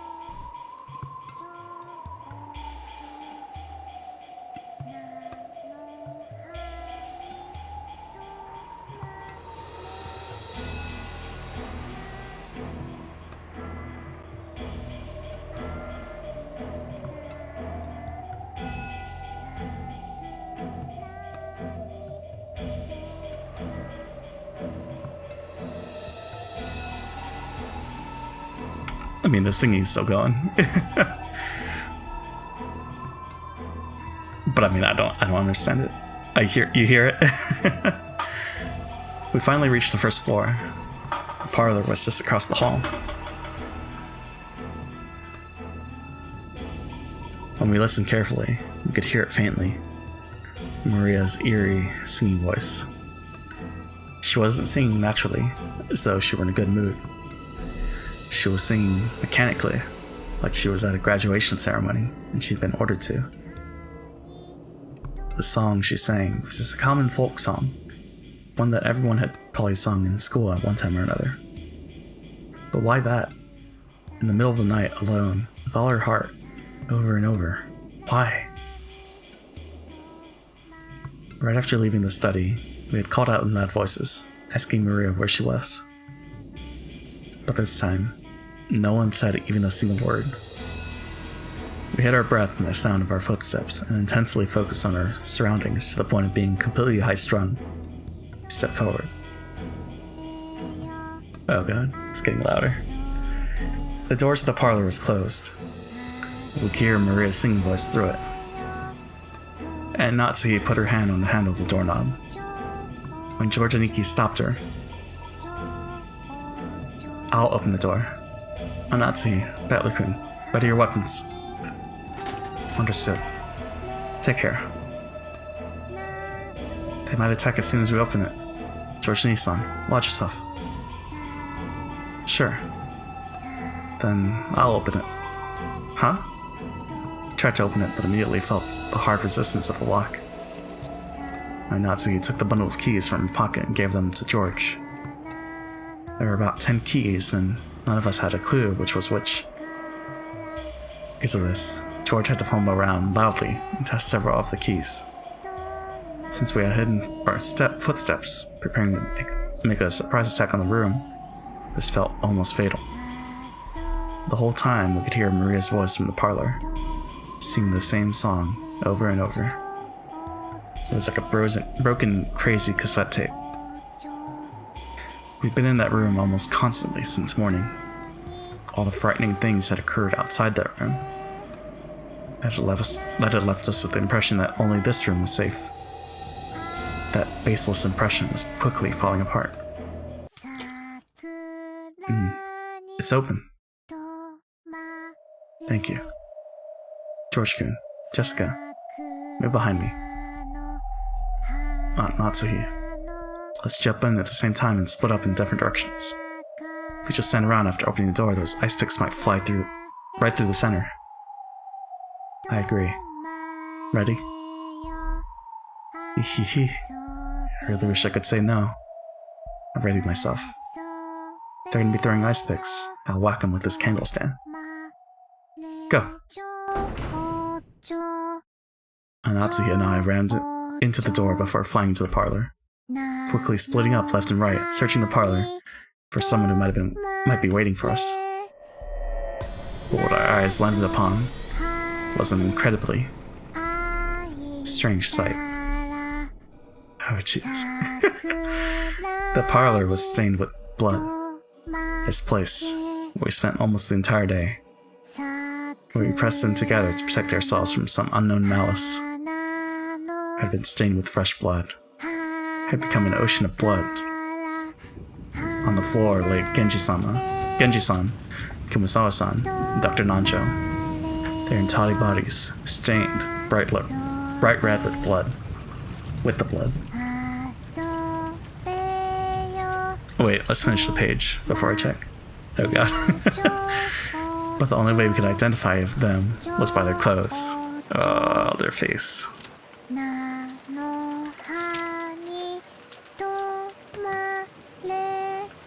Well, Kumasawa-san first. Found in the parlor, her calf had a weapon resembling an ice pick sticking out of it. Her face had been smashed. Gouged the leg and kill. Oh wait, this one. In the parlor, he had a weapon resembling an ice pick sticking out of his stomach. His face had been smashed. Gouged the stomach and kill. In the parlor, Sai had a weapon resembling an ice pick sticking out of it. His face had been smashed.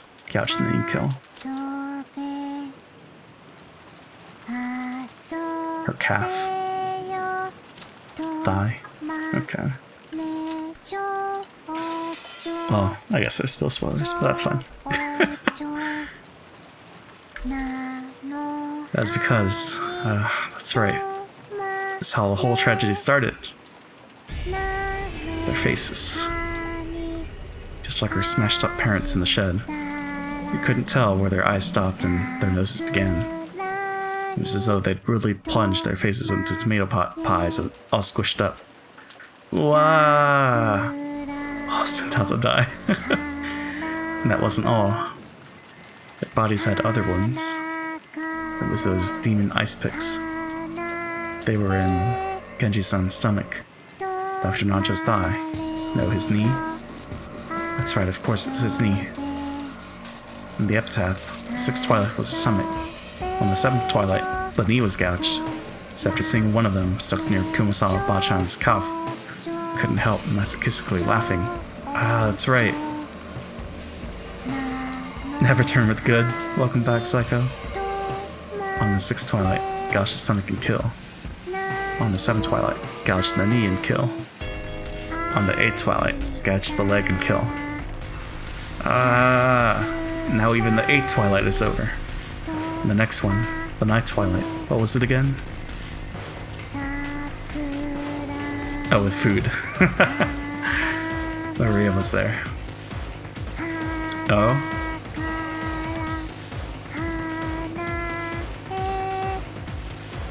What's up, Maria? She was facing the wall in the inner part of the room, standing stock still, completely alone. She faced away from this horrible scene, standing by the wall, singing her song over and over. There was nothing else in the room, just the corpses of the three who had been brutally killed, and the phone receiver, which still off its hook, proving that this was the room the call had come from. Just that, and Maria, her back to the scene, she kept on singing while facing the wall. We couldn't even scream at this bizarre scene. We could only stare, shocked, with our mouths hanging loosely open. Cray. Maria? Jessica called out to her, but Maria showed no reaction. Alone, she kept singing on and on. We had come here, trying to save Maria from some approaching danger. So, now that we had found her, we should have been running up to Maria, hugging her, joyous that she was safe. And yet, not one of us could do that.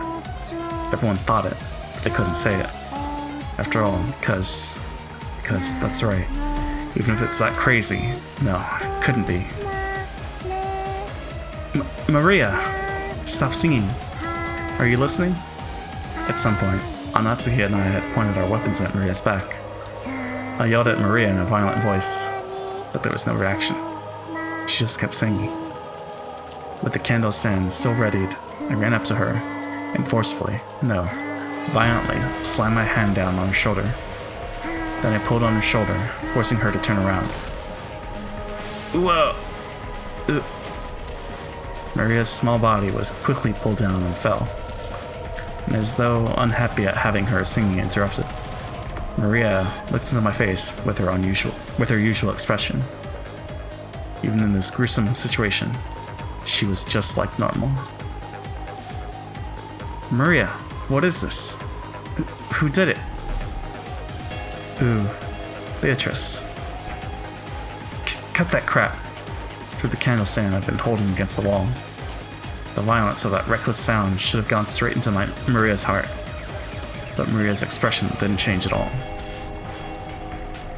Quit it, Battler-kun.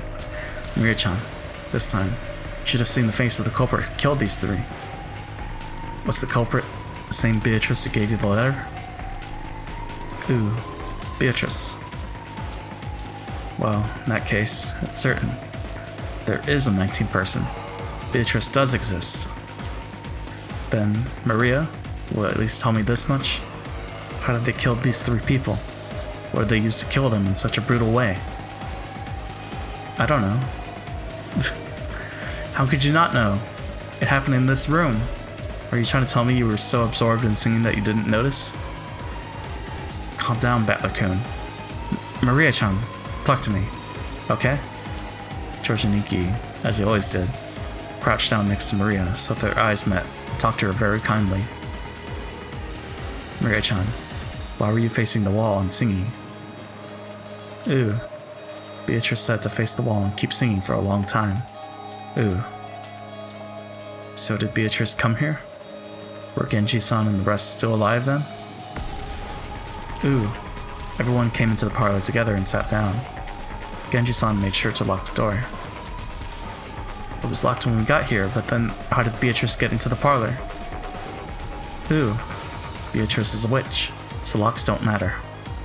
She turned to a butterfly and came in through the crack in the door. Huh? Calmly joking at a time like this? Like hell that happened. What are you saying? Hee hee hee hee hee hee hee hee. You can't believe it? That's why I didn't want to say. No matter how I say it, you won't believe. But Beatrice is a witch. She can do anything with her miraculous magic. That's why Beatrice doesn't care whether a door is locked or not. Hee hee hee hee hee hee. And then, after Beatrice appeared, what happened to everyone? Beatrice talked to us. She said grandfather's study was protected by a powerful force, and she couldn't enter no matter what she did. So she told us she'd select 3 sacrifices from the 4 people in the parlor. Everyone said, no way. Hihihihihi. Kumasawa-san kept saying, no way, no way. But Beatrice chose. And when she did, Beatrice said I'd be fine. Why do you think? It's because of the scorpion charm with the 5th magic circle of Mars, the one Battler used to pray for my safety, the one he put his feelings into. Because of that power, Beatrice couldn't do anything to me, and me alone. So she decided to use the other 3 as sacrifices. After that, Beatrice spoke. Come, face the wall and sing a song for me. You will sing lots and lots of songs, so no matter what happens, no matter what you hear, you won't hear, you won't know. Come, sing lots of fun songs for me. So I was singing the whole time, over and over, so I didn't hear anything, didn't know anything. Then all of you came. Ooh. Are you asking us to believe that? Think we're stupid? Hehehe. Then who will you suspect this time? Will you suspect me? Gonna try killing me right here? Even if you do that, Beatrice won't stop existing. Now the 8th twilight is over, and Beatrice will revive. Are you serious? I've had enough of that talk. As if witches could exist. As if I'd let myself get tricked. I won't accept it. Beatrice doesn't exist. I definitely won't accept it. So I won't let her exist. I won't let her revive. The legend will remain a legend forever. I won't acknowledge something like that. Quit it, Battler. It's not like Maria killed them or let them die. Beatrice came and Maria had to obey. Wasn't able to resist. Huh? Aunt Natsuhi? She isn't here. Huh? What? Mom? Where did she go? Just now she left by herself, reading a letter. A letter?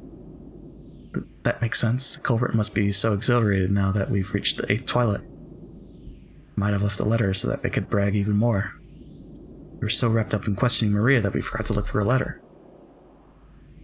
But even as well armed as she was, why had she left the room by herself in this dangerous mansion after reading it?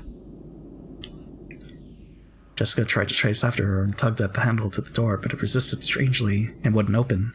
Also, hold on.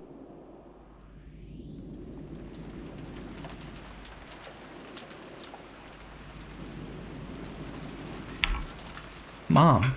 Mom! What's going on? Open up! Open up! It was only natural. Natsuki had picked up the candle stand, which Battler had thrown at the wall, and which had fallen to the floor. She had then skillfully wedged it between the doorknobs on the double doors like a bolt, holding them closed.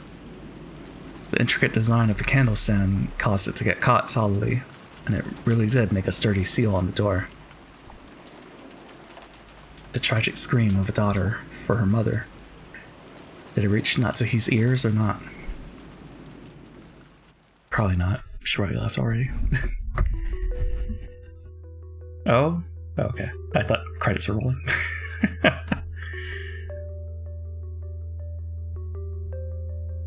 Cliffhanger. Natsuki's figure was alone in the entrance hall. It was the place decorated by the portrait of Beatrice. Natsuki threw down Beatrice's last letter, the one she had read in the parlor, readied her rifle again, and in a voice that rang clear, yelled in the massive space that was the entrance hall. I am Ushiramiya Natsuki, representative of the Ushiramiya family. Show yourself. Golden Witch Beatrice. The entrance hall was dimly lit. Other than a faint light which shone on the center of the room, everything was blotted out by the jet black darkness. In that darkness, butterflies glittering gold squirmed, twinkled, and sneered. Natsuki gave one more huge gulp and pointed the cold barrel of the gun at the gold butterflies. So you've finally shown yourself. I still can't believe that something like you really exists. But that isn't a problem. Both I, who bear the title of representative to the Ushiramiya family, and you, who claim to succeed the headship of the Ushiramiya family, are here right now. At this point, whether you're a witch or not is a trivial matter. Come, let us settle this. Which of us will truly succeed the Ushiramiya family? I, Ushiramiya Natsuki. Or you, Beatrice. Allow me to respectfully accept your request for a duel. Oh boy.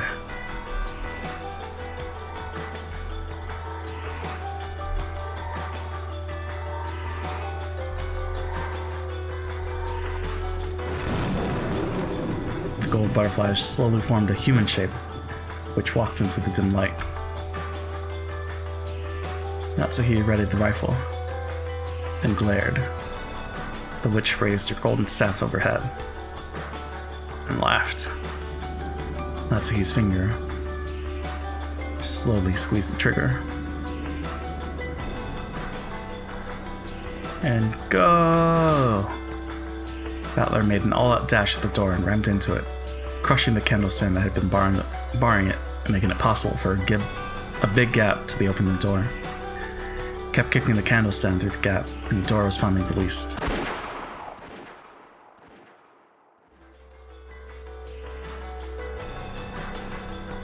At that time, they heard it.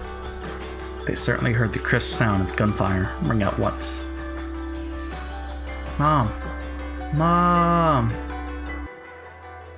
Jessica-chan, you mustn't run off by yourself. Is that the sound of a gun just now?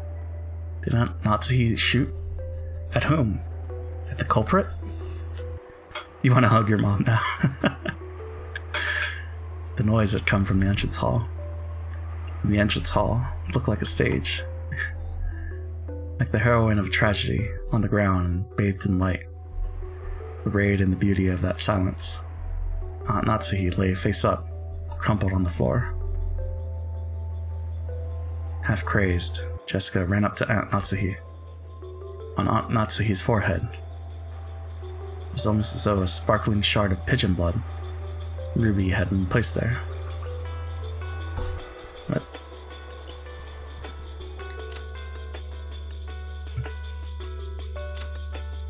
Found shot to death in front of the witch's portrait. How impudent of her to challenge a wish with nothing but a mere gun.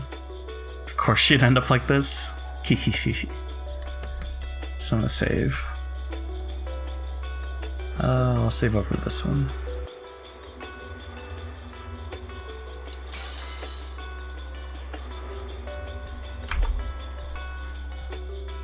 And from it, one stream of blood makeup passed by her eye and began to traverse her face. The faint smell of gunpowder smoke came from the barrel of the rifle Aunt Natsuhi still grasped. Huh? Then she shot herself in the forehead? Why? Mom. Yeah. I don't get it. Why did Aunt Natsuhi run away alone? Why did she shoot through her own forehead? Marie-chan, Aunt Natsuhi left the room after reading a letter, right? There's no letter here. Damn it, what did Aunt Natsuhi read? Why was she lured out of here? I don't know. Who cares about that? What the hell? Why did she kill herself? Why did she leave me all alone?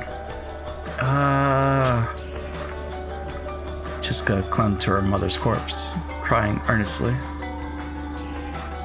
My body was consumed with an anger I didn't know what to do with, and I snatched the rifle from Aunt Natsuhi's hand. I spun around, pointing the barrel of the gun into the darkness on all sides, as though I was pointing a light from a lighthouse, trying to find the culprit.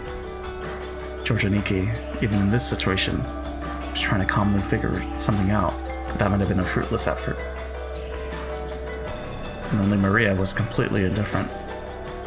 So is this all supposed to be some kind of predetermined fate? No, that's not it. This is all a prelude to a wonderful world. The door to the Golden Land will finally open. On the night twilight, the witch shall revive, and none shall be left alive. And on the 10th twilight, at journey's end, you shall attain to the power of the Golden Land's treasures, once and for the last time. With this, everything is over, Beatrice. Congratulations. So lead me to the Golden Land you told me of, right now. There, all of the dead will be revived, and even lost love will be restored. So, in Maria's eyes, it's just as though all of today's tragedies didn't happen. It's as though all of the time she spent deprived of love never happened. Stop it. What's so fun? It's to be congratulated. There were 18 people on this island. 14 are dead. Only the 4 of us are left. I'm definitely not gonna die. Till the night is over, no. Until the typhoon passes and the seagulls gather again at the harbor.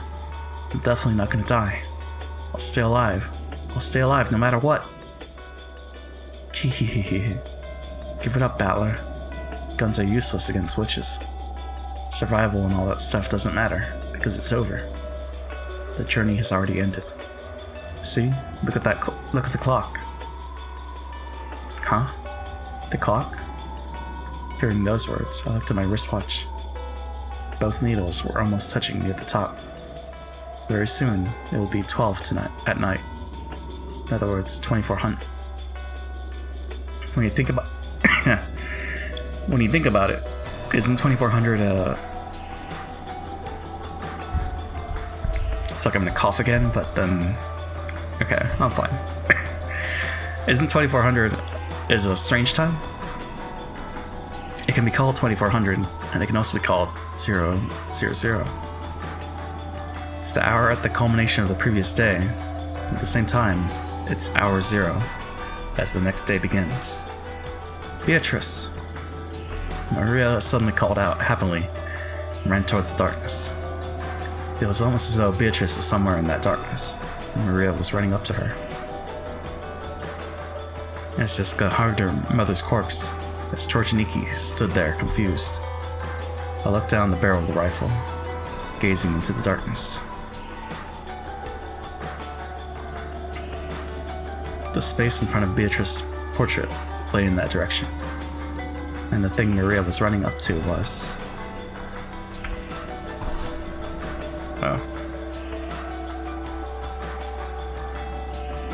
Okay. The portrait's subject. You've got to be kidding me. This is just impossible. Impossible. Look, I'd fall for something like this. Witches don't exist. I won't accept it. Something like you shouldn't exist. Because this is a human world. Think I could accept something that's not human? Definitely won't accept it. When I pulled hard on the rifle's lever, the cartridge was ejected, fell on the floor, and a new cartridge was loaded. Then I sighted the witch down the barrel. Maria turned around. Still clinging to the golden witch, she turned around. Didn't I tell you it was meaningless? Mere lead bullets are meaningless against Beatrice. Humans are so stupid, aren't they? Hehehehehehe. I won't accept the existence of witches. Who are you? Just try moving one step. Just try moving one finger. I'll blast you away. Hehehehe. Giggle, giggle, giggle, giggle, giggle. Cackle, cackle, cackle, cackle, cackle. Ah. As the witches laughed. Even the large clock in the hall joined in on their laughter. It was probably telling us that the time was 2400. It was both a tone telling us that we had reached the culmination of this day, and a tone informing us that all had returned to nothing. The role that the witch would win when time ran out had already been revealed. Battler, George Nichan and Jessica. The journey has ended. The witch has revived, see? And none shall be left alive. The witch shall praise the wise and bestow 4 treasures. One shall be all the gold from the golden land. One shall be the resurrection of all dead souls. One shall be the resurrection of the love that was lost. One shall be put the witch to sleep for all time. Sleeping peacefully, my beloved witch, Beatrice.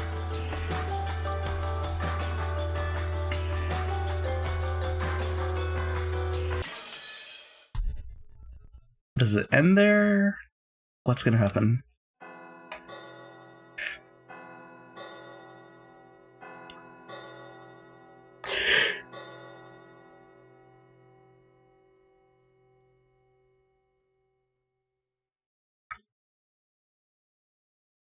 It's midnight.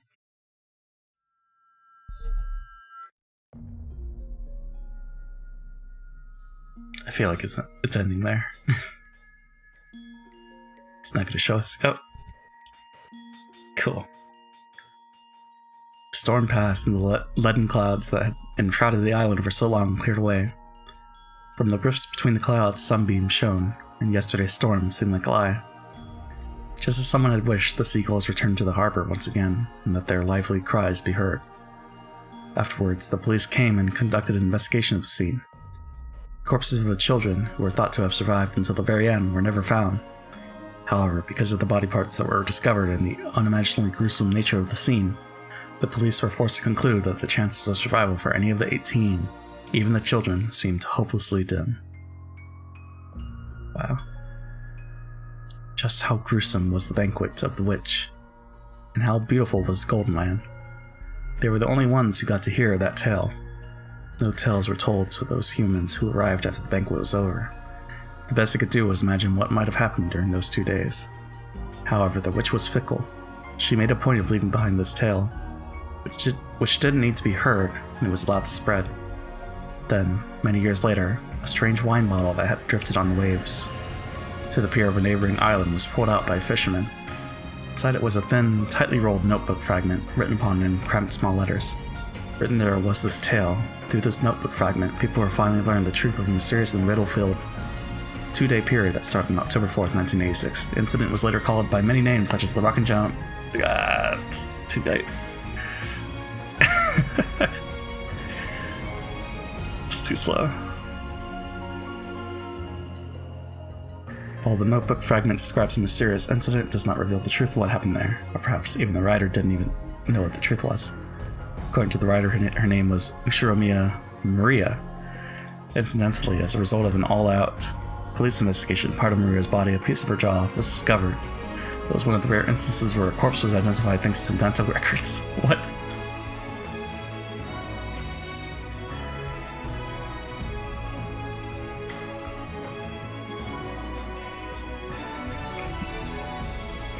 Let us conclude this tale with the final section of the notebook fragment that Ushiromiya Maria left behind. By the time you have read this, I'll probably be dead, although there may or may not be a corpse. You who have read this, please find out the truth. That's my only wish. Wait, Maria wants that? To this very day, the truth of the witch legend serial murderers has not been brought to light. First game, Legend of the Golden Witch result. Oh, it's telling us all the deaths. You'd be easily identified with your teeth. You have very distinct teeth. You're missing a 4 adult teeth? I guess I do have my chipped tooth. Stick of Satan? Stick of Belphegor? Lucifer? Leviathan?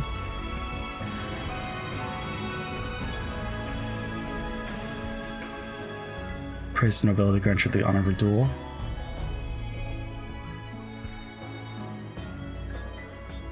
Prostrated. Will the witch invite this man who denied her existence to the Golden Land? The witch will praise the wise and should bestow 4 treasures in the Golden Land. George chose his lost fiancé. Jessica chose the boy she liked and lost. Let nothing disturb your slumber ever again. The winner of the Golden Witch, Beatrice, time ran out before even one of the 18 people could solve the riddle of the gold. All 18 died. When the seagulls cried, none were left alive. Is this the ending? This is the ending. Battler? So I guess it's a question of... I mean, he's gone. But... yeah, I don't know. It didn't say what happened to him. Rondo of the Witch and Reasoning. 4 kids got invited to the Gold Land. Right. Except for Battler. Well, it was like it said like question mark. Will she or will she not invite him? Because he doesn't believe. Did we win? Also, what did it say? Commemoration of your stay? Wait, what? I didn't see that. We gotta go bar. GG. Can you play something happy?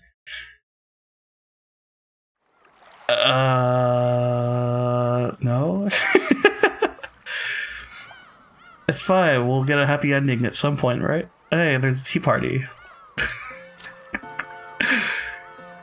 You've done well to make it this far. Have you enjoyed your stay on Rakajima? The Golden Witch has granted you an invitation to her tea party. We hope that you choose to attend. You can't sleep now? No, it's okay, we got a tea party now. Resident Evil 7 is a happy game. That'll help you sleep, will it? Is that where you're playing, Shrimp? Purgatorio?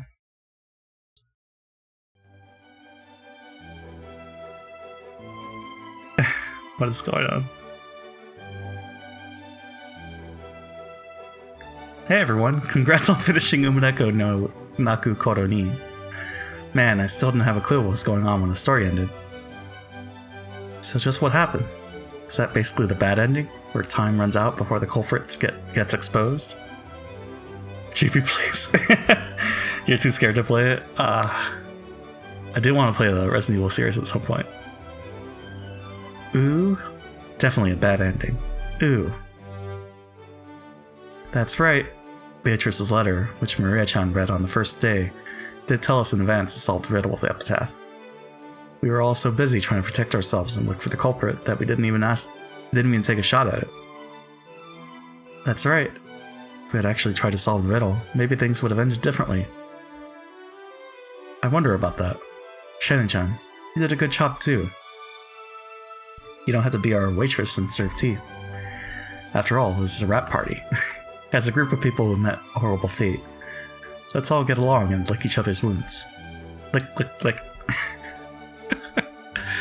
Speaking of a horrible fate, Shannon beats the rest of us hands down, doesn't she? You're okay, you're liking this? Happy? Ah, see, they're smiling. She was such a beautiful character, so I thought she'd definitely survive until the very end. But she was killed right in the beginning, and on top of that, what was it? Half of her face was smashed, right? That's the worst. That was my role, so there was no way around it. Nissan, it's nothing for you to worry about. Judging by the last epilogue, even Milady and the rest of them met an extremely tragic end. Hahaha, it seems so. I think I remember seeing this horrible picture, kind of like my entire body had been eaten apart and dismembered. What? Speaking of which, don't you think Cannon's last moments were the coolest? Even though he had the tables turned on him, it was a showdown with the culprit, right?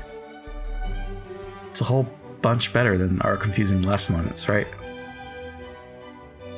Though in the end, I was unable to get a solid hit in.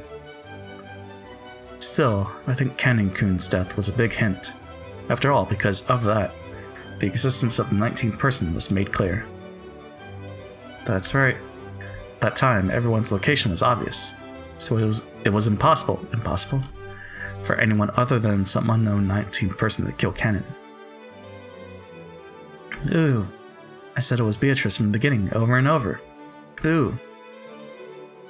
I don't want to believe it, but that does prove the culprit was a witch calling herself Beatrice. That's right. There are many strange things that happen that a human couldn't do. Ooh, only a witch could do things like murdering Aunt Ava in that closed room. A human couldn't do it. Ooh. Not only is the existence of a 19th person clear, but it's also obvious that this person holds power that humans can't even imagine. In that case, I don't think there's anything wrong with calling this person Beatrice. We probably met at the very end. Met with the Golden Witch. Like I kept saying, Beatrice exists. It all went bad because no one ever believed. Ooh. Even one of her witch friends says that miracles won't occur if you don't believe. Ooh. That's right. Hold on, I'm gonna drink some water.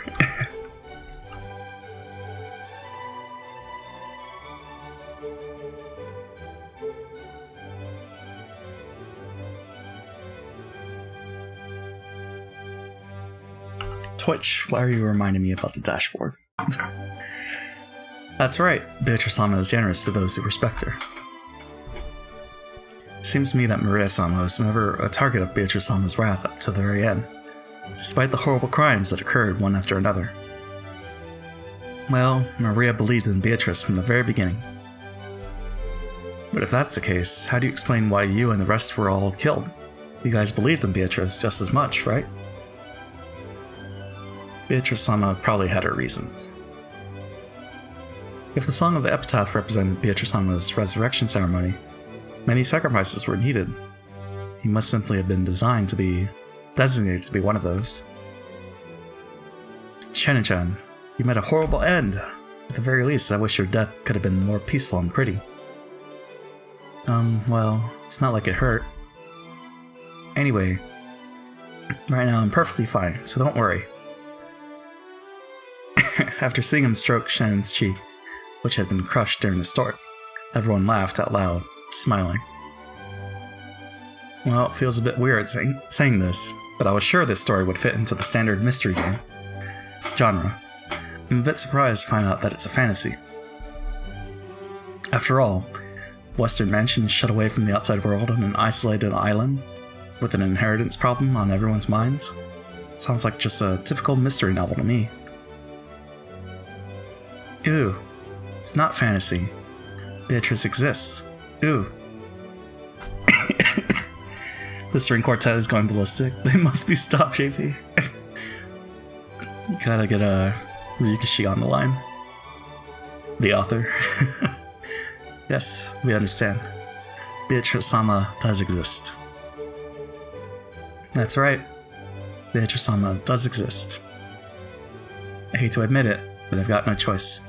Because it's obvious that a 19th person, a witch, was involved.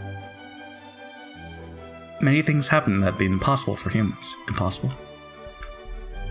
During the story, we tried to deny that in all sorts of ways. But now I can say it for sure. Each crime, every single one, would have been impossible for a human. Impossible. They'd be impossible to carry out unless it was the witch Beatrice using all the power magic could provide. The culprit was a witch. That point's perfectly clear. Long live Beatrice. Ha ha ha ha ha ha. Ooh, everyone believed. I'm so glad. Ooh. Gods and witches might seem terrifying to people who are frightened of them, but I think they must be affectionate to those who believe and respect them. I think you're right. So this murder case game is finally over. Now's the time to pull ourselves together and try hard to solve the riddle of the epitaph, just like Beatrice said, right? Boo, I agree. Beatrice will definitely be happy. Ha ha ha ha ha. Everyone ignored that letter during the story. Even though it was thrust right in front of us, we almost completely ignored it. Kinda feel sorry for Beatrice-sama. I've got the epitaph written down right here. Let's all solve it. Let's all solve it. The story probably went wrong ever since that time. But maybe so. Maybe we should have tried solving the epitaph's riddle from the beginning, like Beatrice said. Well, it's a little late now. Even so, let's try solving it now and see if the witch forgives us. Let's go. Let's try to solve the riddle of the epitaph. It was something like, "Behold the sweet fish river running through my beloved hometown." Maria put her notebook on the table and opened to the page where the epitaph was written. Everyone stared at it, getting really into it as they started guessing this and that about the riddle. Surrounded by the smell of black tea and freshly baked vanilla cookies, we spent the time comfortably and happily. See, they're fine. They're all alive. Hold on a second, you guys. But Battler has spoken in a way that cut through the conversation. His expression looked a little unhappy. What could he not like about all of his fun? I've been listening to you guys for a while, but why did you all stop thinking? Why are you so sure that the witch was behind all this? Don't you realize something like that can't exist? Just those words, the happy atmosphere surrounding the tea party evaporated in an instant. George and Jessica, and Shannon and Cannon, and Maria. All of them stared blankly, wondering what in the world Battler was talking about. Even the foolish, arrogant Battler realized they hadn't chosen his words well. His words well. Because isn't it clear that these crimes were impossible for a human? That's right, that's right. None of the cases would have been possible for a human. That's true. After all, wasn't it full of things that humans couldn't explain? I don't understand what you're saying, Battler-sama. Impossible. I'm the one who doesn't have a clue what you guys are talking about. Isn't it obvious that humans committed these crimes? There's no way something like the witch exists, right? Then, what about when I was killed in the storehouse and something horrible was done to half of my face? If the culprit was human, how could they have accomplished it? Well, it's hard to imagine how they did something that awful. But that was the Rose Garden storehouse, right? I'm sure there were plenty of weird tools in there. Let's say they used some electrical tools like a grinder or an electric saw. That's... Then, Battler, how do you explain Grandfather's disappearance from the study when it was a closed room? Even though the door was sealed, Grandfather just suddenly disappeared, right? We talked about that during the story too. It's not possible that Grandfather used some trick to fool the receipt. It's also possible that he went out the window, fell down, and Aunt Atsuhi locked the window from the inside. I could think of a bunch of tricks you could use without relying on magic. That makes sense, but... In that case, Battler-kun, how do you explain the way my parents were killed in the guest room? The door was sealed by the lock and the chain. Naturally, the window was sealed too. How do you think a human could have killed my parents? Well... we did have to leave that trick alone during the story. Anyway, there's at least a good chance the culprit had a key. And it was possible to look in through the crack of the door that the chain allowed. I know this is a stretch, but it's possible some device was used through that crack. Like maybe they stuck something through it. Well, even though a door chain is incredibly simple, it's a big factor in setting up a closed room. Still, there's probably some closed room trick they could have used. I brought some closed room mystery novels from the bookstore. You could probably find some trick that fit perfectly. Anyway, can't think of one now, but I claim that there's nothing humans can't do if they try hard enough. What, like a magnet? Isn't that argument horribly irrational? It's just ridiculous to claim that it's possible for a human to do something even though you can't explain how. Why is that ridiculous? Why did all of you stop thinking? Even something that looks impossible has to be doable. Doesn't it always work like that? Pat, you're the one being ridiculous. If you think a human could have done it, try explaining how. You can't, can you? And you're okay with saying the culprit is a witch just because they can't explain it? With that argument, all the unsolved crimes in the world could be resolved by saying a witch is the culprit. Battler, you're sidestepping the issue, and you aren't explaining anything. We're saying a human couldn't have done it. Therefore, the culprit is something that isn't human. And that something is a witch. Yet you keep arbitrarily deciding that witches are impossible, even though you can't explain anything. Hehehehe. It's almost like humanity was during the Dark Ages. Like those fools who claimed the heavens spun around the earth. Those who said that the earth couldn't be spinning, even though they couldn't explain why. That kind of argument kind of pisses me off. So this is basically what you're trying to say. If I can explain how a human could do it, then I must accept that the culprit is a witch.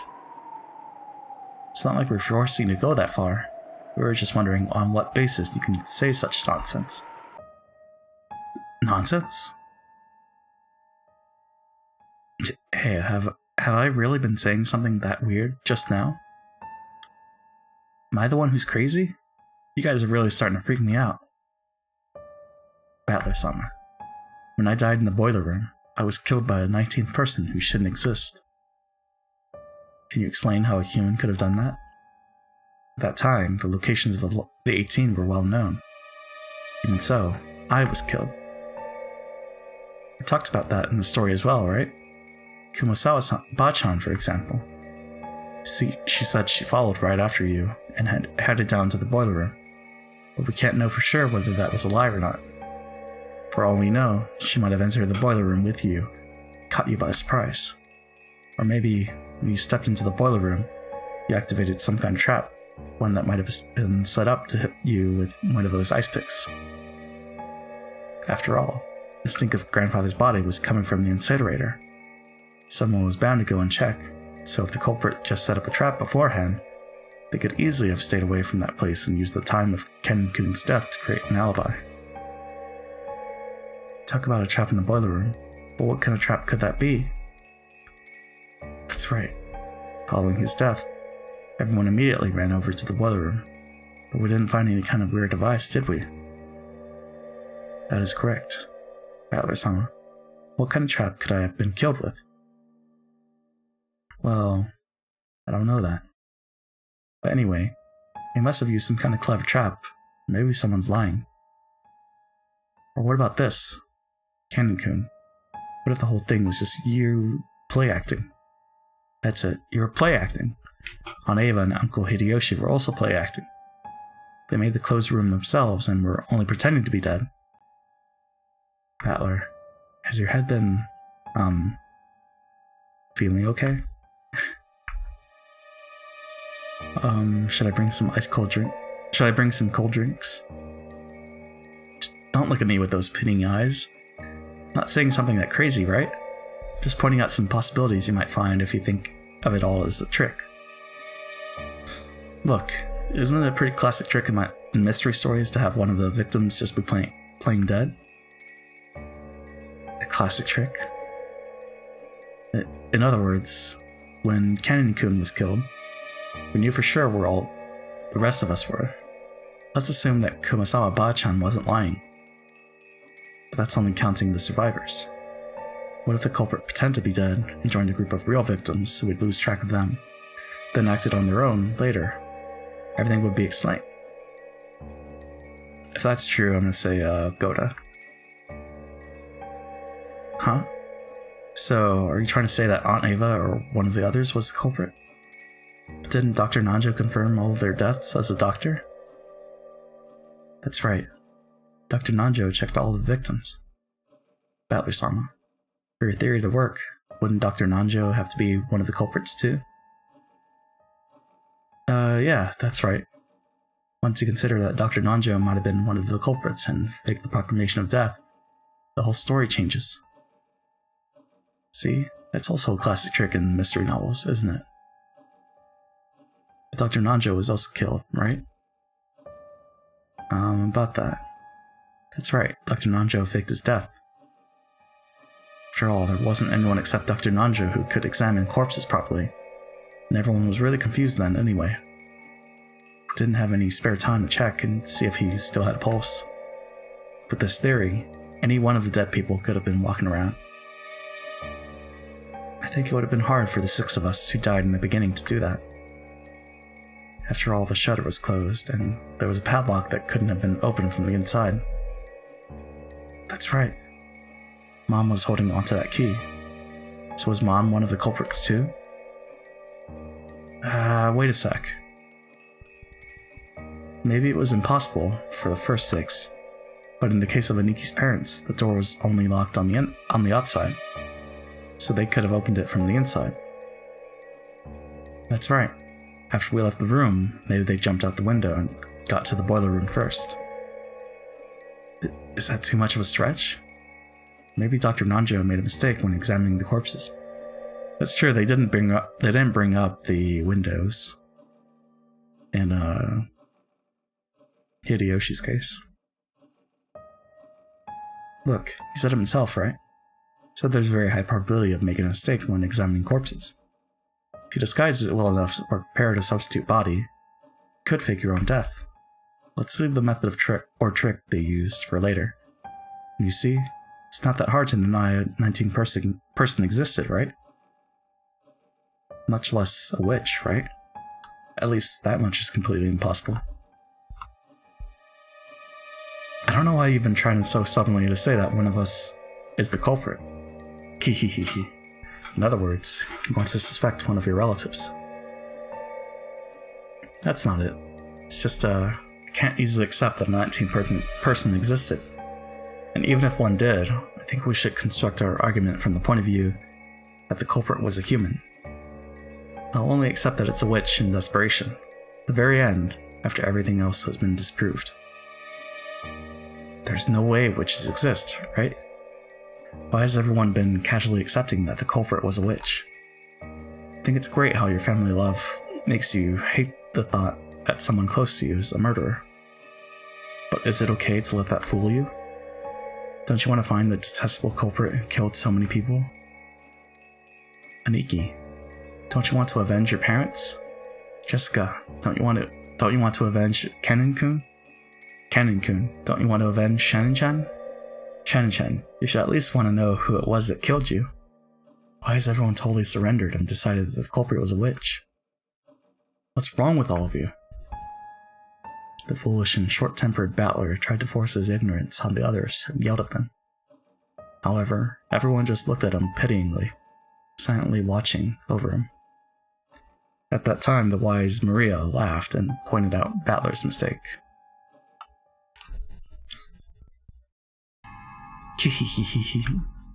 I'm shocked. All I see is you repeating this nonsense, thinking you figured something out, Battler.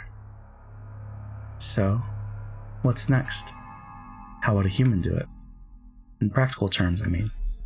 I imagine you'll say I just can't think of anything now, or with some kind of device, using abstract words to run away and evade the topic. What I really want to know, Battler, is this. Why don't you believe in Beatrice? She exists, so why don't you believe? Because she doesn't exist. Witches don't exist. There's no way. It was almost like a spoiled child who just doesn't want to accept something. The pitying gazes quietly closed in around Battler, but they didn't reach his stubborn heart. You realize that you're acting just like a spoiled brat throwing a tantrum, right? Battler-sama, I understand your feelings, but Beatrice does exist. Battler-kun, why don't you believe?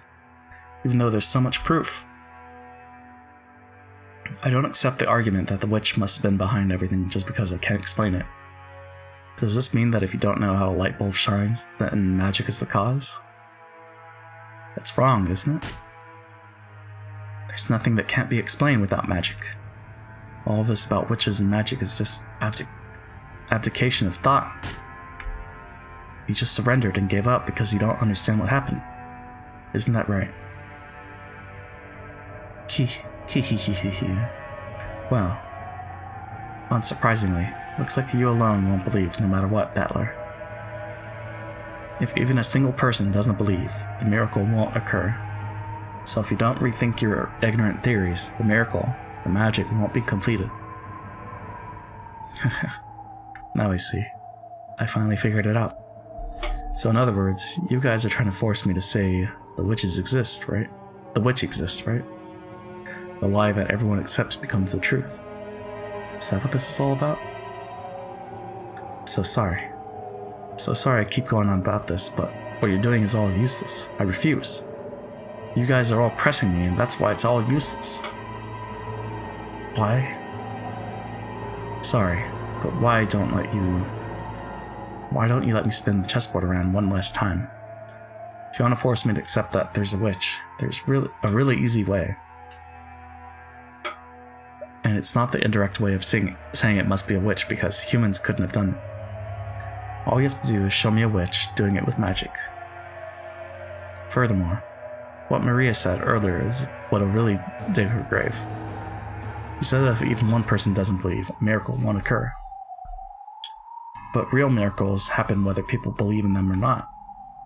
Even if I don't believe. So any miracles or magic or witches that exist only because I believe in them are downright lies.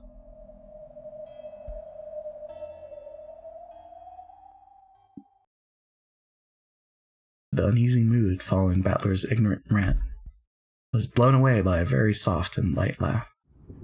Whose laugh? Battler was surprised. He had never heard that voice before. When he looked at George and Jessica, at Shannon and Cannon and Maria, he noticed that they had suddenly gone respectfully silent. Beatrice's laugh. Oh, Beatrice. How amusing. I haven't met such a charming human for quite some time. Who are you? Don't you even know the host of the tea party you invited to? How amusing indeed. Cackle, cackle. This is Beatrice-sama, the golden witch who has lived for 1,000 years. Oh? Beatrice, the golden witch who has lived for 1,000 years. She has surpassed the limits of humans, and like the demons, will sometimes appear in response to the summons made by humans to offer her power in exchange for a price. She likes black tea and ice cream, She hates boredom and people who deny her existence. I almost don't want to save over that one.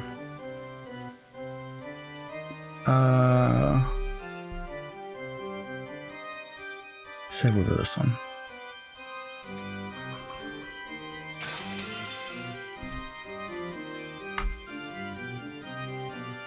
There's other pages you could save on. Yeah, but I was gonna save those for the other chapters. I guess, yeah, I could have used page 5. Whoops. That's fine. It is an honor to be graced with your presence, Beatrice-sama. Please, forgive Battler-kun's ranting. This guy's just stubborn, and he still doesn't understand the situation he's in. Cackle. What a treat this is. Most witches get tired of living after the first 1,000 years. How nice it is to meet a man with backbone such as yourself every once in a while. It is quite an honor to be present when Beatrice shows herself, Battler.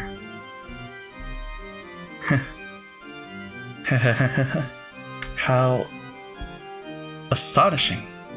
Are you really that desperate to make me believe that a witch? That a 19th person is the culprit? This is starting to get interesting.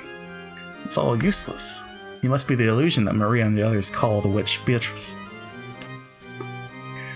You'll only be allowed to exist if everyone believes it. You have that kind of half existence, right? That's why you want to make me believe too. You can't exist because I alone don't believe in you. Isn't that right? Your powers of comprehension aren't bad for a mere commoner who knows nothing of magic. Yes, it seems you were born with a strong magic-resistant power. You're a natural enemy of us witches. No matter how much we turn your world upside down, you never believe in us. Therefore, the magic won't succeed. I accept that attitude of yours. Cackle. I've got no clue what you're saying. It's very kind of you to go to all the trouble showing yourself to us. But I don't believe you exist in the slightest. It's true that many strange things happened during those 2 days. Like Maria said earlier, even though I think all the tricks could be explained, I still can't lay out the practical details of each one. However, that doesn't mean I'll surrender. I'm different from the rest of them, got it? I'll never accept that it was the work of a witch just because I can't explain it. This keeps getting more amusing. Making you surrender will be worth my while. You're just the kind of man I'd like to force into praising my name. I'd love to try making a man like you kiss my toes. Cackle. If you want to talk nonsense, talk all you want. I deny you exist. All the events can be explained with human tricks. There is no room for even a speck of magic or witches. Wonderful. What a perfect way to divert oneself from 1,000 years of boredom. Then, let me ask you. A short while ago, you said that using the crack in the door would be sufficient to kill Eva and Hideyoshi, right? Explain how they could have been killed using some human trick. Suddenly jumping right into the toughest part, are you? Does that mean this is the trick you're proudest of? This real culprit? Oh. With a shake of her golden pipe, gentle, multicolored smoke trailed out of the end. The smoke quickly obscured their surroundings, and they were suddenly in the hallway of the mansion.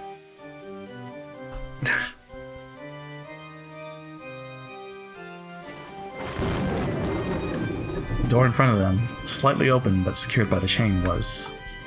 That's right. It's the door to the room where Eva and Hideyoshi were killed. Nice trick. Very well. Show me what you do with this small crack, Battler.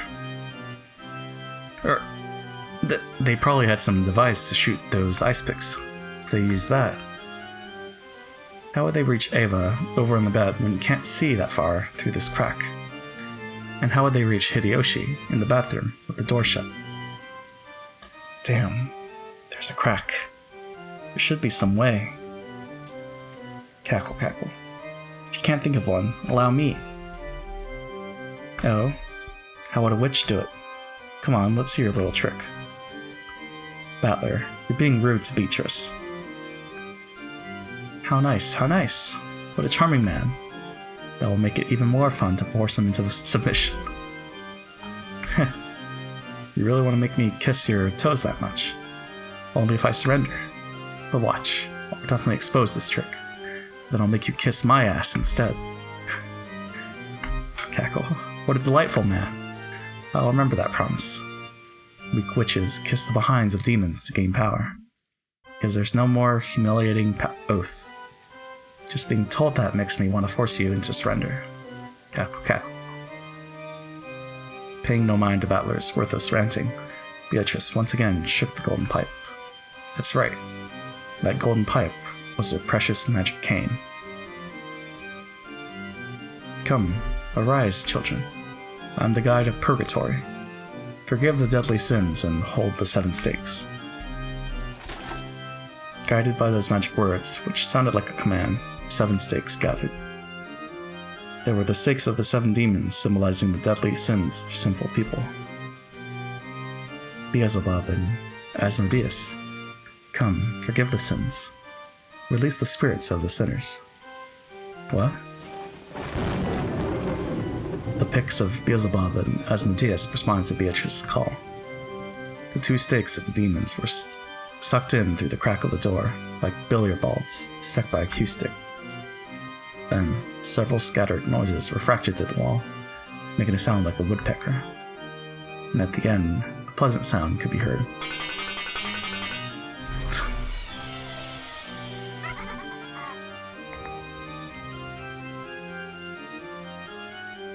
It was a small, satisfying sound, like the one heard when someone is chopping firewood, and the falling axe neatly and easily slices through the wood. It was the sound of the 2 picks burying themselves deep into Ava's and Hideyoshi's foreheads. Right down the middle. Wanna see? They definitely heard the 2 sounds like a pair of foreheads being split open. Battler wasn't permitted to see it, since he was on the other side of the door. But those 2 had died again. The second time, they lay not an inch apart from where they had lain the last time, with this exact same blood spray as before. You moron. That's insane. You think you could just kill them like that? I can kill them. I can kill them just like this. Cackle, cackle, cackle.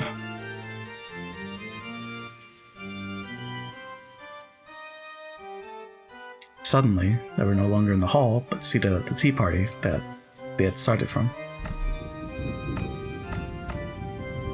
Everyone but Battler was seated meekly, but Cannon was moaning, fresh blood dangling from his mouth. What a rude thing to do at a tea party. Satan's stake was buried deep into Cannon's chest.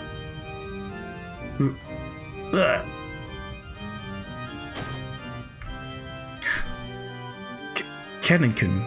Cannon-kun. Damn it. Battler was the only one getting agitated. George, Jessica, Shannon, everyone else was meekly hanging their heads like students being yelled at by their teacher. Cannon was captivated by a trifling anger and tried to disturb my banquet.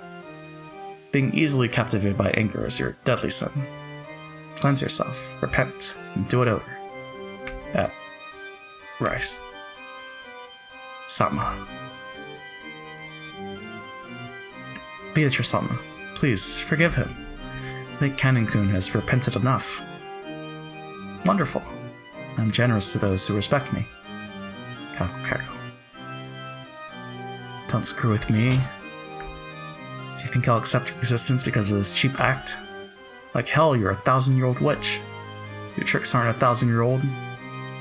They're just the sum of a century of classic tricks from the mystery genre. There's no such thing as magic. Definitely not.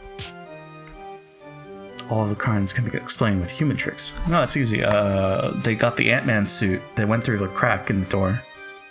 Came out the other side. There we go. Cackle, cackle.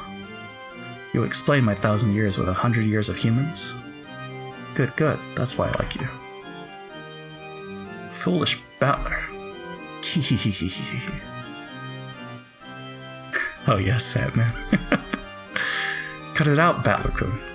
You can't go against the witch.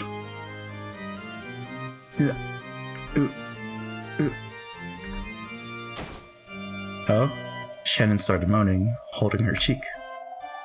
Maybe she had a toothache. But apparently it wasn't a toothache after all. A slight redness spread across the cheek Shannon was holding. Looked like that redness was causing Shannon unbearable pain.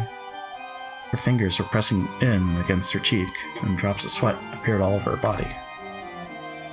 Shannon. Shannon! Hang in there. Hang in there. What's going on? Damn it, what the hell is that red stuff? It expanded rapidly, covering half of Shannon's face.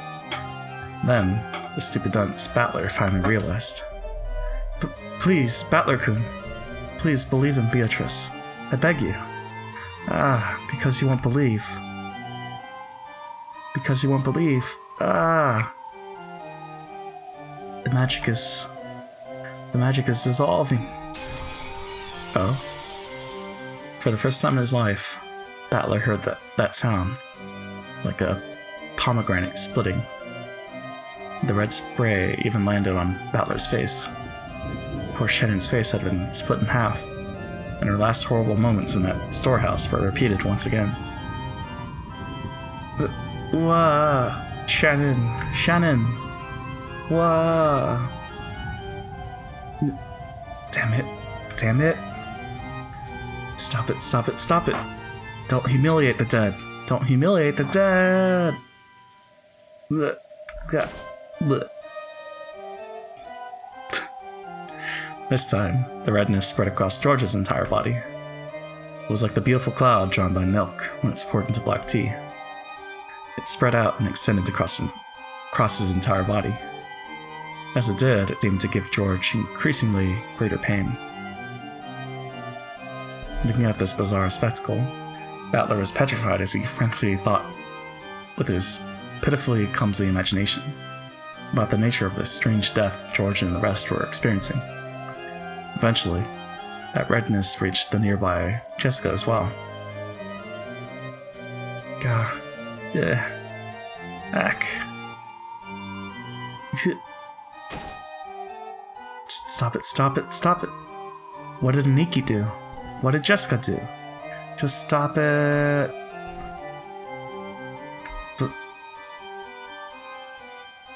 Battler.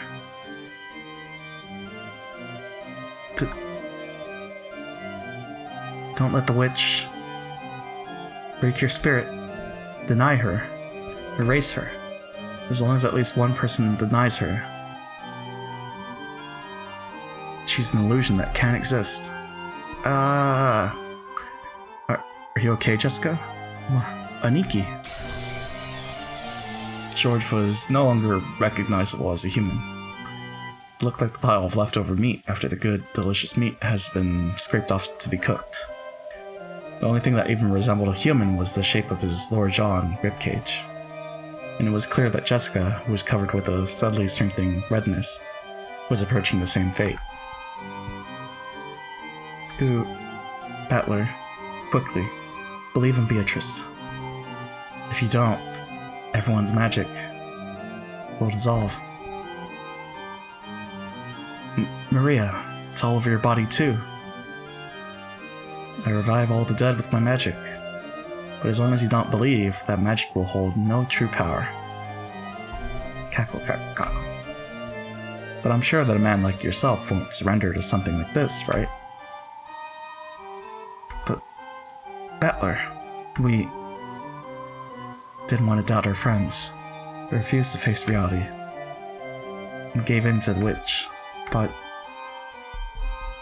Battler, you won't give in to the witch. Yeah.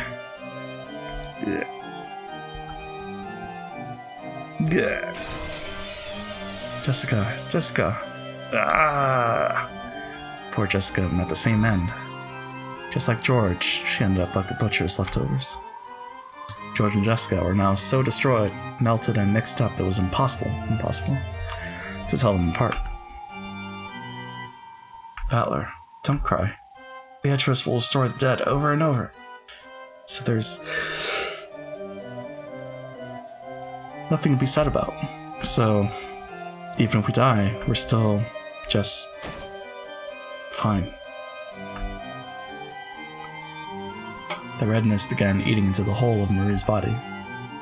The foolish battler watched and screamed.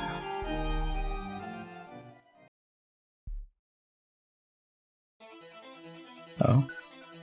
I won't forgive you. I'll never forgive you. A witch? Magic?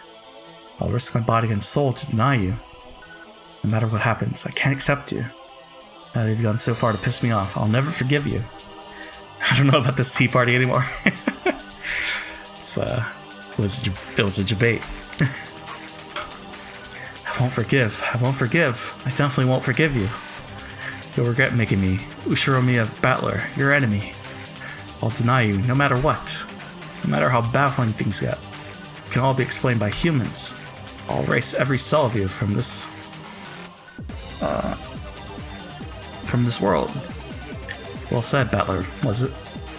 That's just the thing to divert me from my 1,000 years of boredom. Come, explain. Try explaining it all with human tricks, and learn how lowly humans are. Let's see if what humanity has built up in 100 years can oppose my 1,000 years. That's what will make forcing you to submit so pleasant. Something is surely being spilled. It's not the tea. So tell me, you who call yourself Battler, what about Maria's letter? How the 6 were killed? The shutter, the receipt and seal, the closed room with the chain, Cannon in the boiler room, Genji and the others in the lounge, Natsuhi's suicide, the riddle of the epitaph, the location of the hidden gold. So many things. Yes, Battler. Why don't you show me the power of humans? Fuhahahahaha. Ah.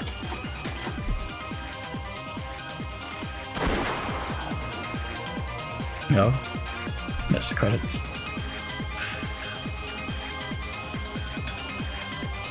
Now chapter 1's done.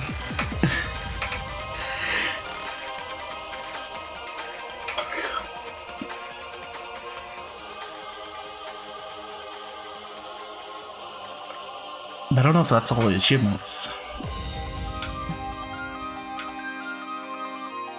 Told us to keep our save files, I guess. For chapter 1 at least.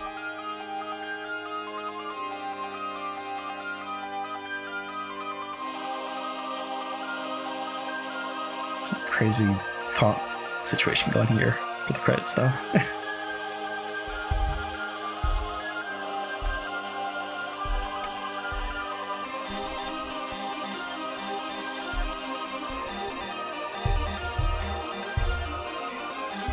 I don't know about this track.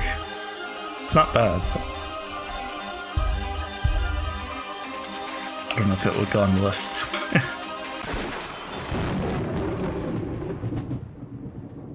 So many gunshots.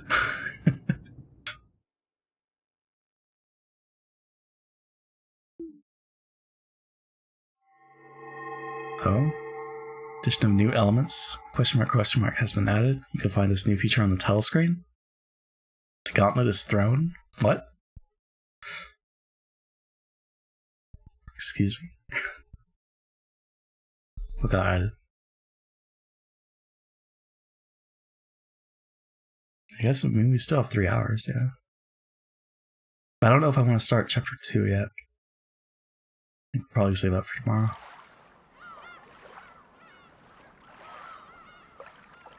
But what's this, question mark. Welcome to the tea party of those who are not human?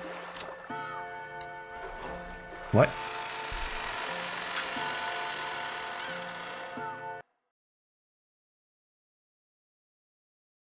Another tea party? Looks like it. Those who are not human?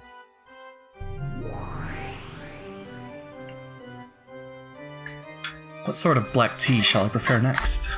Allow me to display every refined tea that ever was and ever shall be. Oh? Dried plum black tea. The kind that goes for 200 years, yet in the pack. Cackle cackle. For 1,000 years I've been fond of black tea, but I did not know of such a thing. I'll never tire of living in this world. Ito, you don't have to display such hostility. I'm just a wandering witch. Didn't come with the intention of violating the rules of your territory. Cackle cackle. Hostility? I bear nothing of the sort. I'm just terribly concerned with seeing to it that the legendary witch, Lady Bernkastel, is well attended to. You misunderstand. I'm powerless.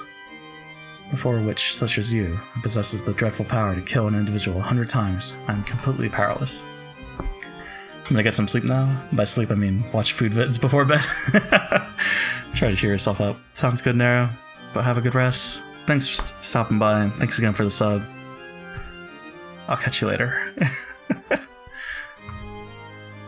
Well, there's Bernkastel. So, Bernkastel is one of the things that I've been spoiled about. But I have no idea like how she plays into the story. So I guess we'll see. Also, yeah, Beatrice and Bernkastel. That's why I was confused. I think it was in the first session when they were talking about the Portrait of Beatrice. I was getting it confused with Bernkastel, but right. Beatrice is Beatrice, Bernkastel is Bernkastel. That a powerless lady which, like you, possesses a power that none can approach is what is truly terrifying. After all, that great witch, Lady Lambadelta, was dethroned by you alone. I only won an endurance contest. She simply got tired. That is not what Lady Lambadelta said, though. Cackle. Too much humility can be unseemly, Lady Bernkastel.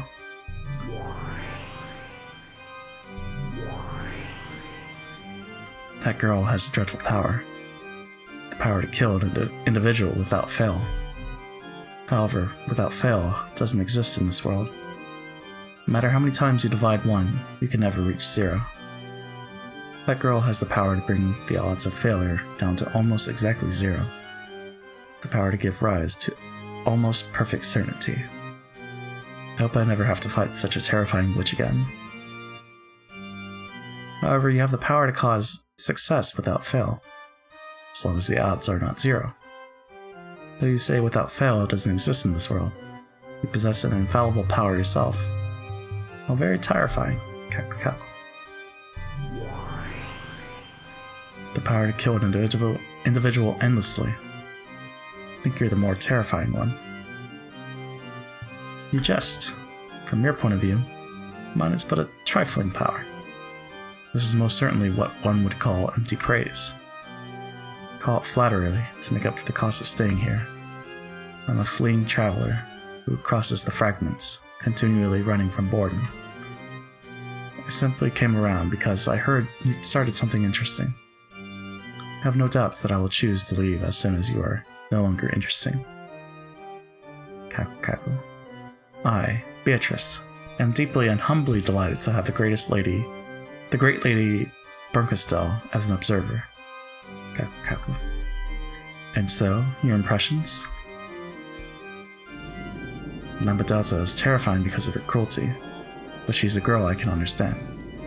You do seem to be capable of affection, but I can't understand you at all. That makes you much more terrifying than her. Huh. Cackle. I'm fickle by nature. Do forgive me. Besides, I believe you also enjoy entrusting your fate to the role of fickle dice, right, Lady Bernkastel? When I roll the dice, I have a roll I clearly want to get. Unlike you. You, on the other hand, never let the dice fall from your hand. So whatever the roll might have been, you're never disappointed. Whatever roll the dice show you, you are satisfied without fail. In that sense, you far surpassed me. You're one I really don't want to fight with. Inside of you, there's nothing but 0. That's why I can't win against you with my power. It's the worst compatibility. Perhaps Lambda Delta, on the other hand, has a good compatibility against you, since she would be able to kill your endless nature. Kaku. Oh yes, witches truly are the best people to enjoy black tea with. One doesn't get bored. Then I'm relieved. Boredom is the only poison that can kill me. So don't kill me, okay? Lady Beatrice, endless wish. If such is your wish, I, Beatrice, shall show you an even better time. In that case, wouldn't it be best if I brought the next chessboard in right away? Seems the next tale would do more for you than another cup of black tea. Just wait for a moment. Cackle.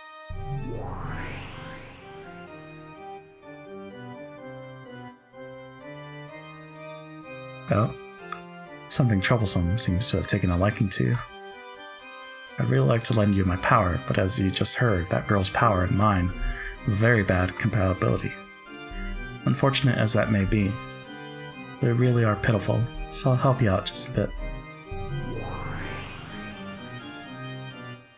First of all, about that girl. She does have the name Beatrice, but that doesn't necessarily mean she is one individual woman. Get what I mean? In other words, she's not some human. Her existence is a personification of the rules of this world. To beat her, you have to expose the rules of this world and unravel them. Perhaps this can be likened to learning the rules of chess by watching a game. First, take a good look at the chessboard. Then, learn the movements and roles of the pieces. Then, look for the conditions required to win at her game. When you've managed to reveal all these things, her heart will be exposed. After that, you can rip it apart or crush it as you please. I'm being quite generous. In the past, when I had a human body, it took me 100 years to notice even this much. This is my meager farewell gift to you, the pitiful one captured by Beto. It's just like a spoon. A spoon can be used for more than just drinking soup. You can use it to dig through the prison you're locked in, or as a weapon to gouge the witch's eyes out. Of course, you can also use the spoon to continually slip the watery soup inside your eternal cell. Don't get the wrong idea. I have no intention of becoming your ally. I do feel empathy for you, but I won't help you. It's like I'm sitting in front of the television, yelling at you on the other side, even though my voice won't reach you. So, you understand that I'm a witch, right? I intend to enjoy this endless tale that Beta is going to weave until I tire of it. But that alone won't hold my interest. That's why I'll lend you my power. It's also that I don't get tired of this. I'm the cruelest witch in the world. Whoever the opponent may be, I'll make them surrender with certainty. Even if it's Beatrice, the endless witch, okay? You are my game piece. Give it your best shot. I'll give you advice sometimes, out of your sight. Don't bore me, okay? Giggle, giggle, giggle. I feel like I can watch the series now, maybe. It's just gonna be spoiled by one character, but I don't know, the comments. Right, never mind the comments. I can't watch. That's good. Addition of a new game board. The next episode's lock has been removed. Addition of new features. You can find these new features on the title screen. What did I get? What did I unlock?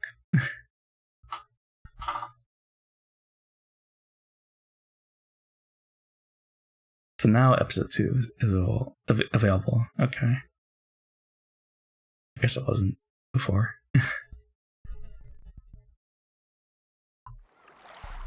What else? Oh? What is this? Aquarium? Take a look back on your recent stay. This will help you better recall the events of the past 2 days. Episode 1 tips. Hold up. Wait, what?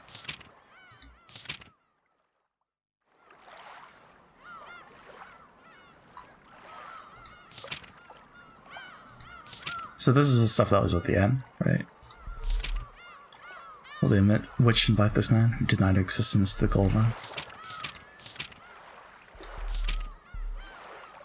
Winchester, M1894, sawed off. So it was sawed off, okay. Sawed off custom version of a rifle manufactured during the golden age of Winchesters. Special model more than makes up for its shorter lethal range by its portability and old-time cool factor. Can even be fired as quickly as a pistol if one works the lever action skillfully enough. Furthermore, any true lover of old western dramas can't help but be attracted to the one-handed reload made possible by its characteristic lever handle. To match... Wait, resurrect? What? To match with Kenzo's personal preferences, it was made to handle 45 long Colt bolts that holds 4+1 rounds.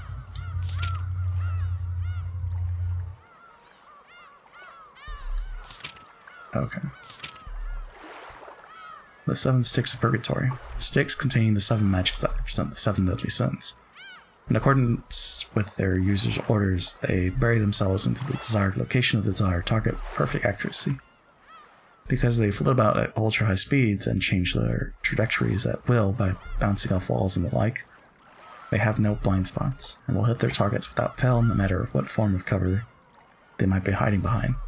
Furthermore, it is possible to change the force they hit with depending on the power of the body at which they strike. They are extremely powerful tools, but they cannot target pure people who have not committed one of the 7 deadly sins or people who have a strong resistance to magical power. So Battler is safe.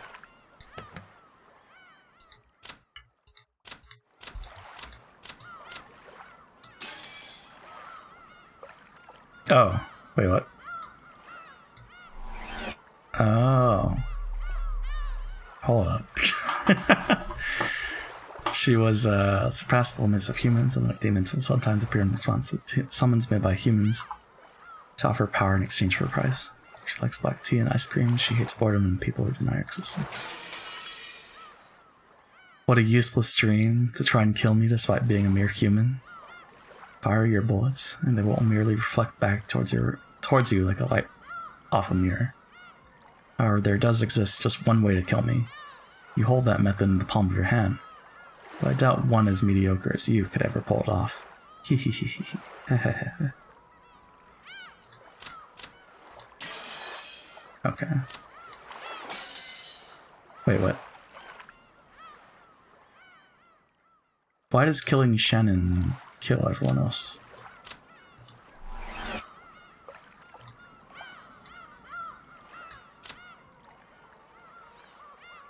Huh. Wait, what?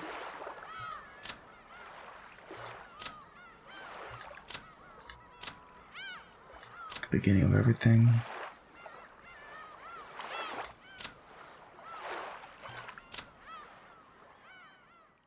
I'll get to see her again so I don't feel lonely.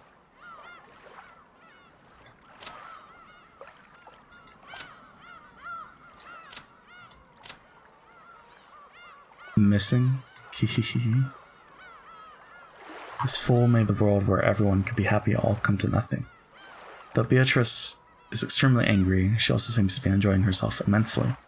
It's almost as though she's waited 1,000 years to get her hands on toys as fun as this one. Hopefully even this fool will be able to see you before too long. Right, all of this is written by Maria, right?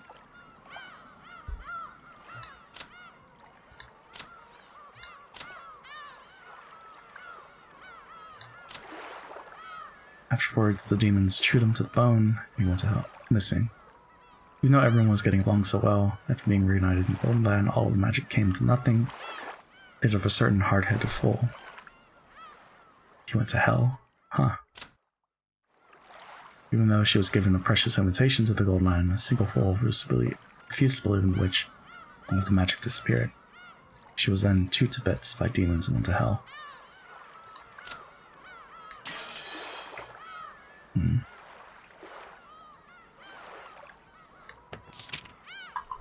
I guess that's all the tips.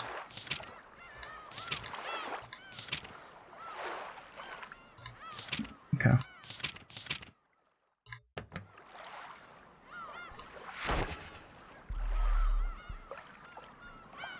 Why did that bring everyone?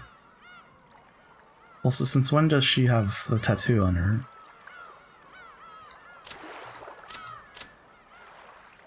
Did she always have that art?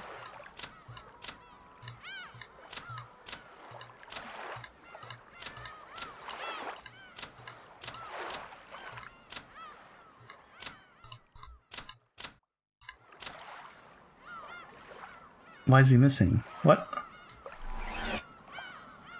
That's weird.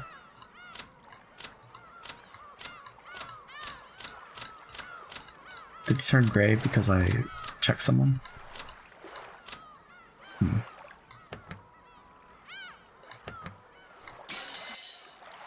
Okay. Alright. I guess we're good.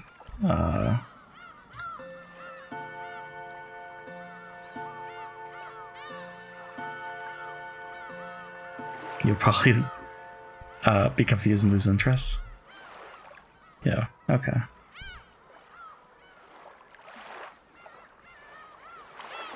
Why would you unlock the load, though? Oh, that's weird. Alright, what was the latest one? The latest one was this one. Okay.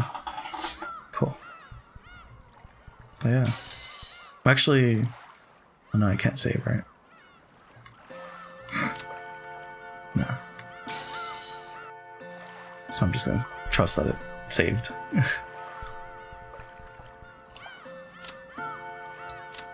Yeah, we already saw them. Okay. Well, that's gonna be it for me. I'll be back tomorrow. We'll start chapter 2, episode 2. How long was that then? It was 8 hours, 6 hours, 5 hours. So about 20 hours? It's not bad. Yeah. That's it for episode 1. Let's say episode 5. We're not on the answer arcs yet. But yeah. Thanks again to Nara for the sub.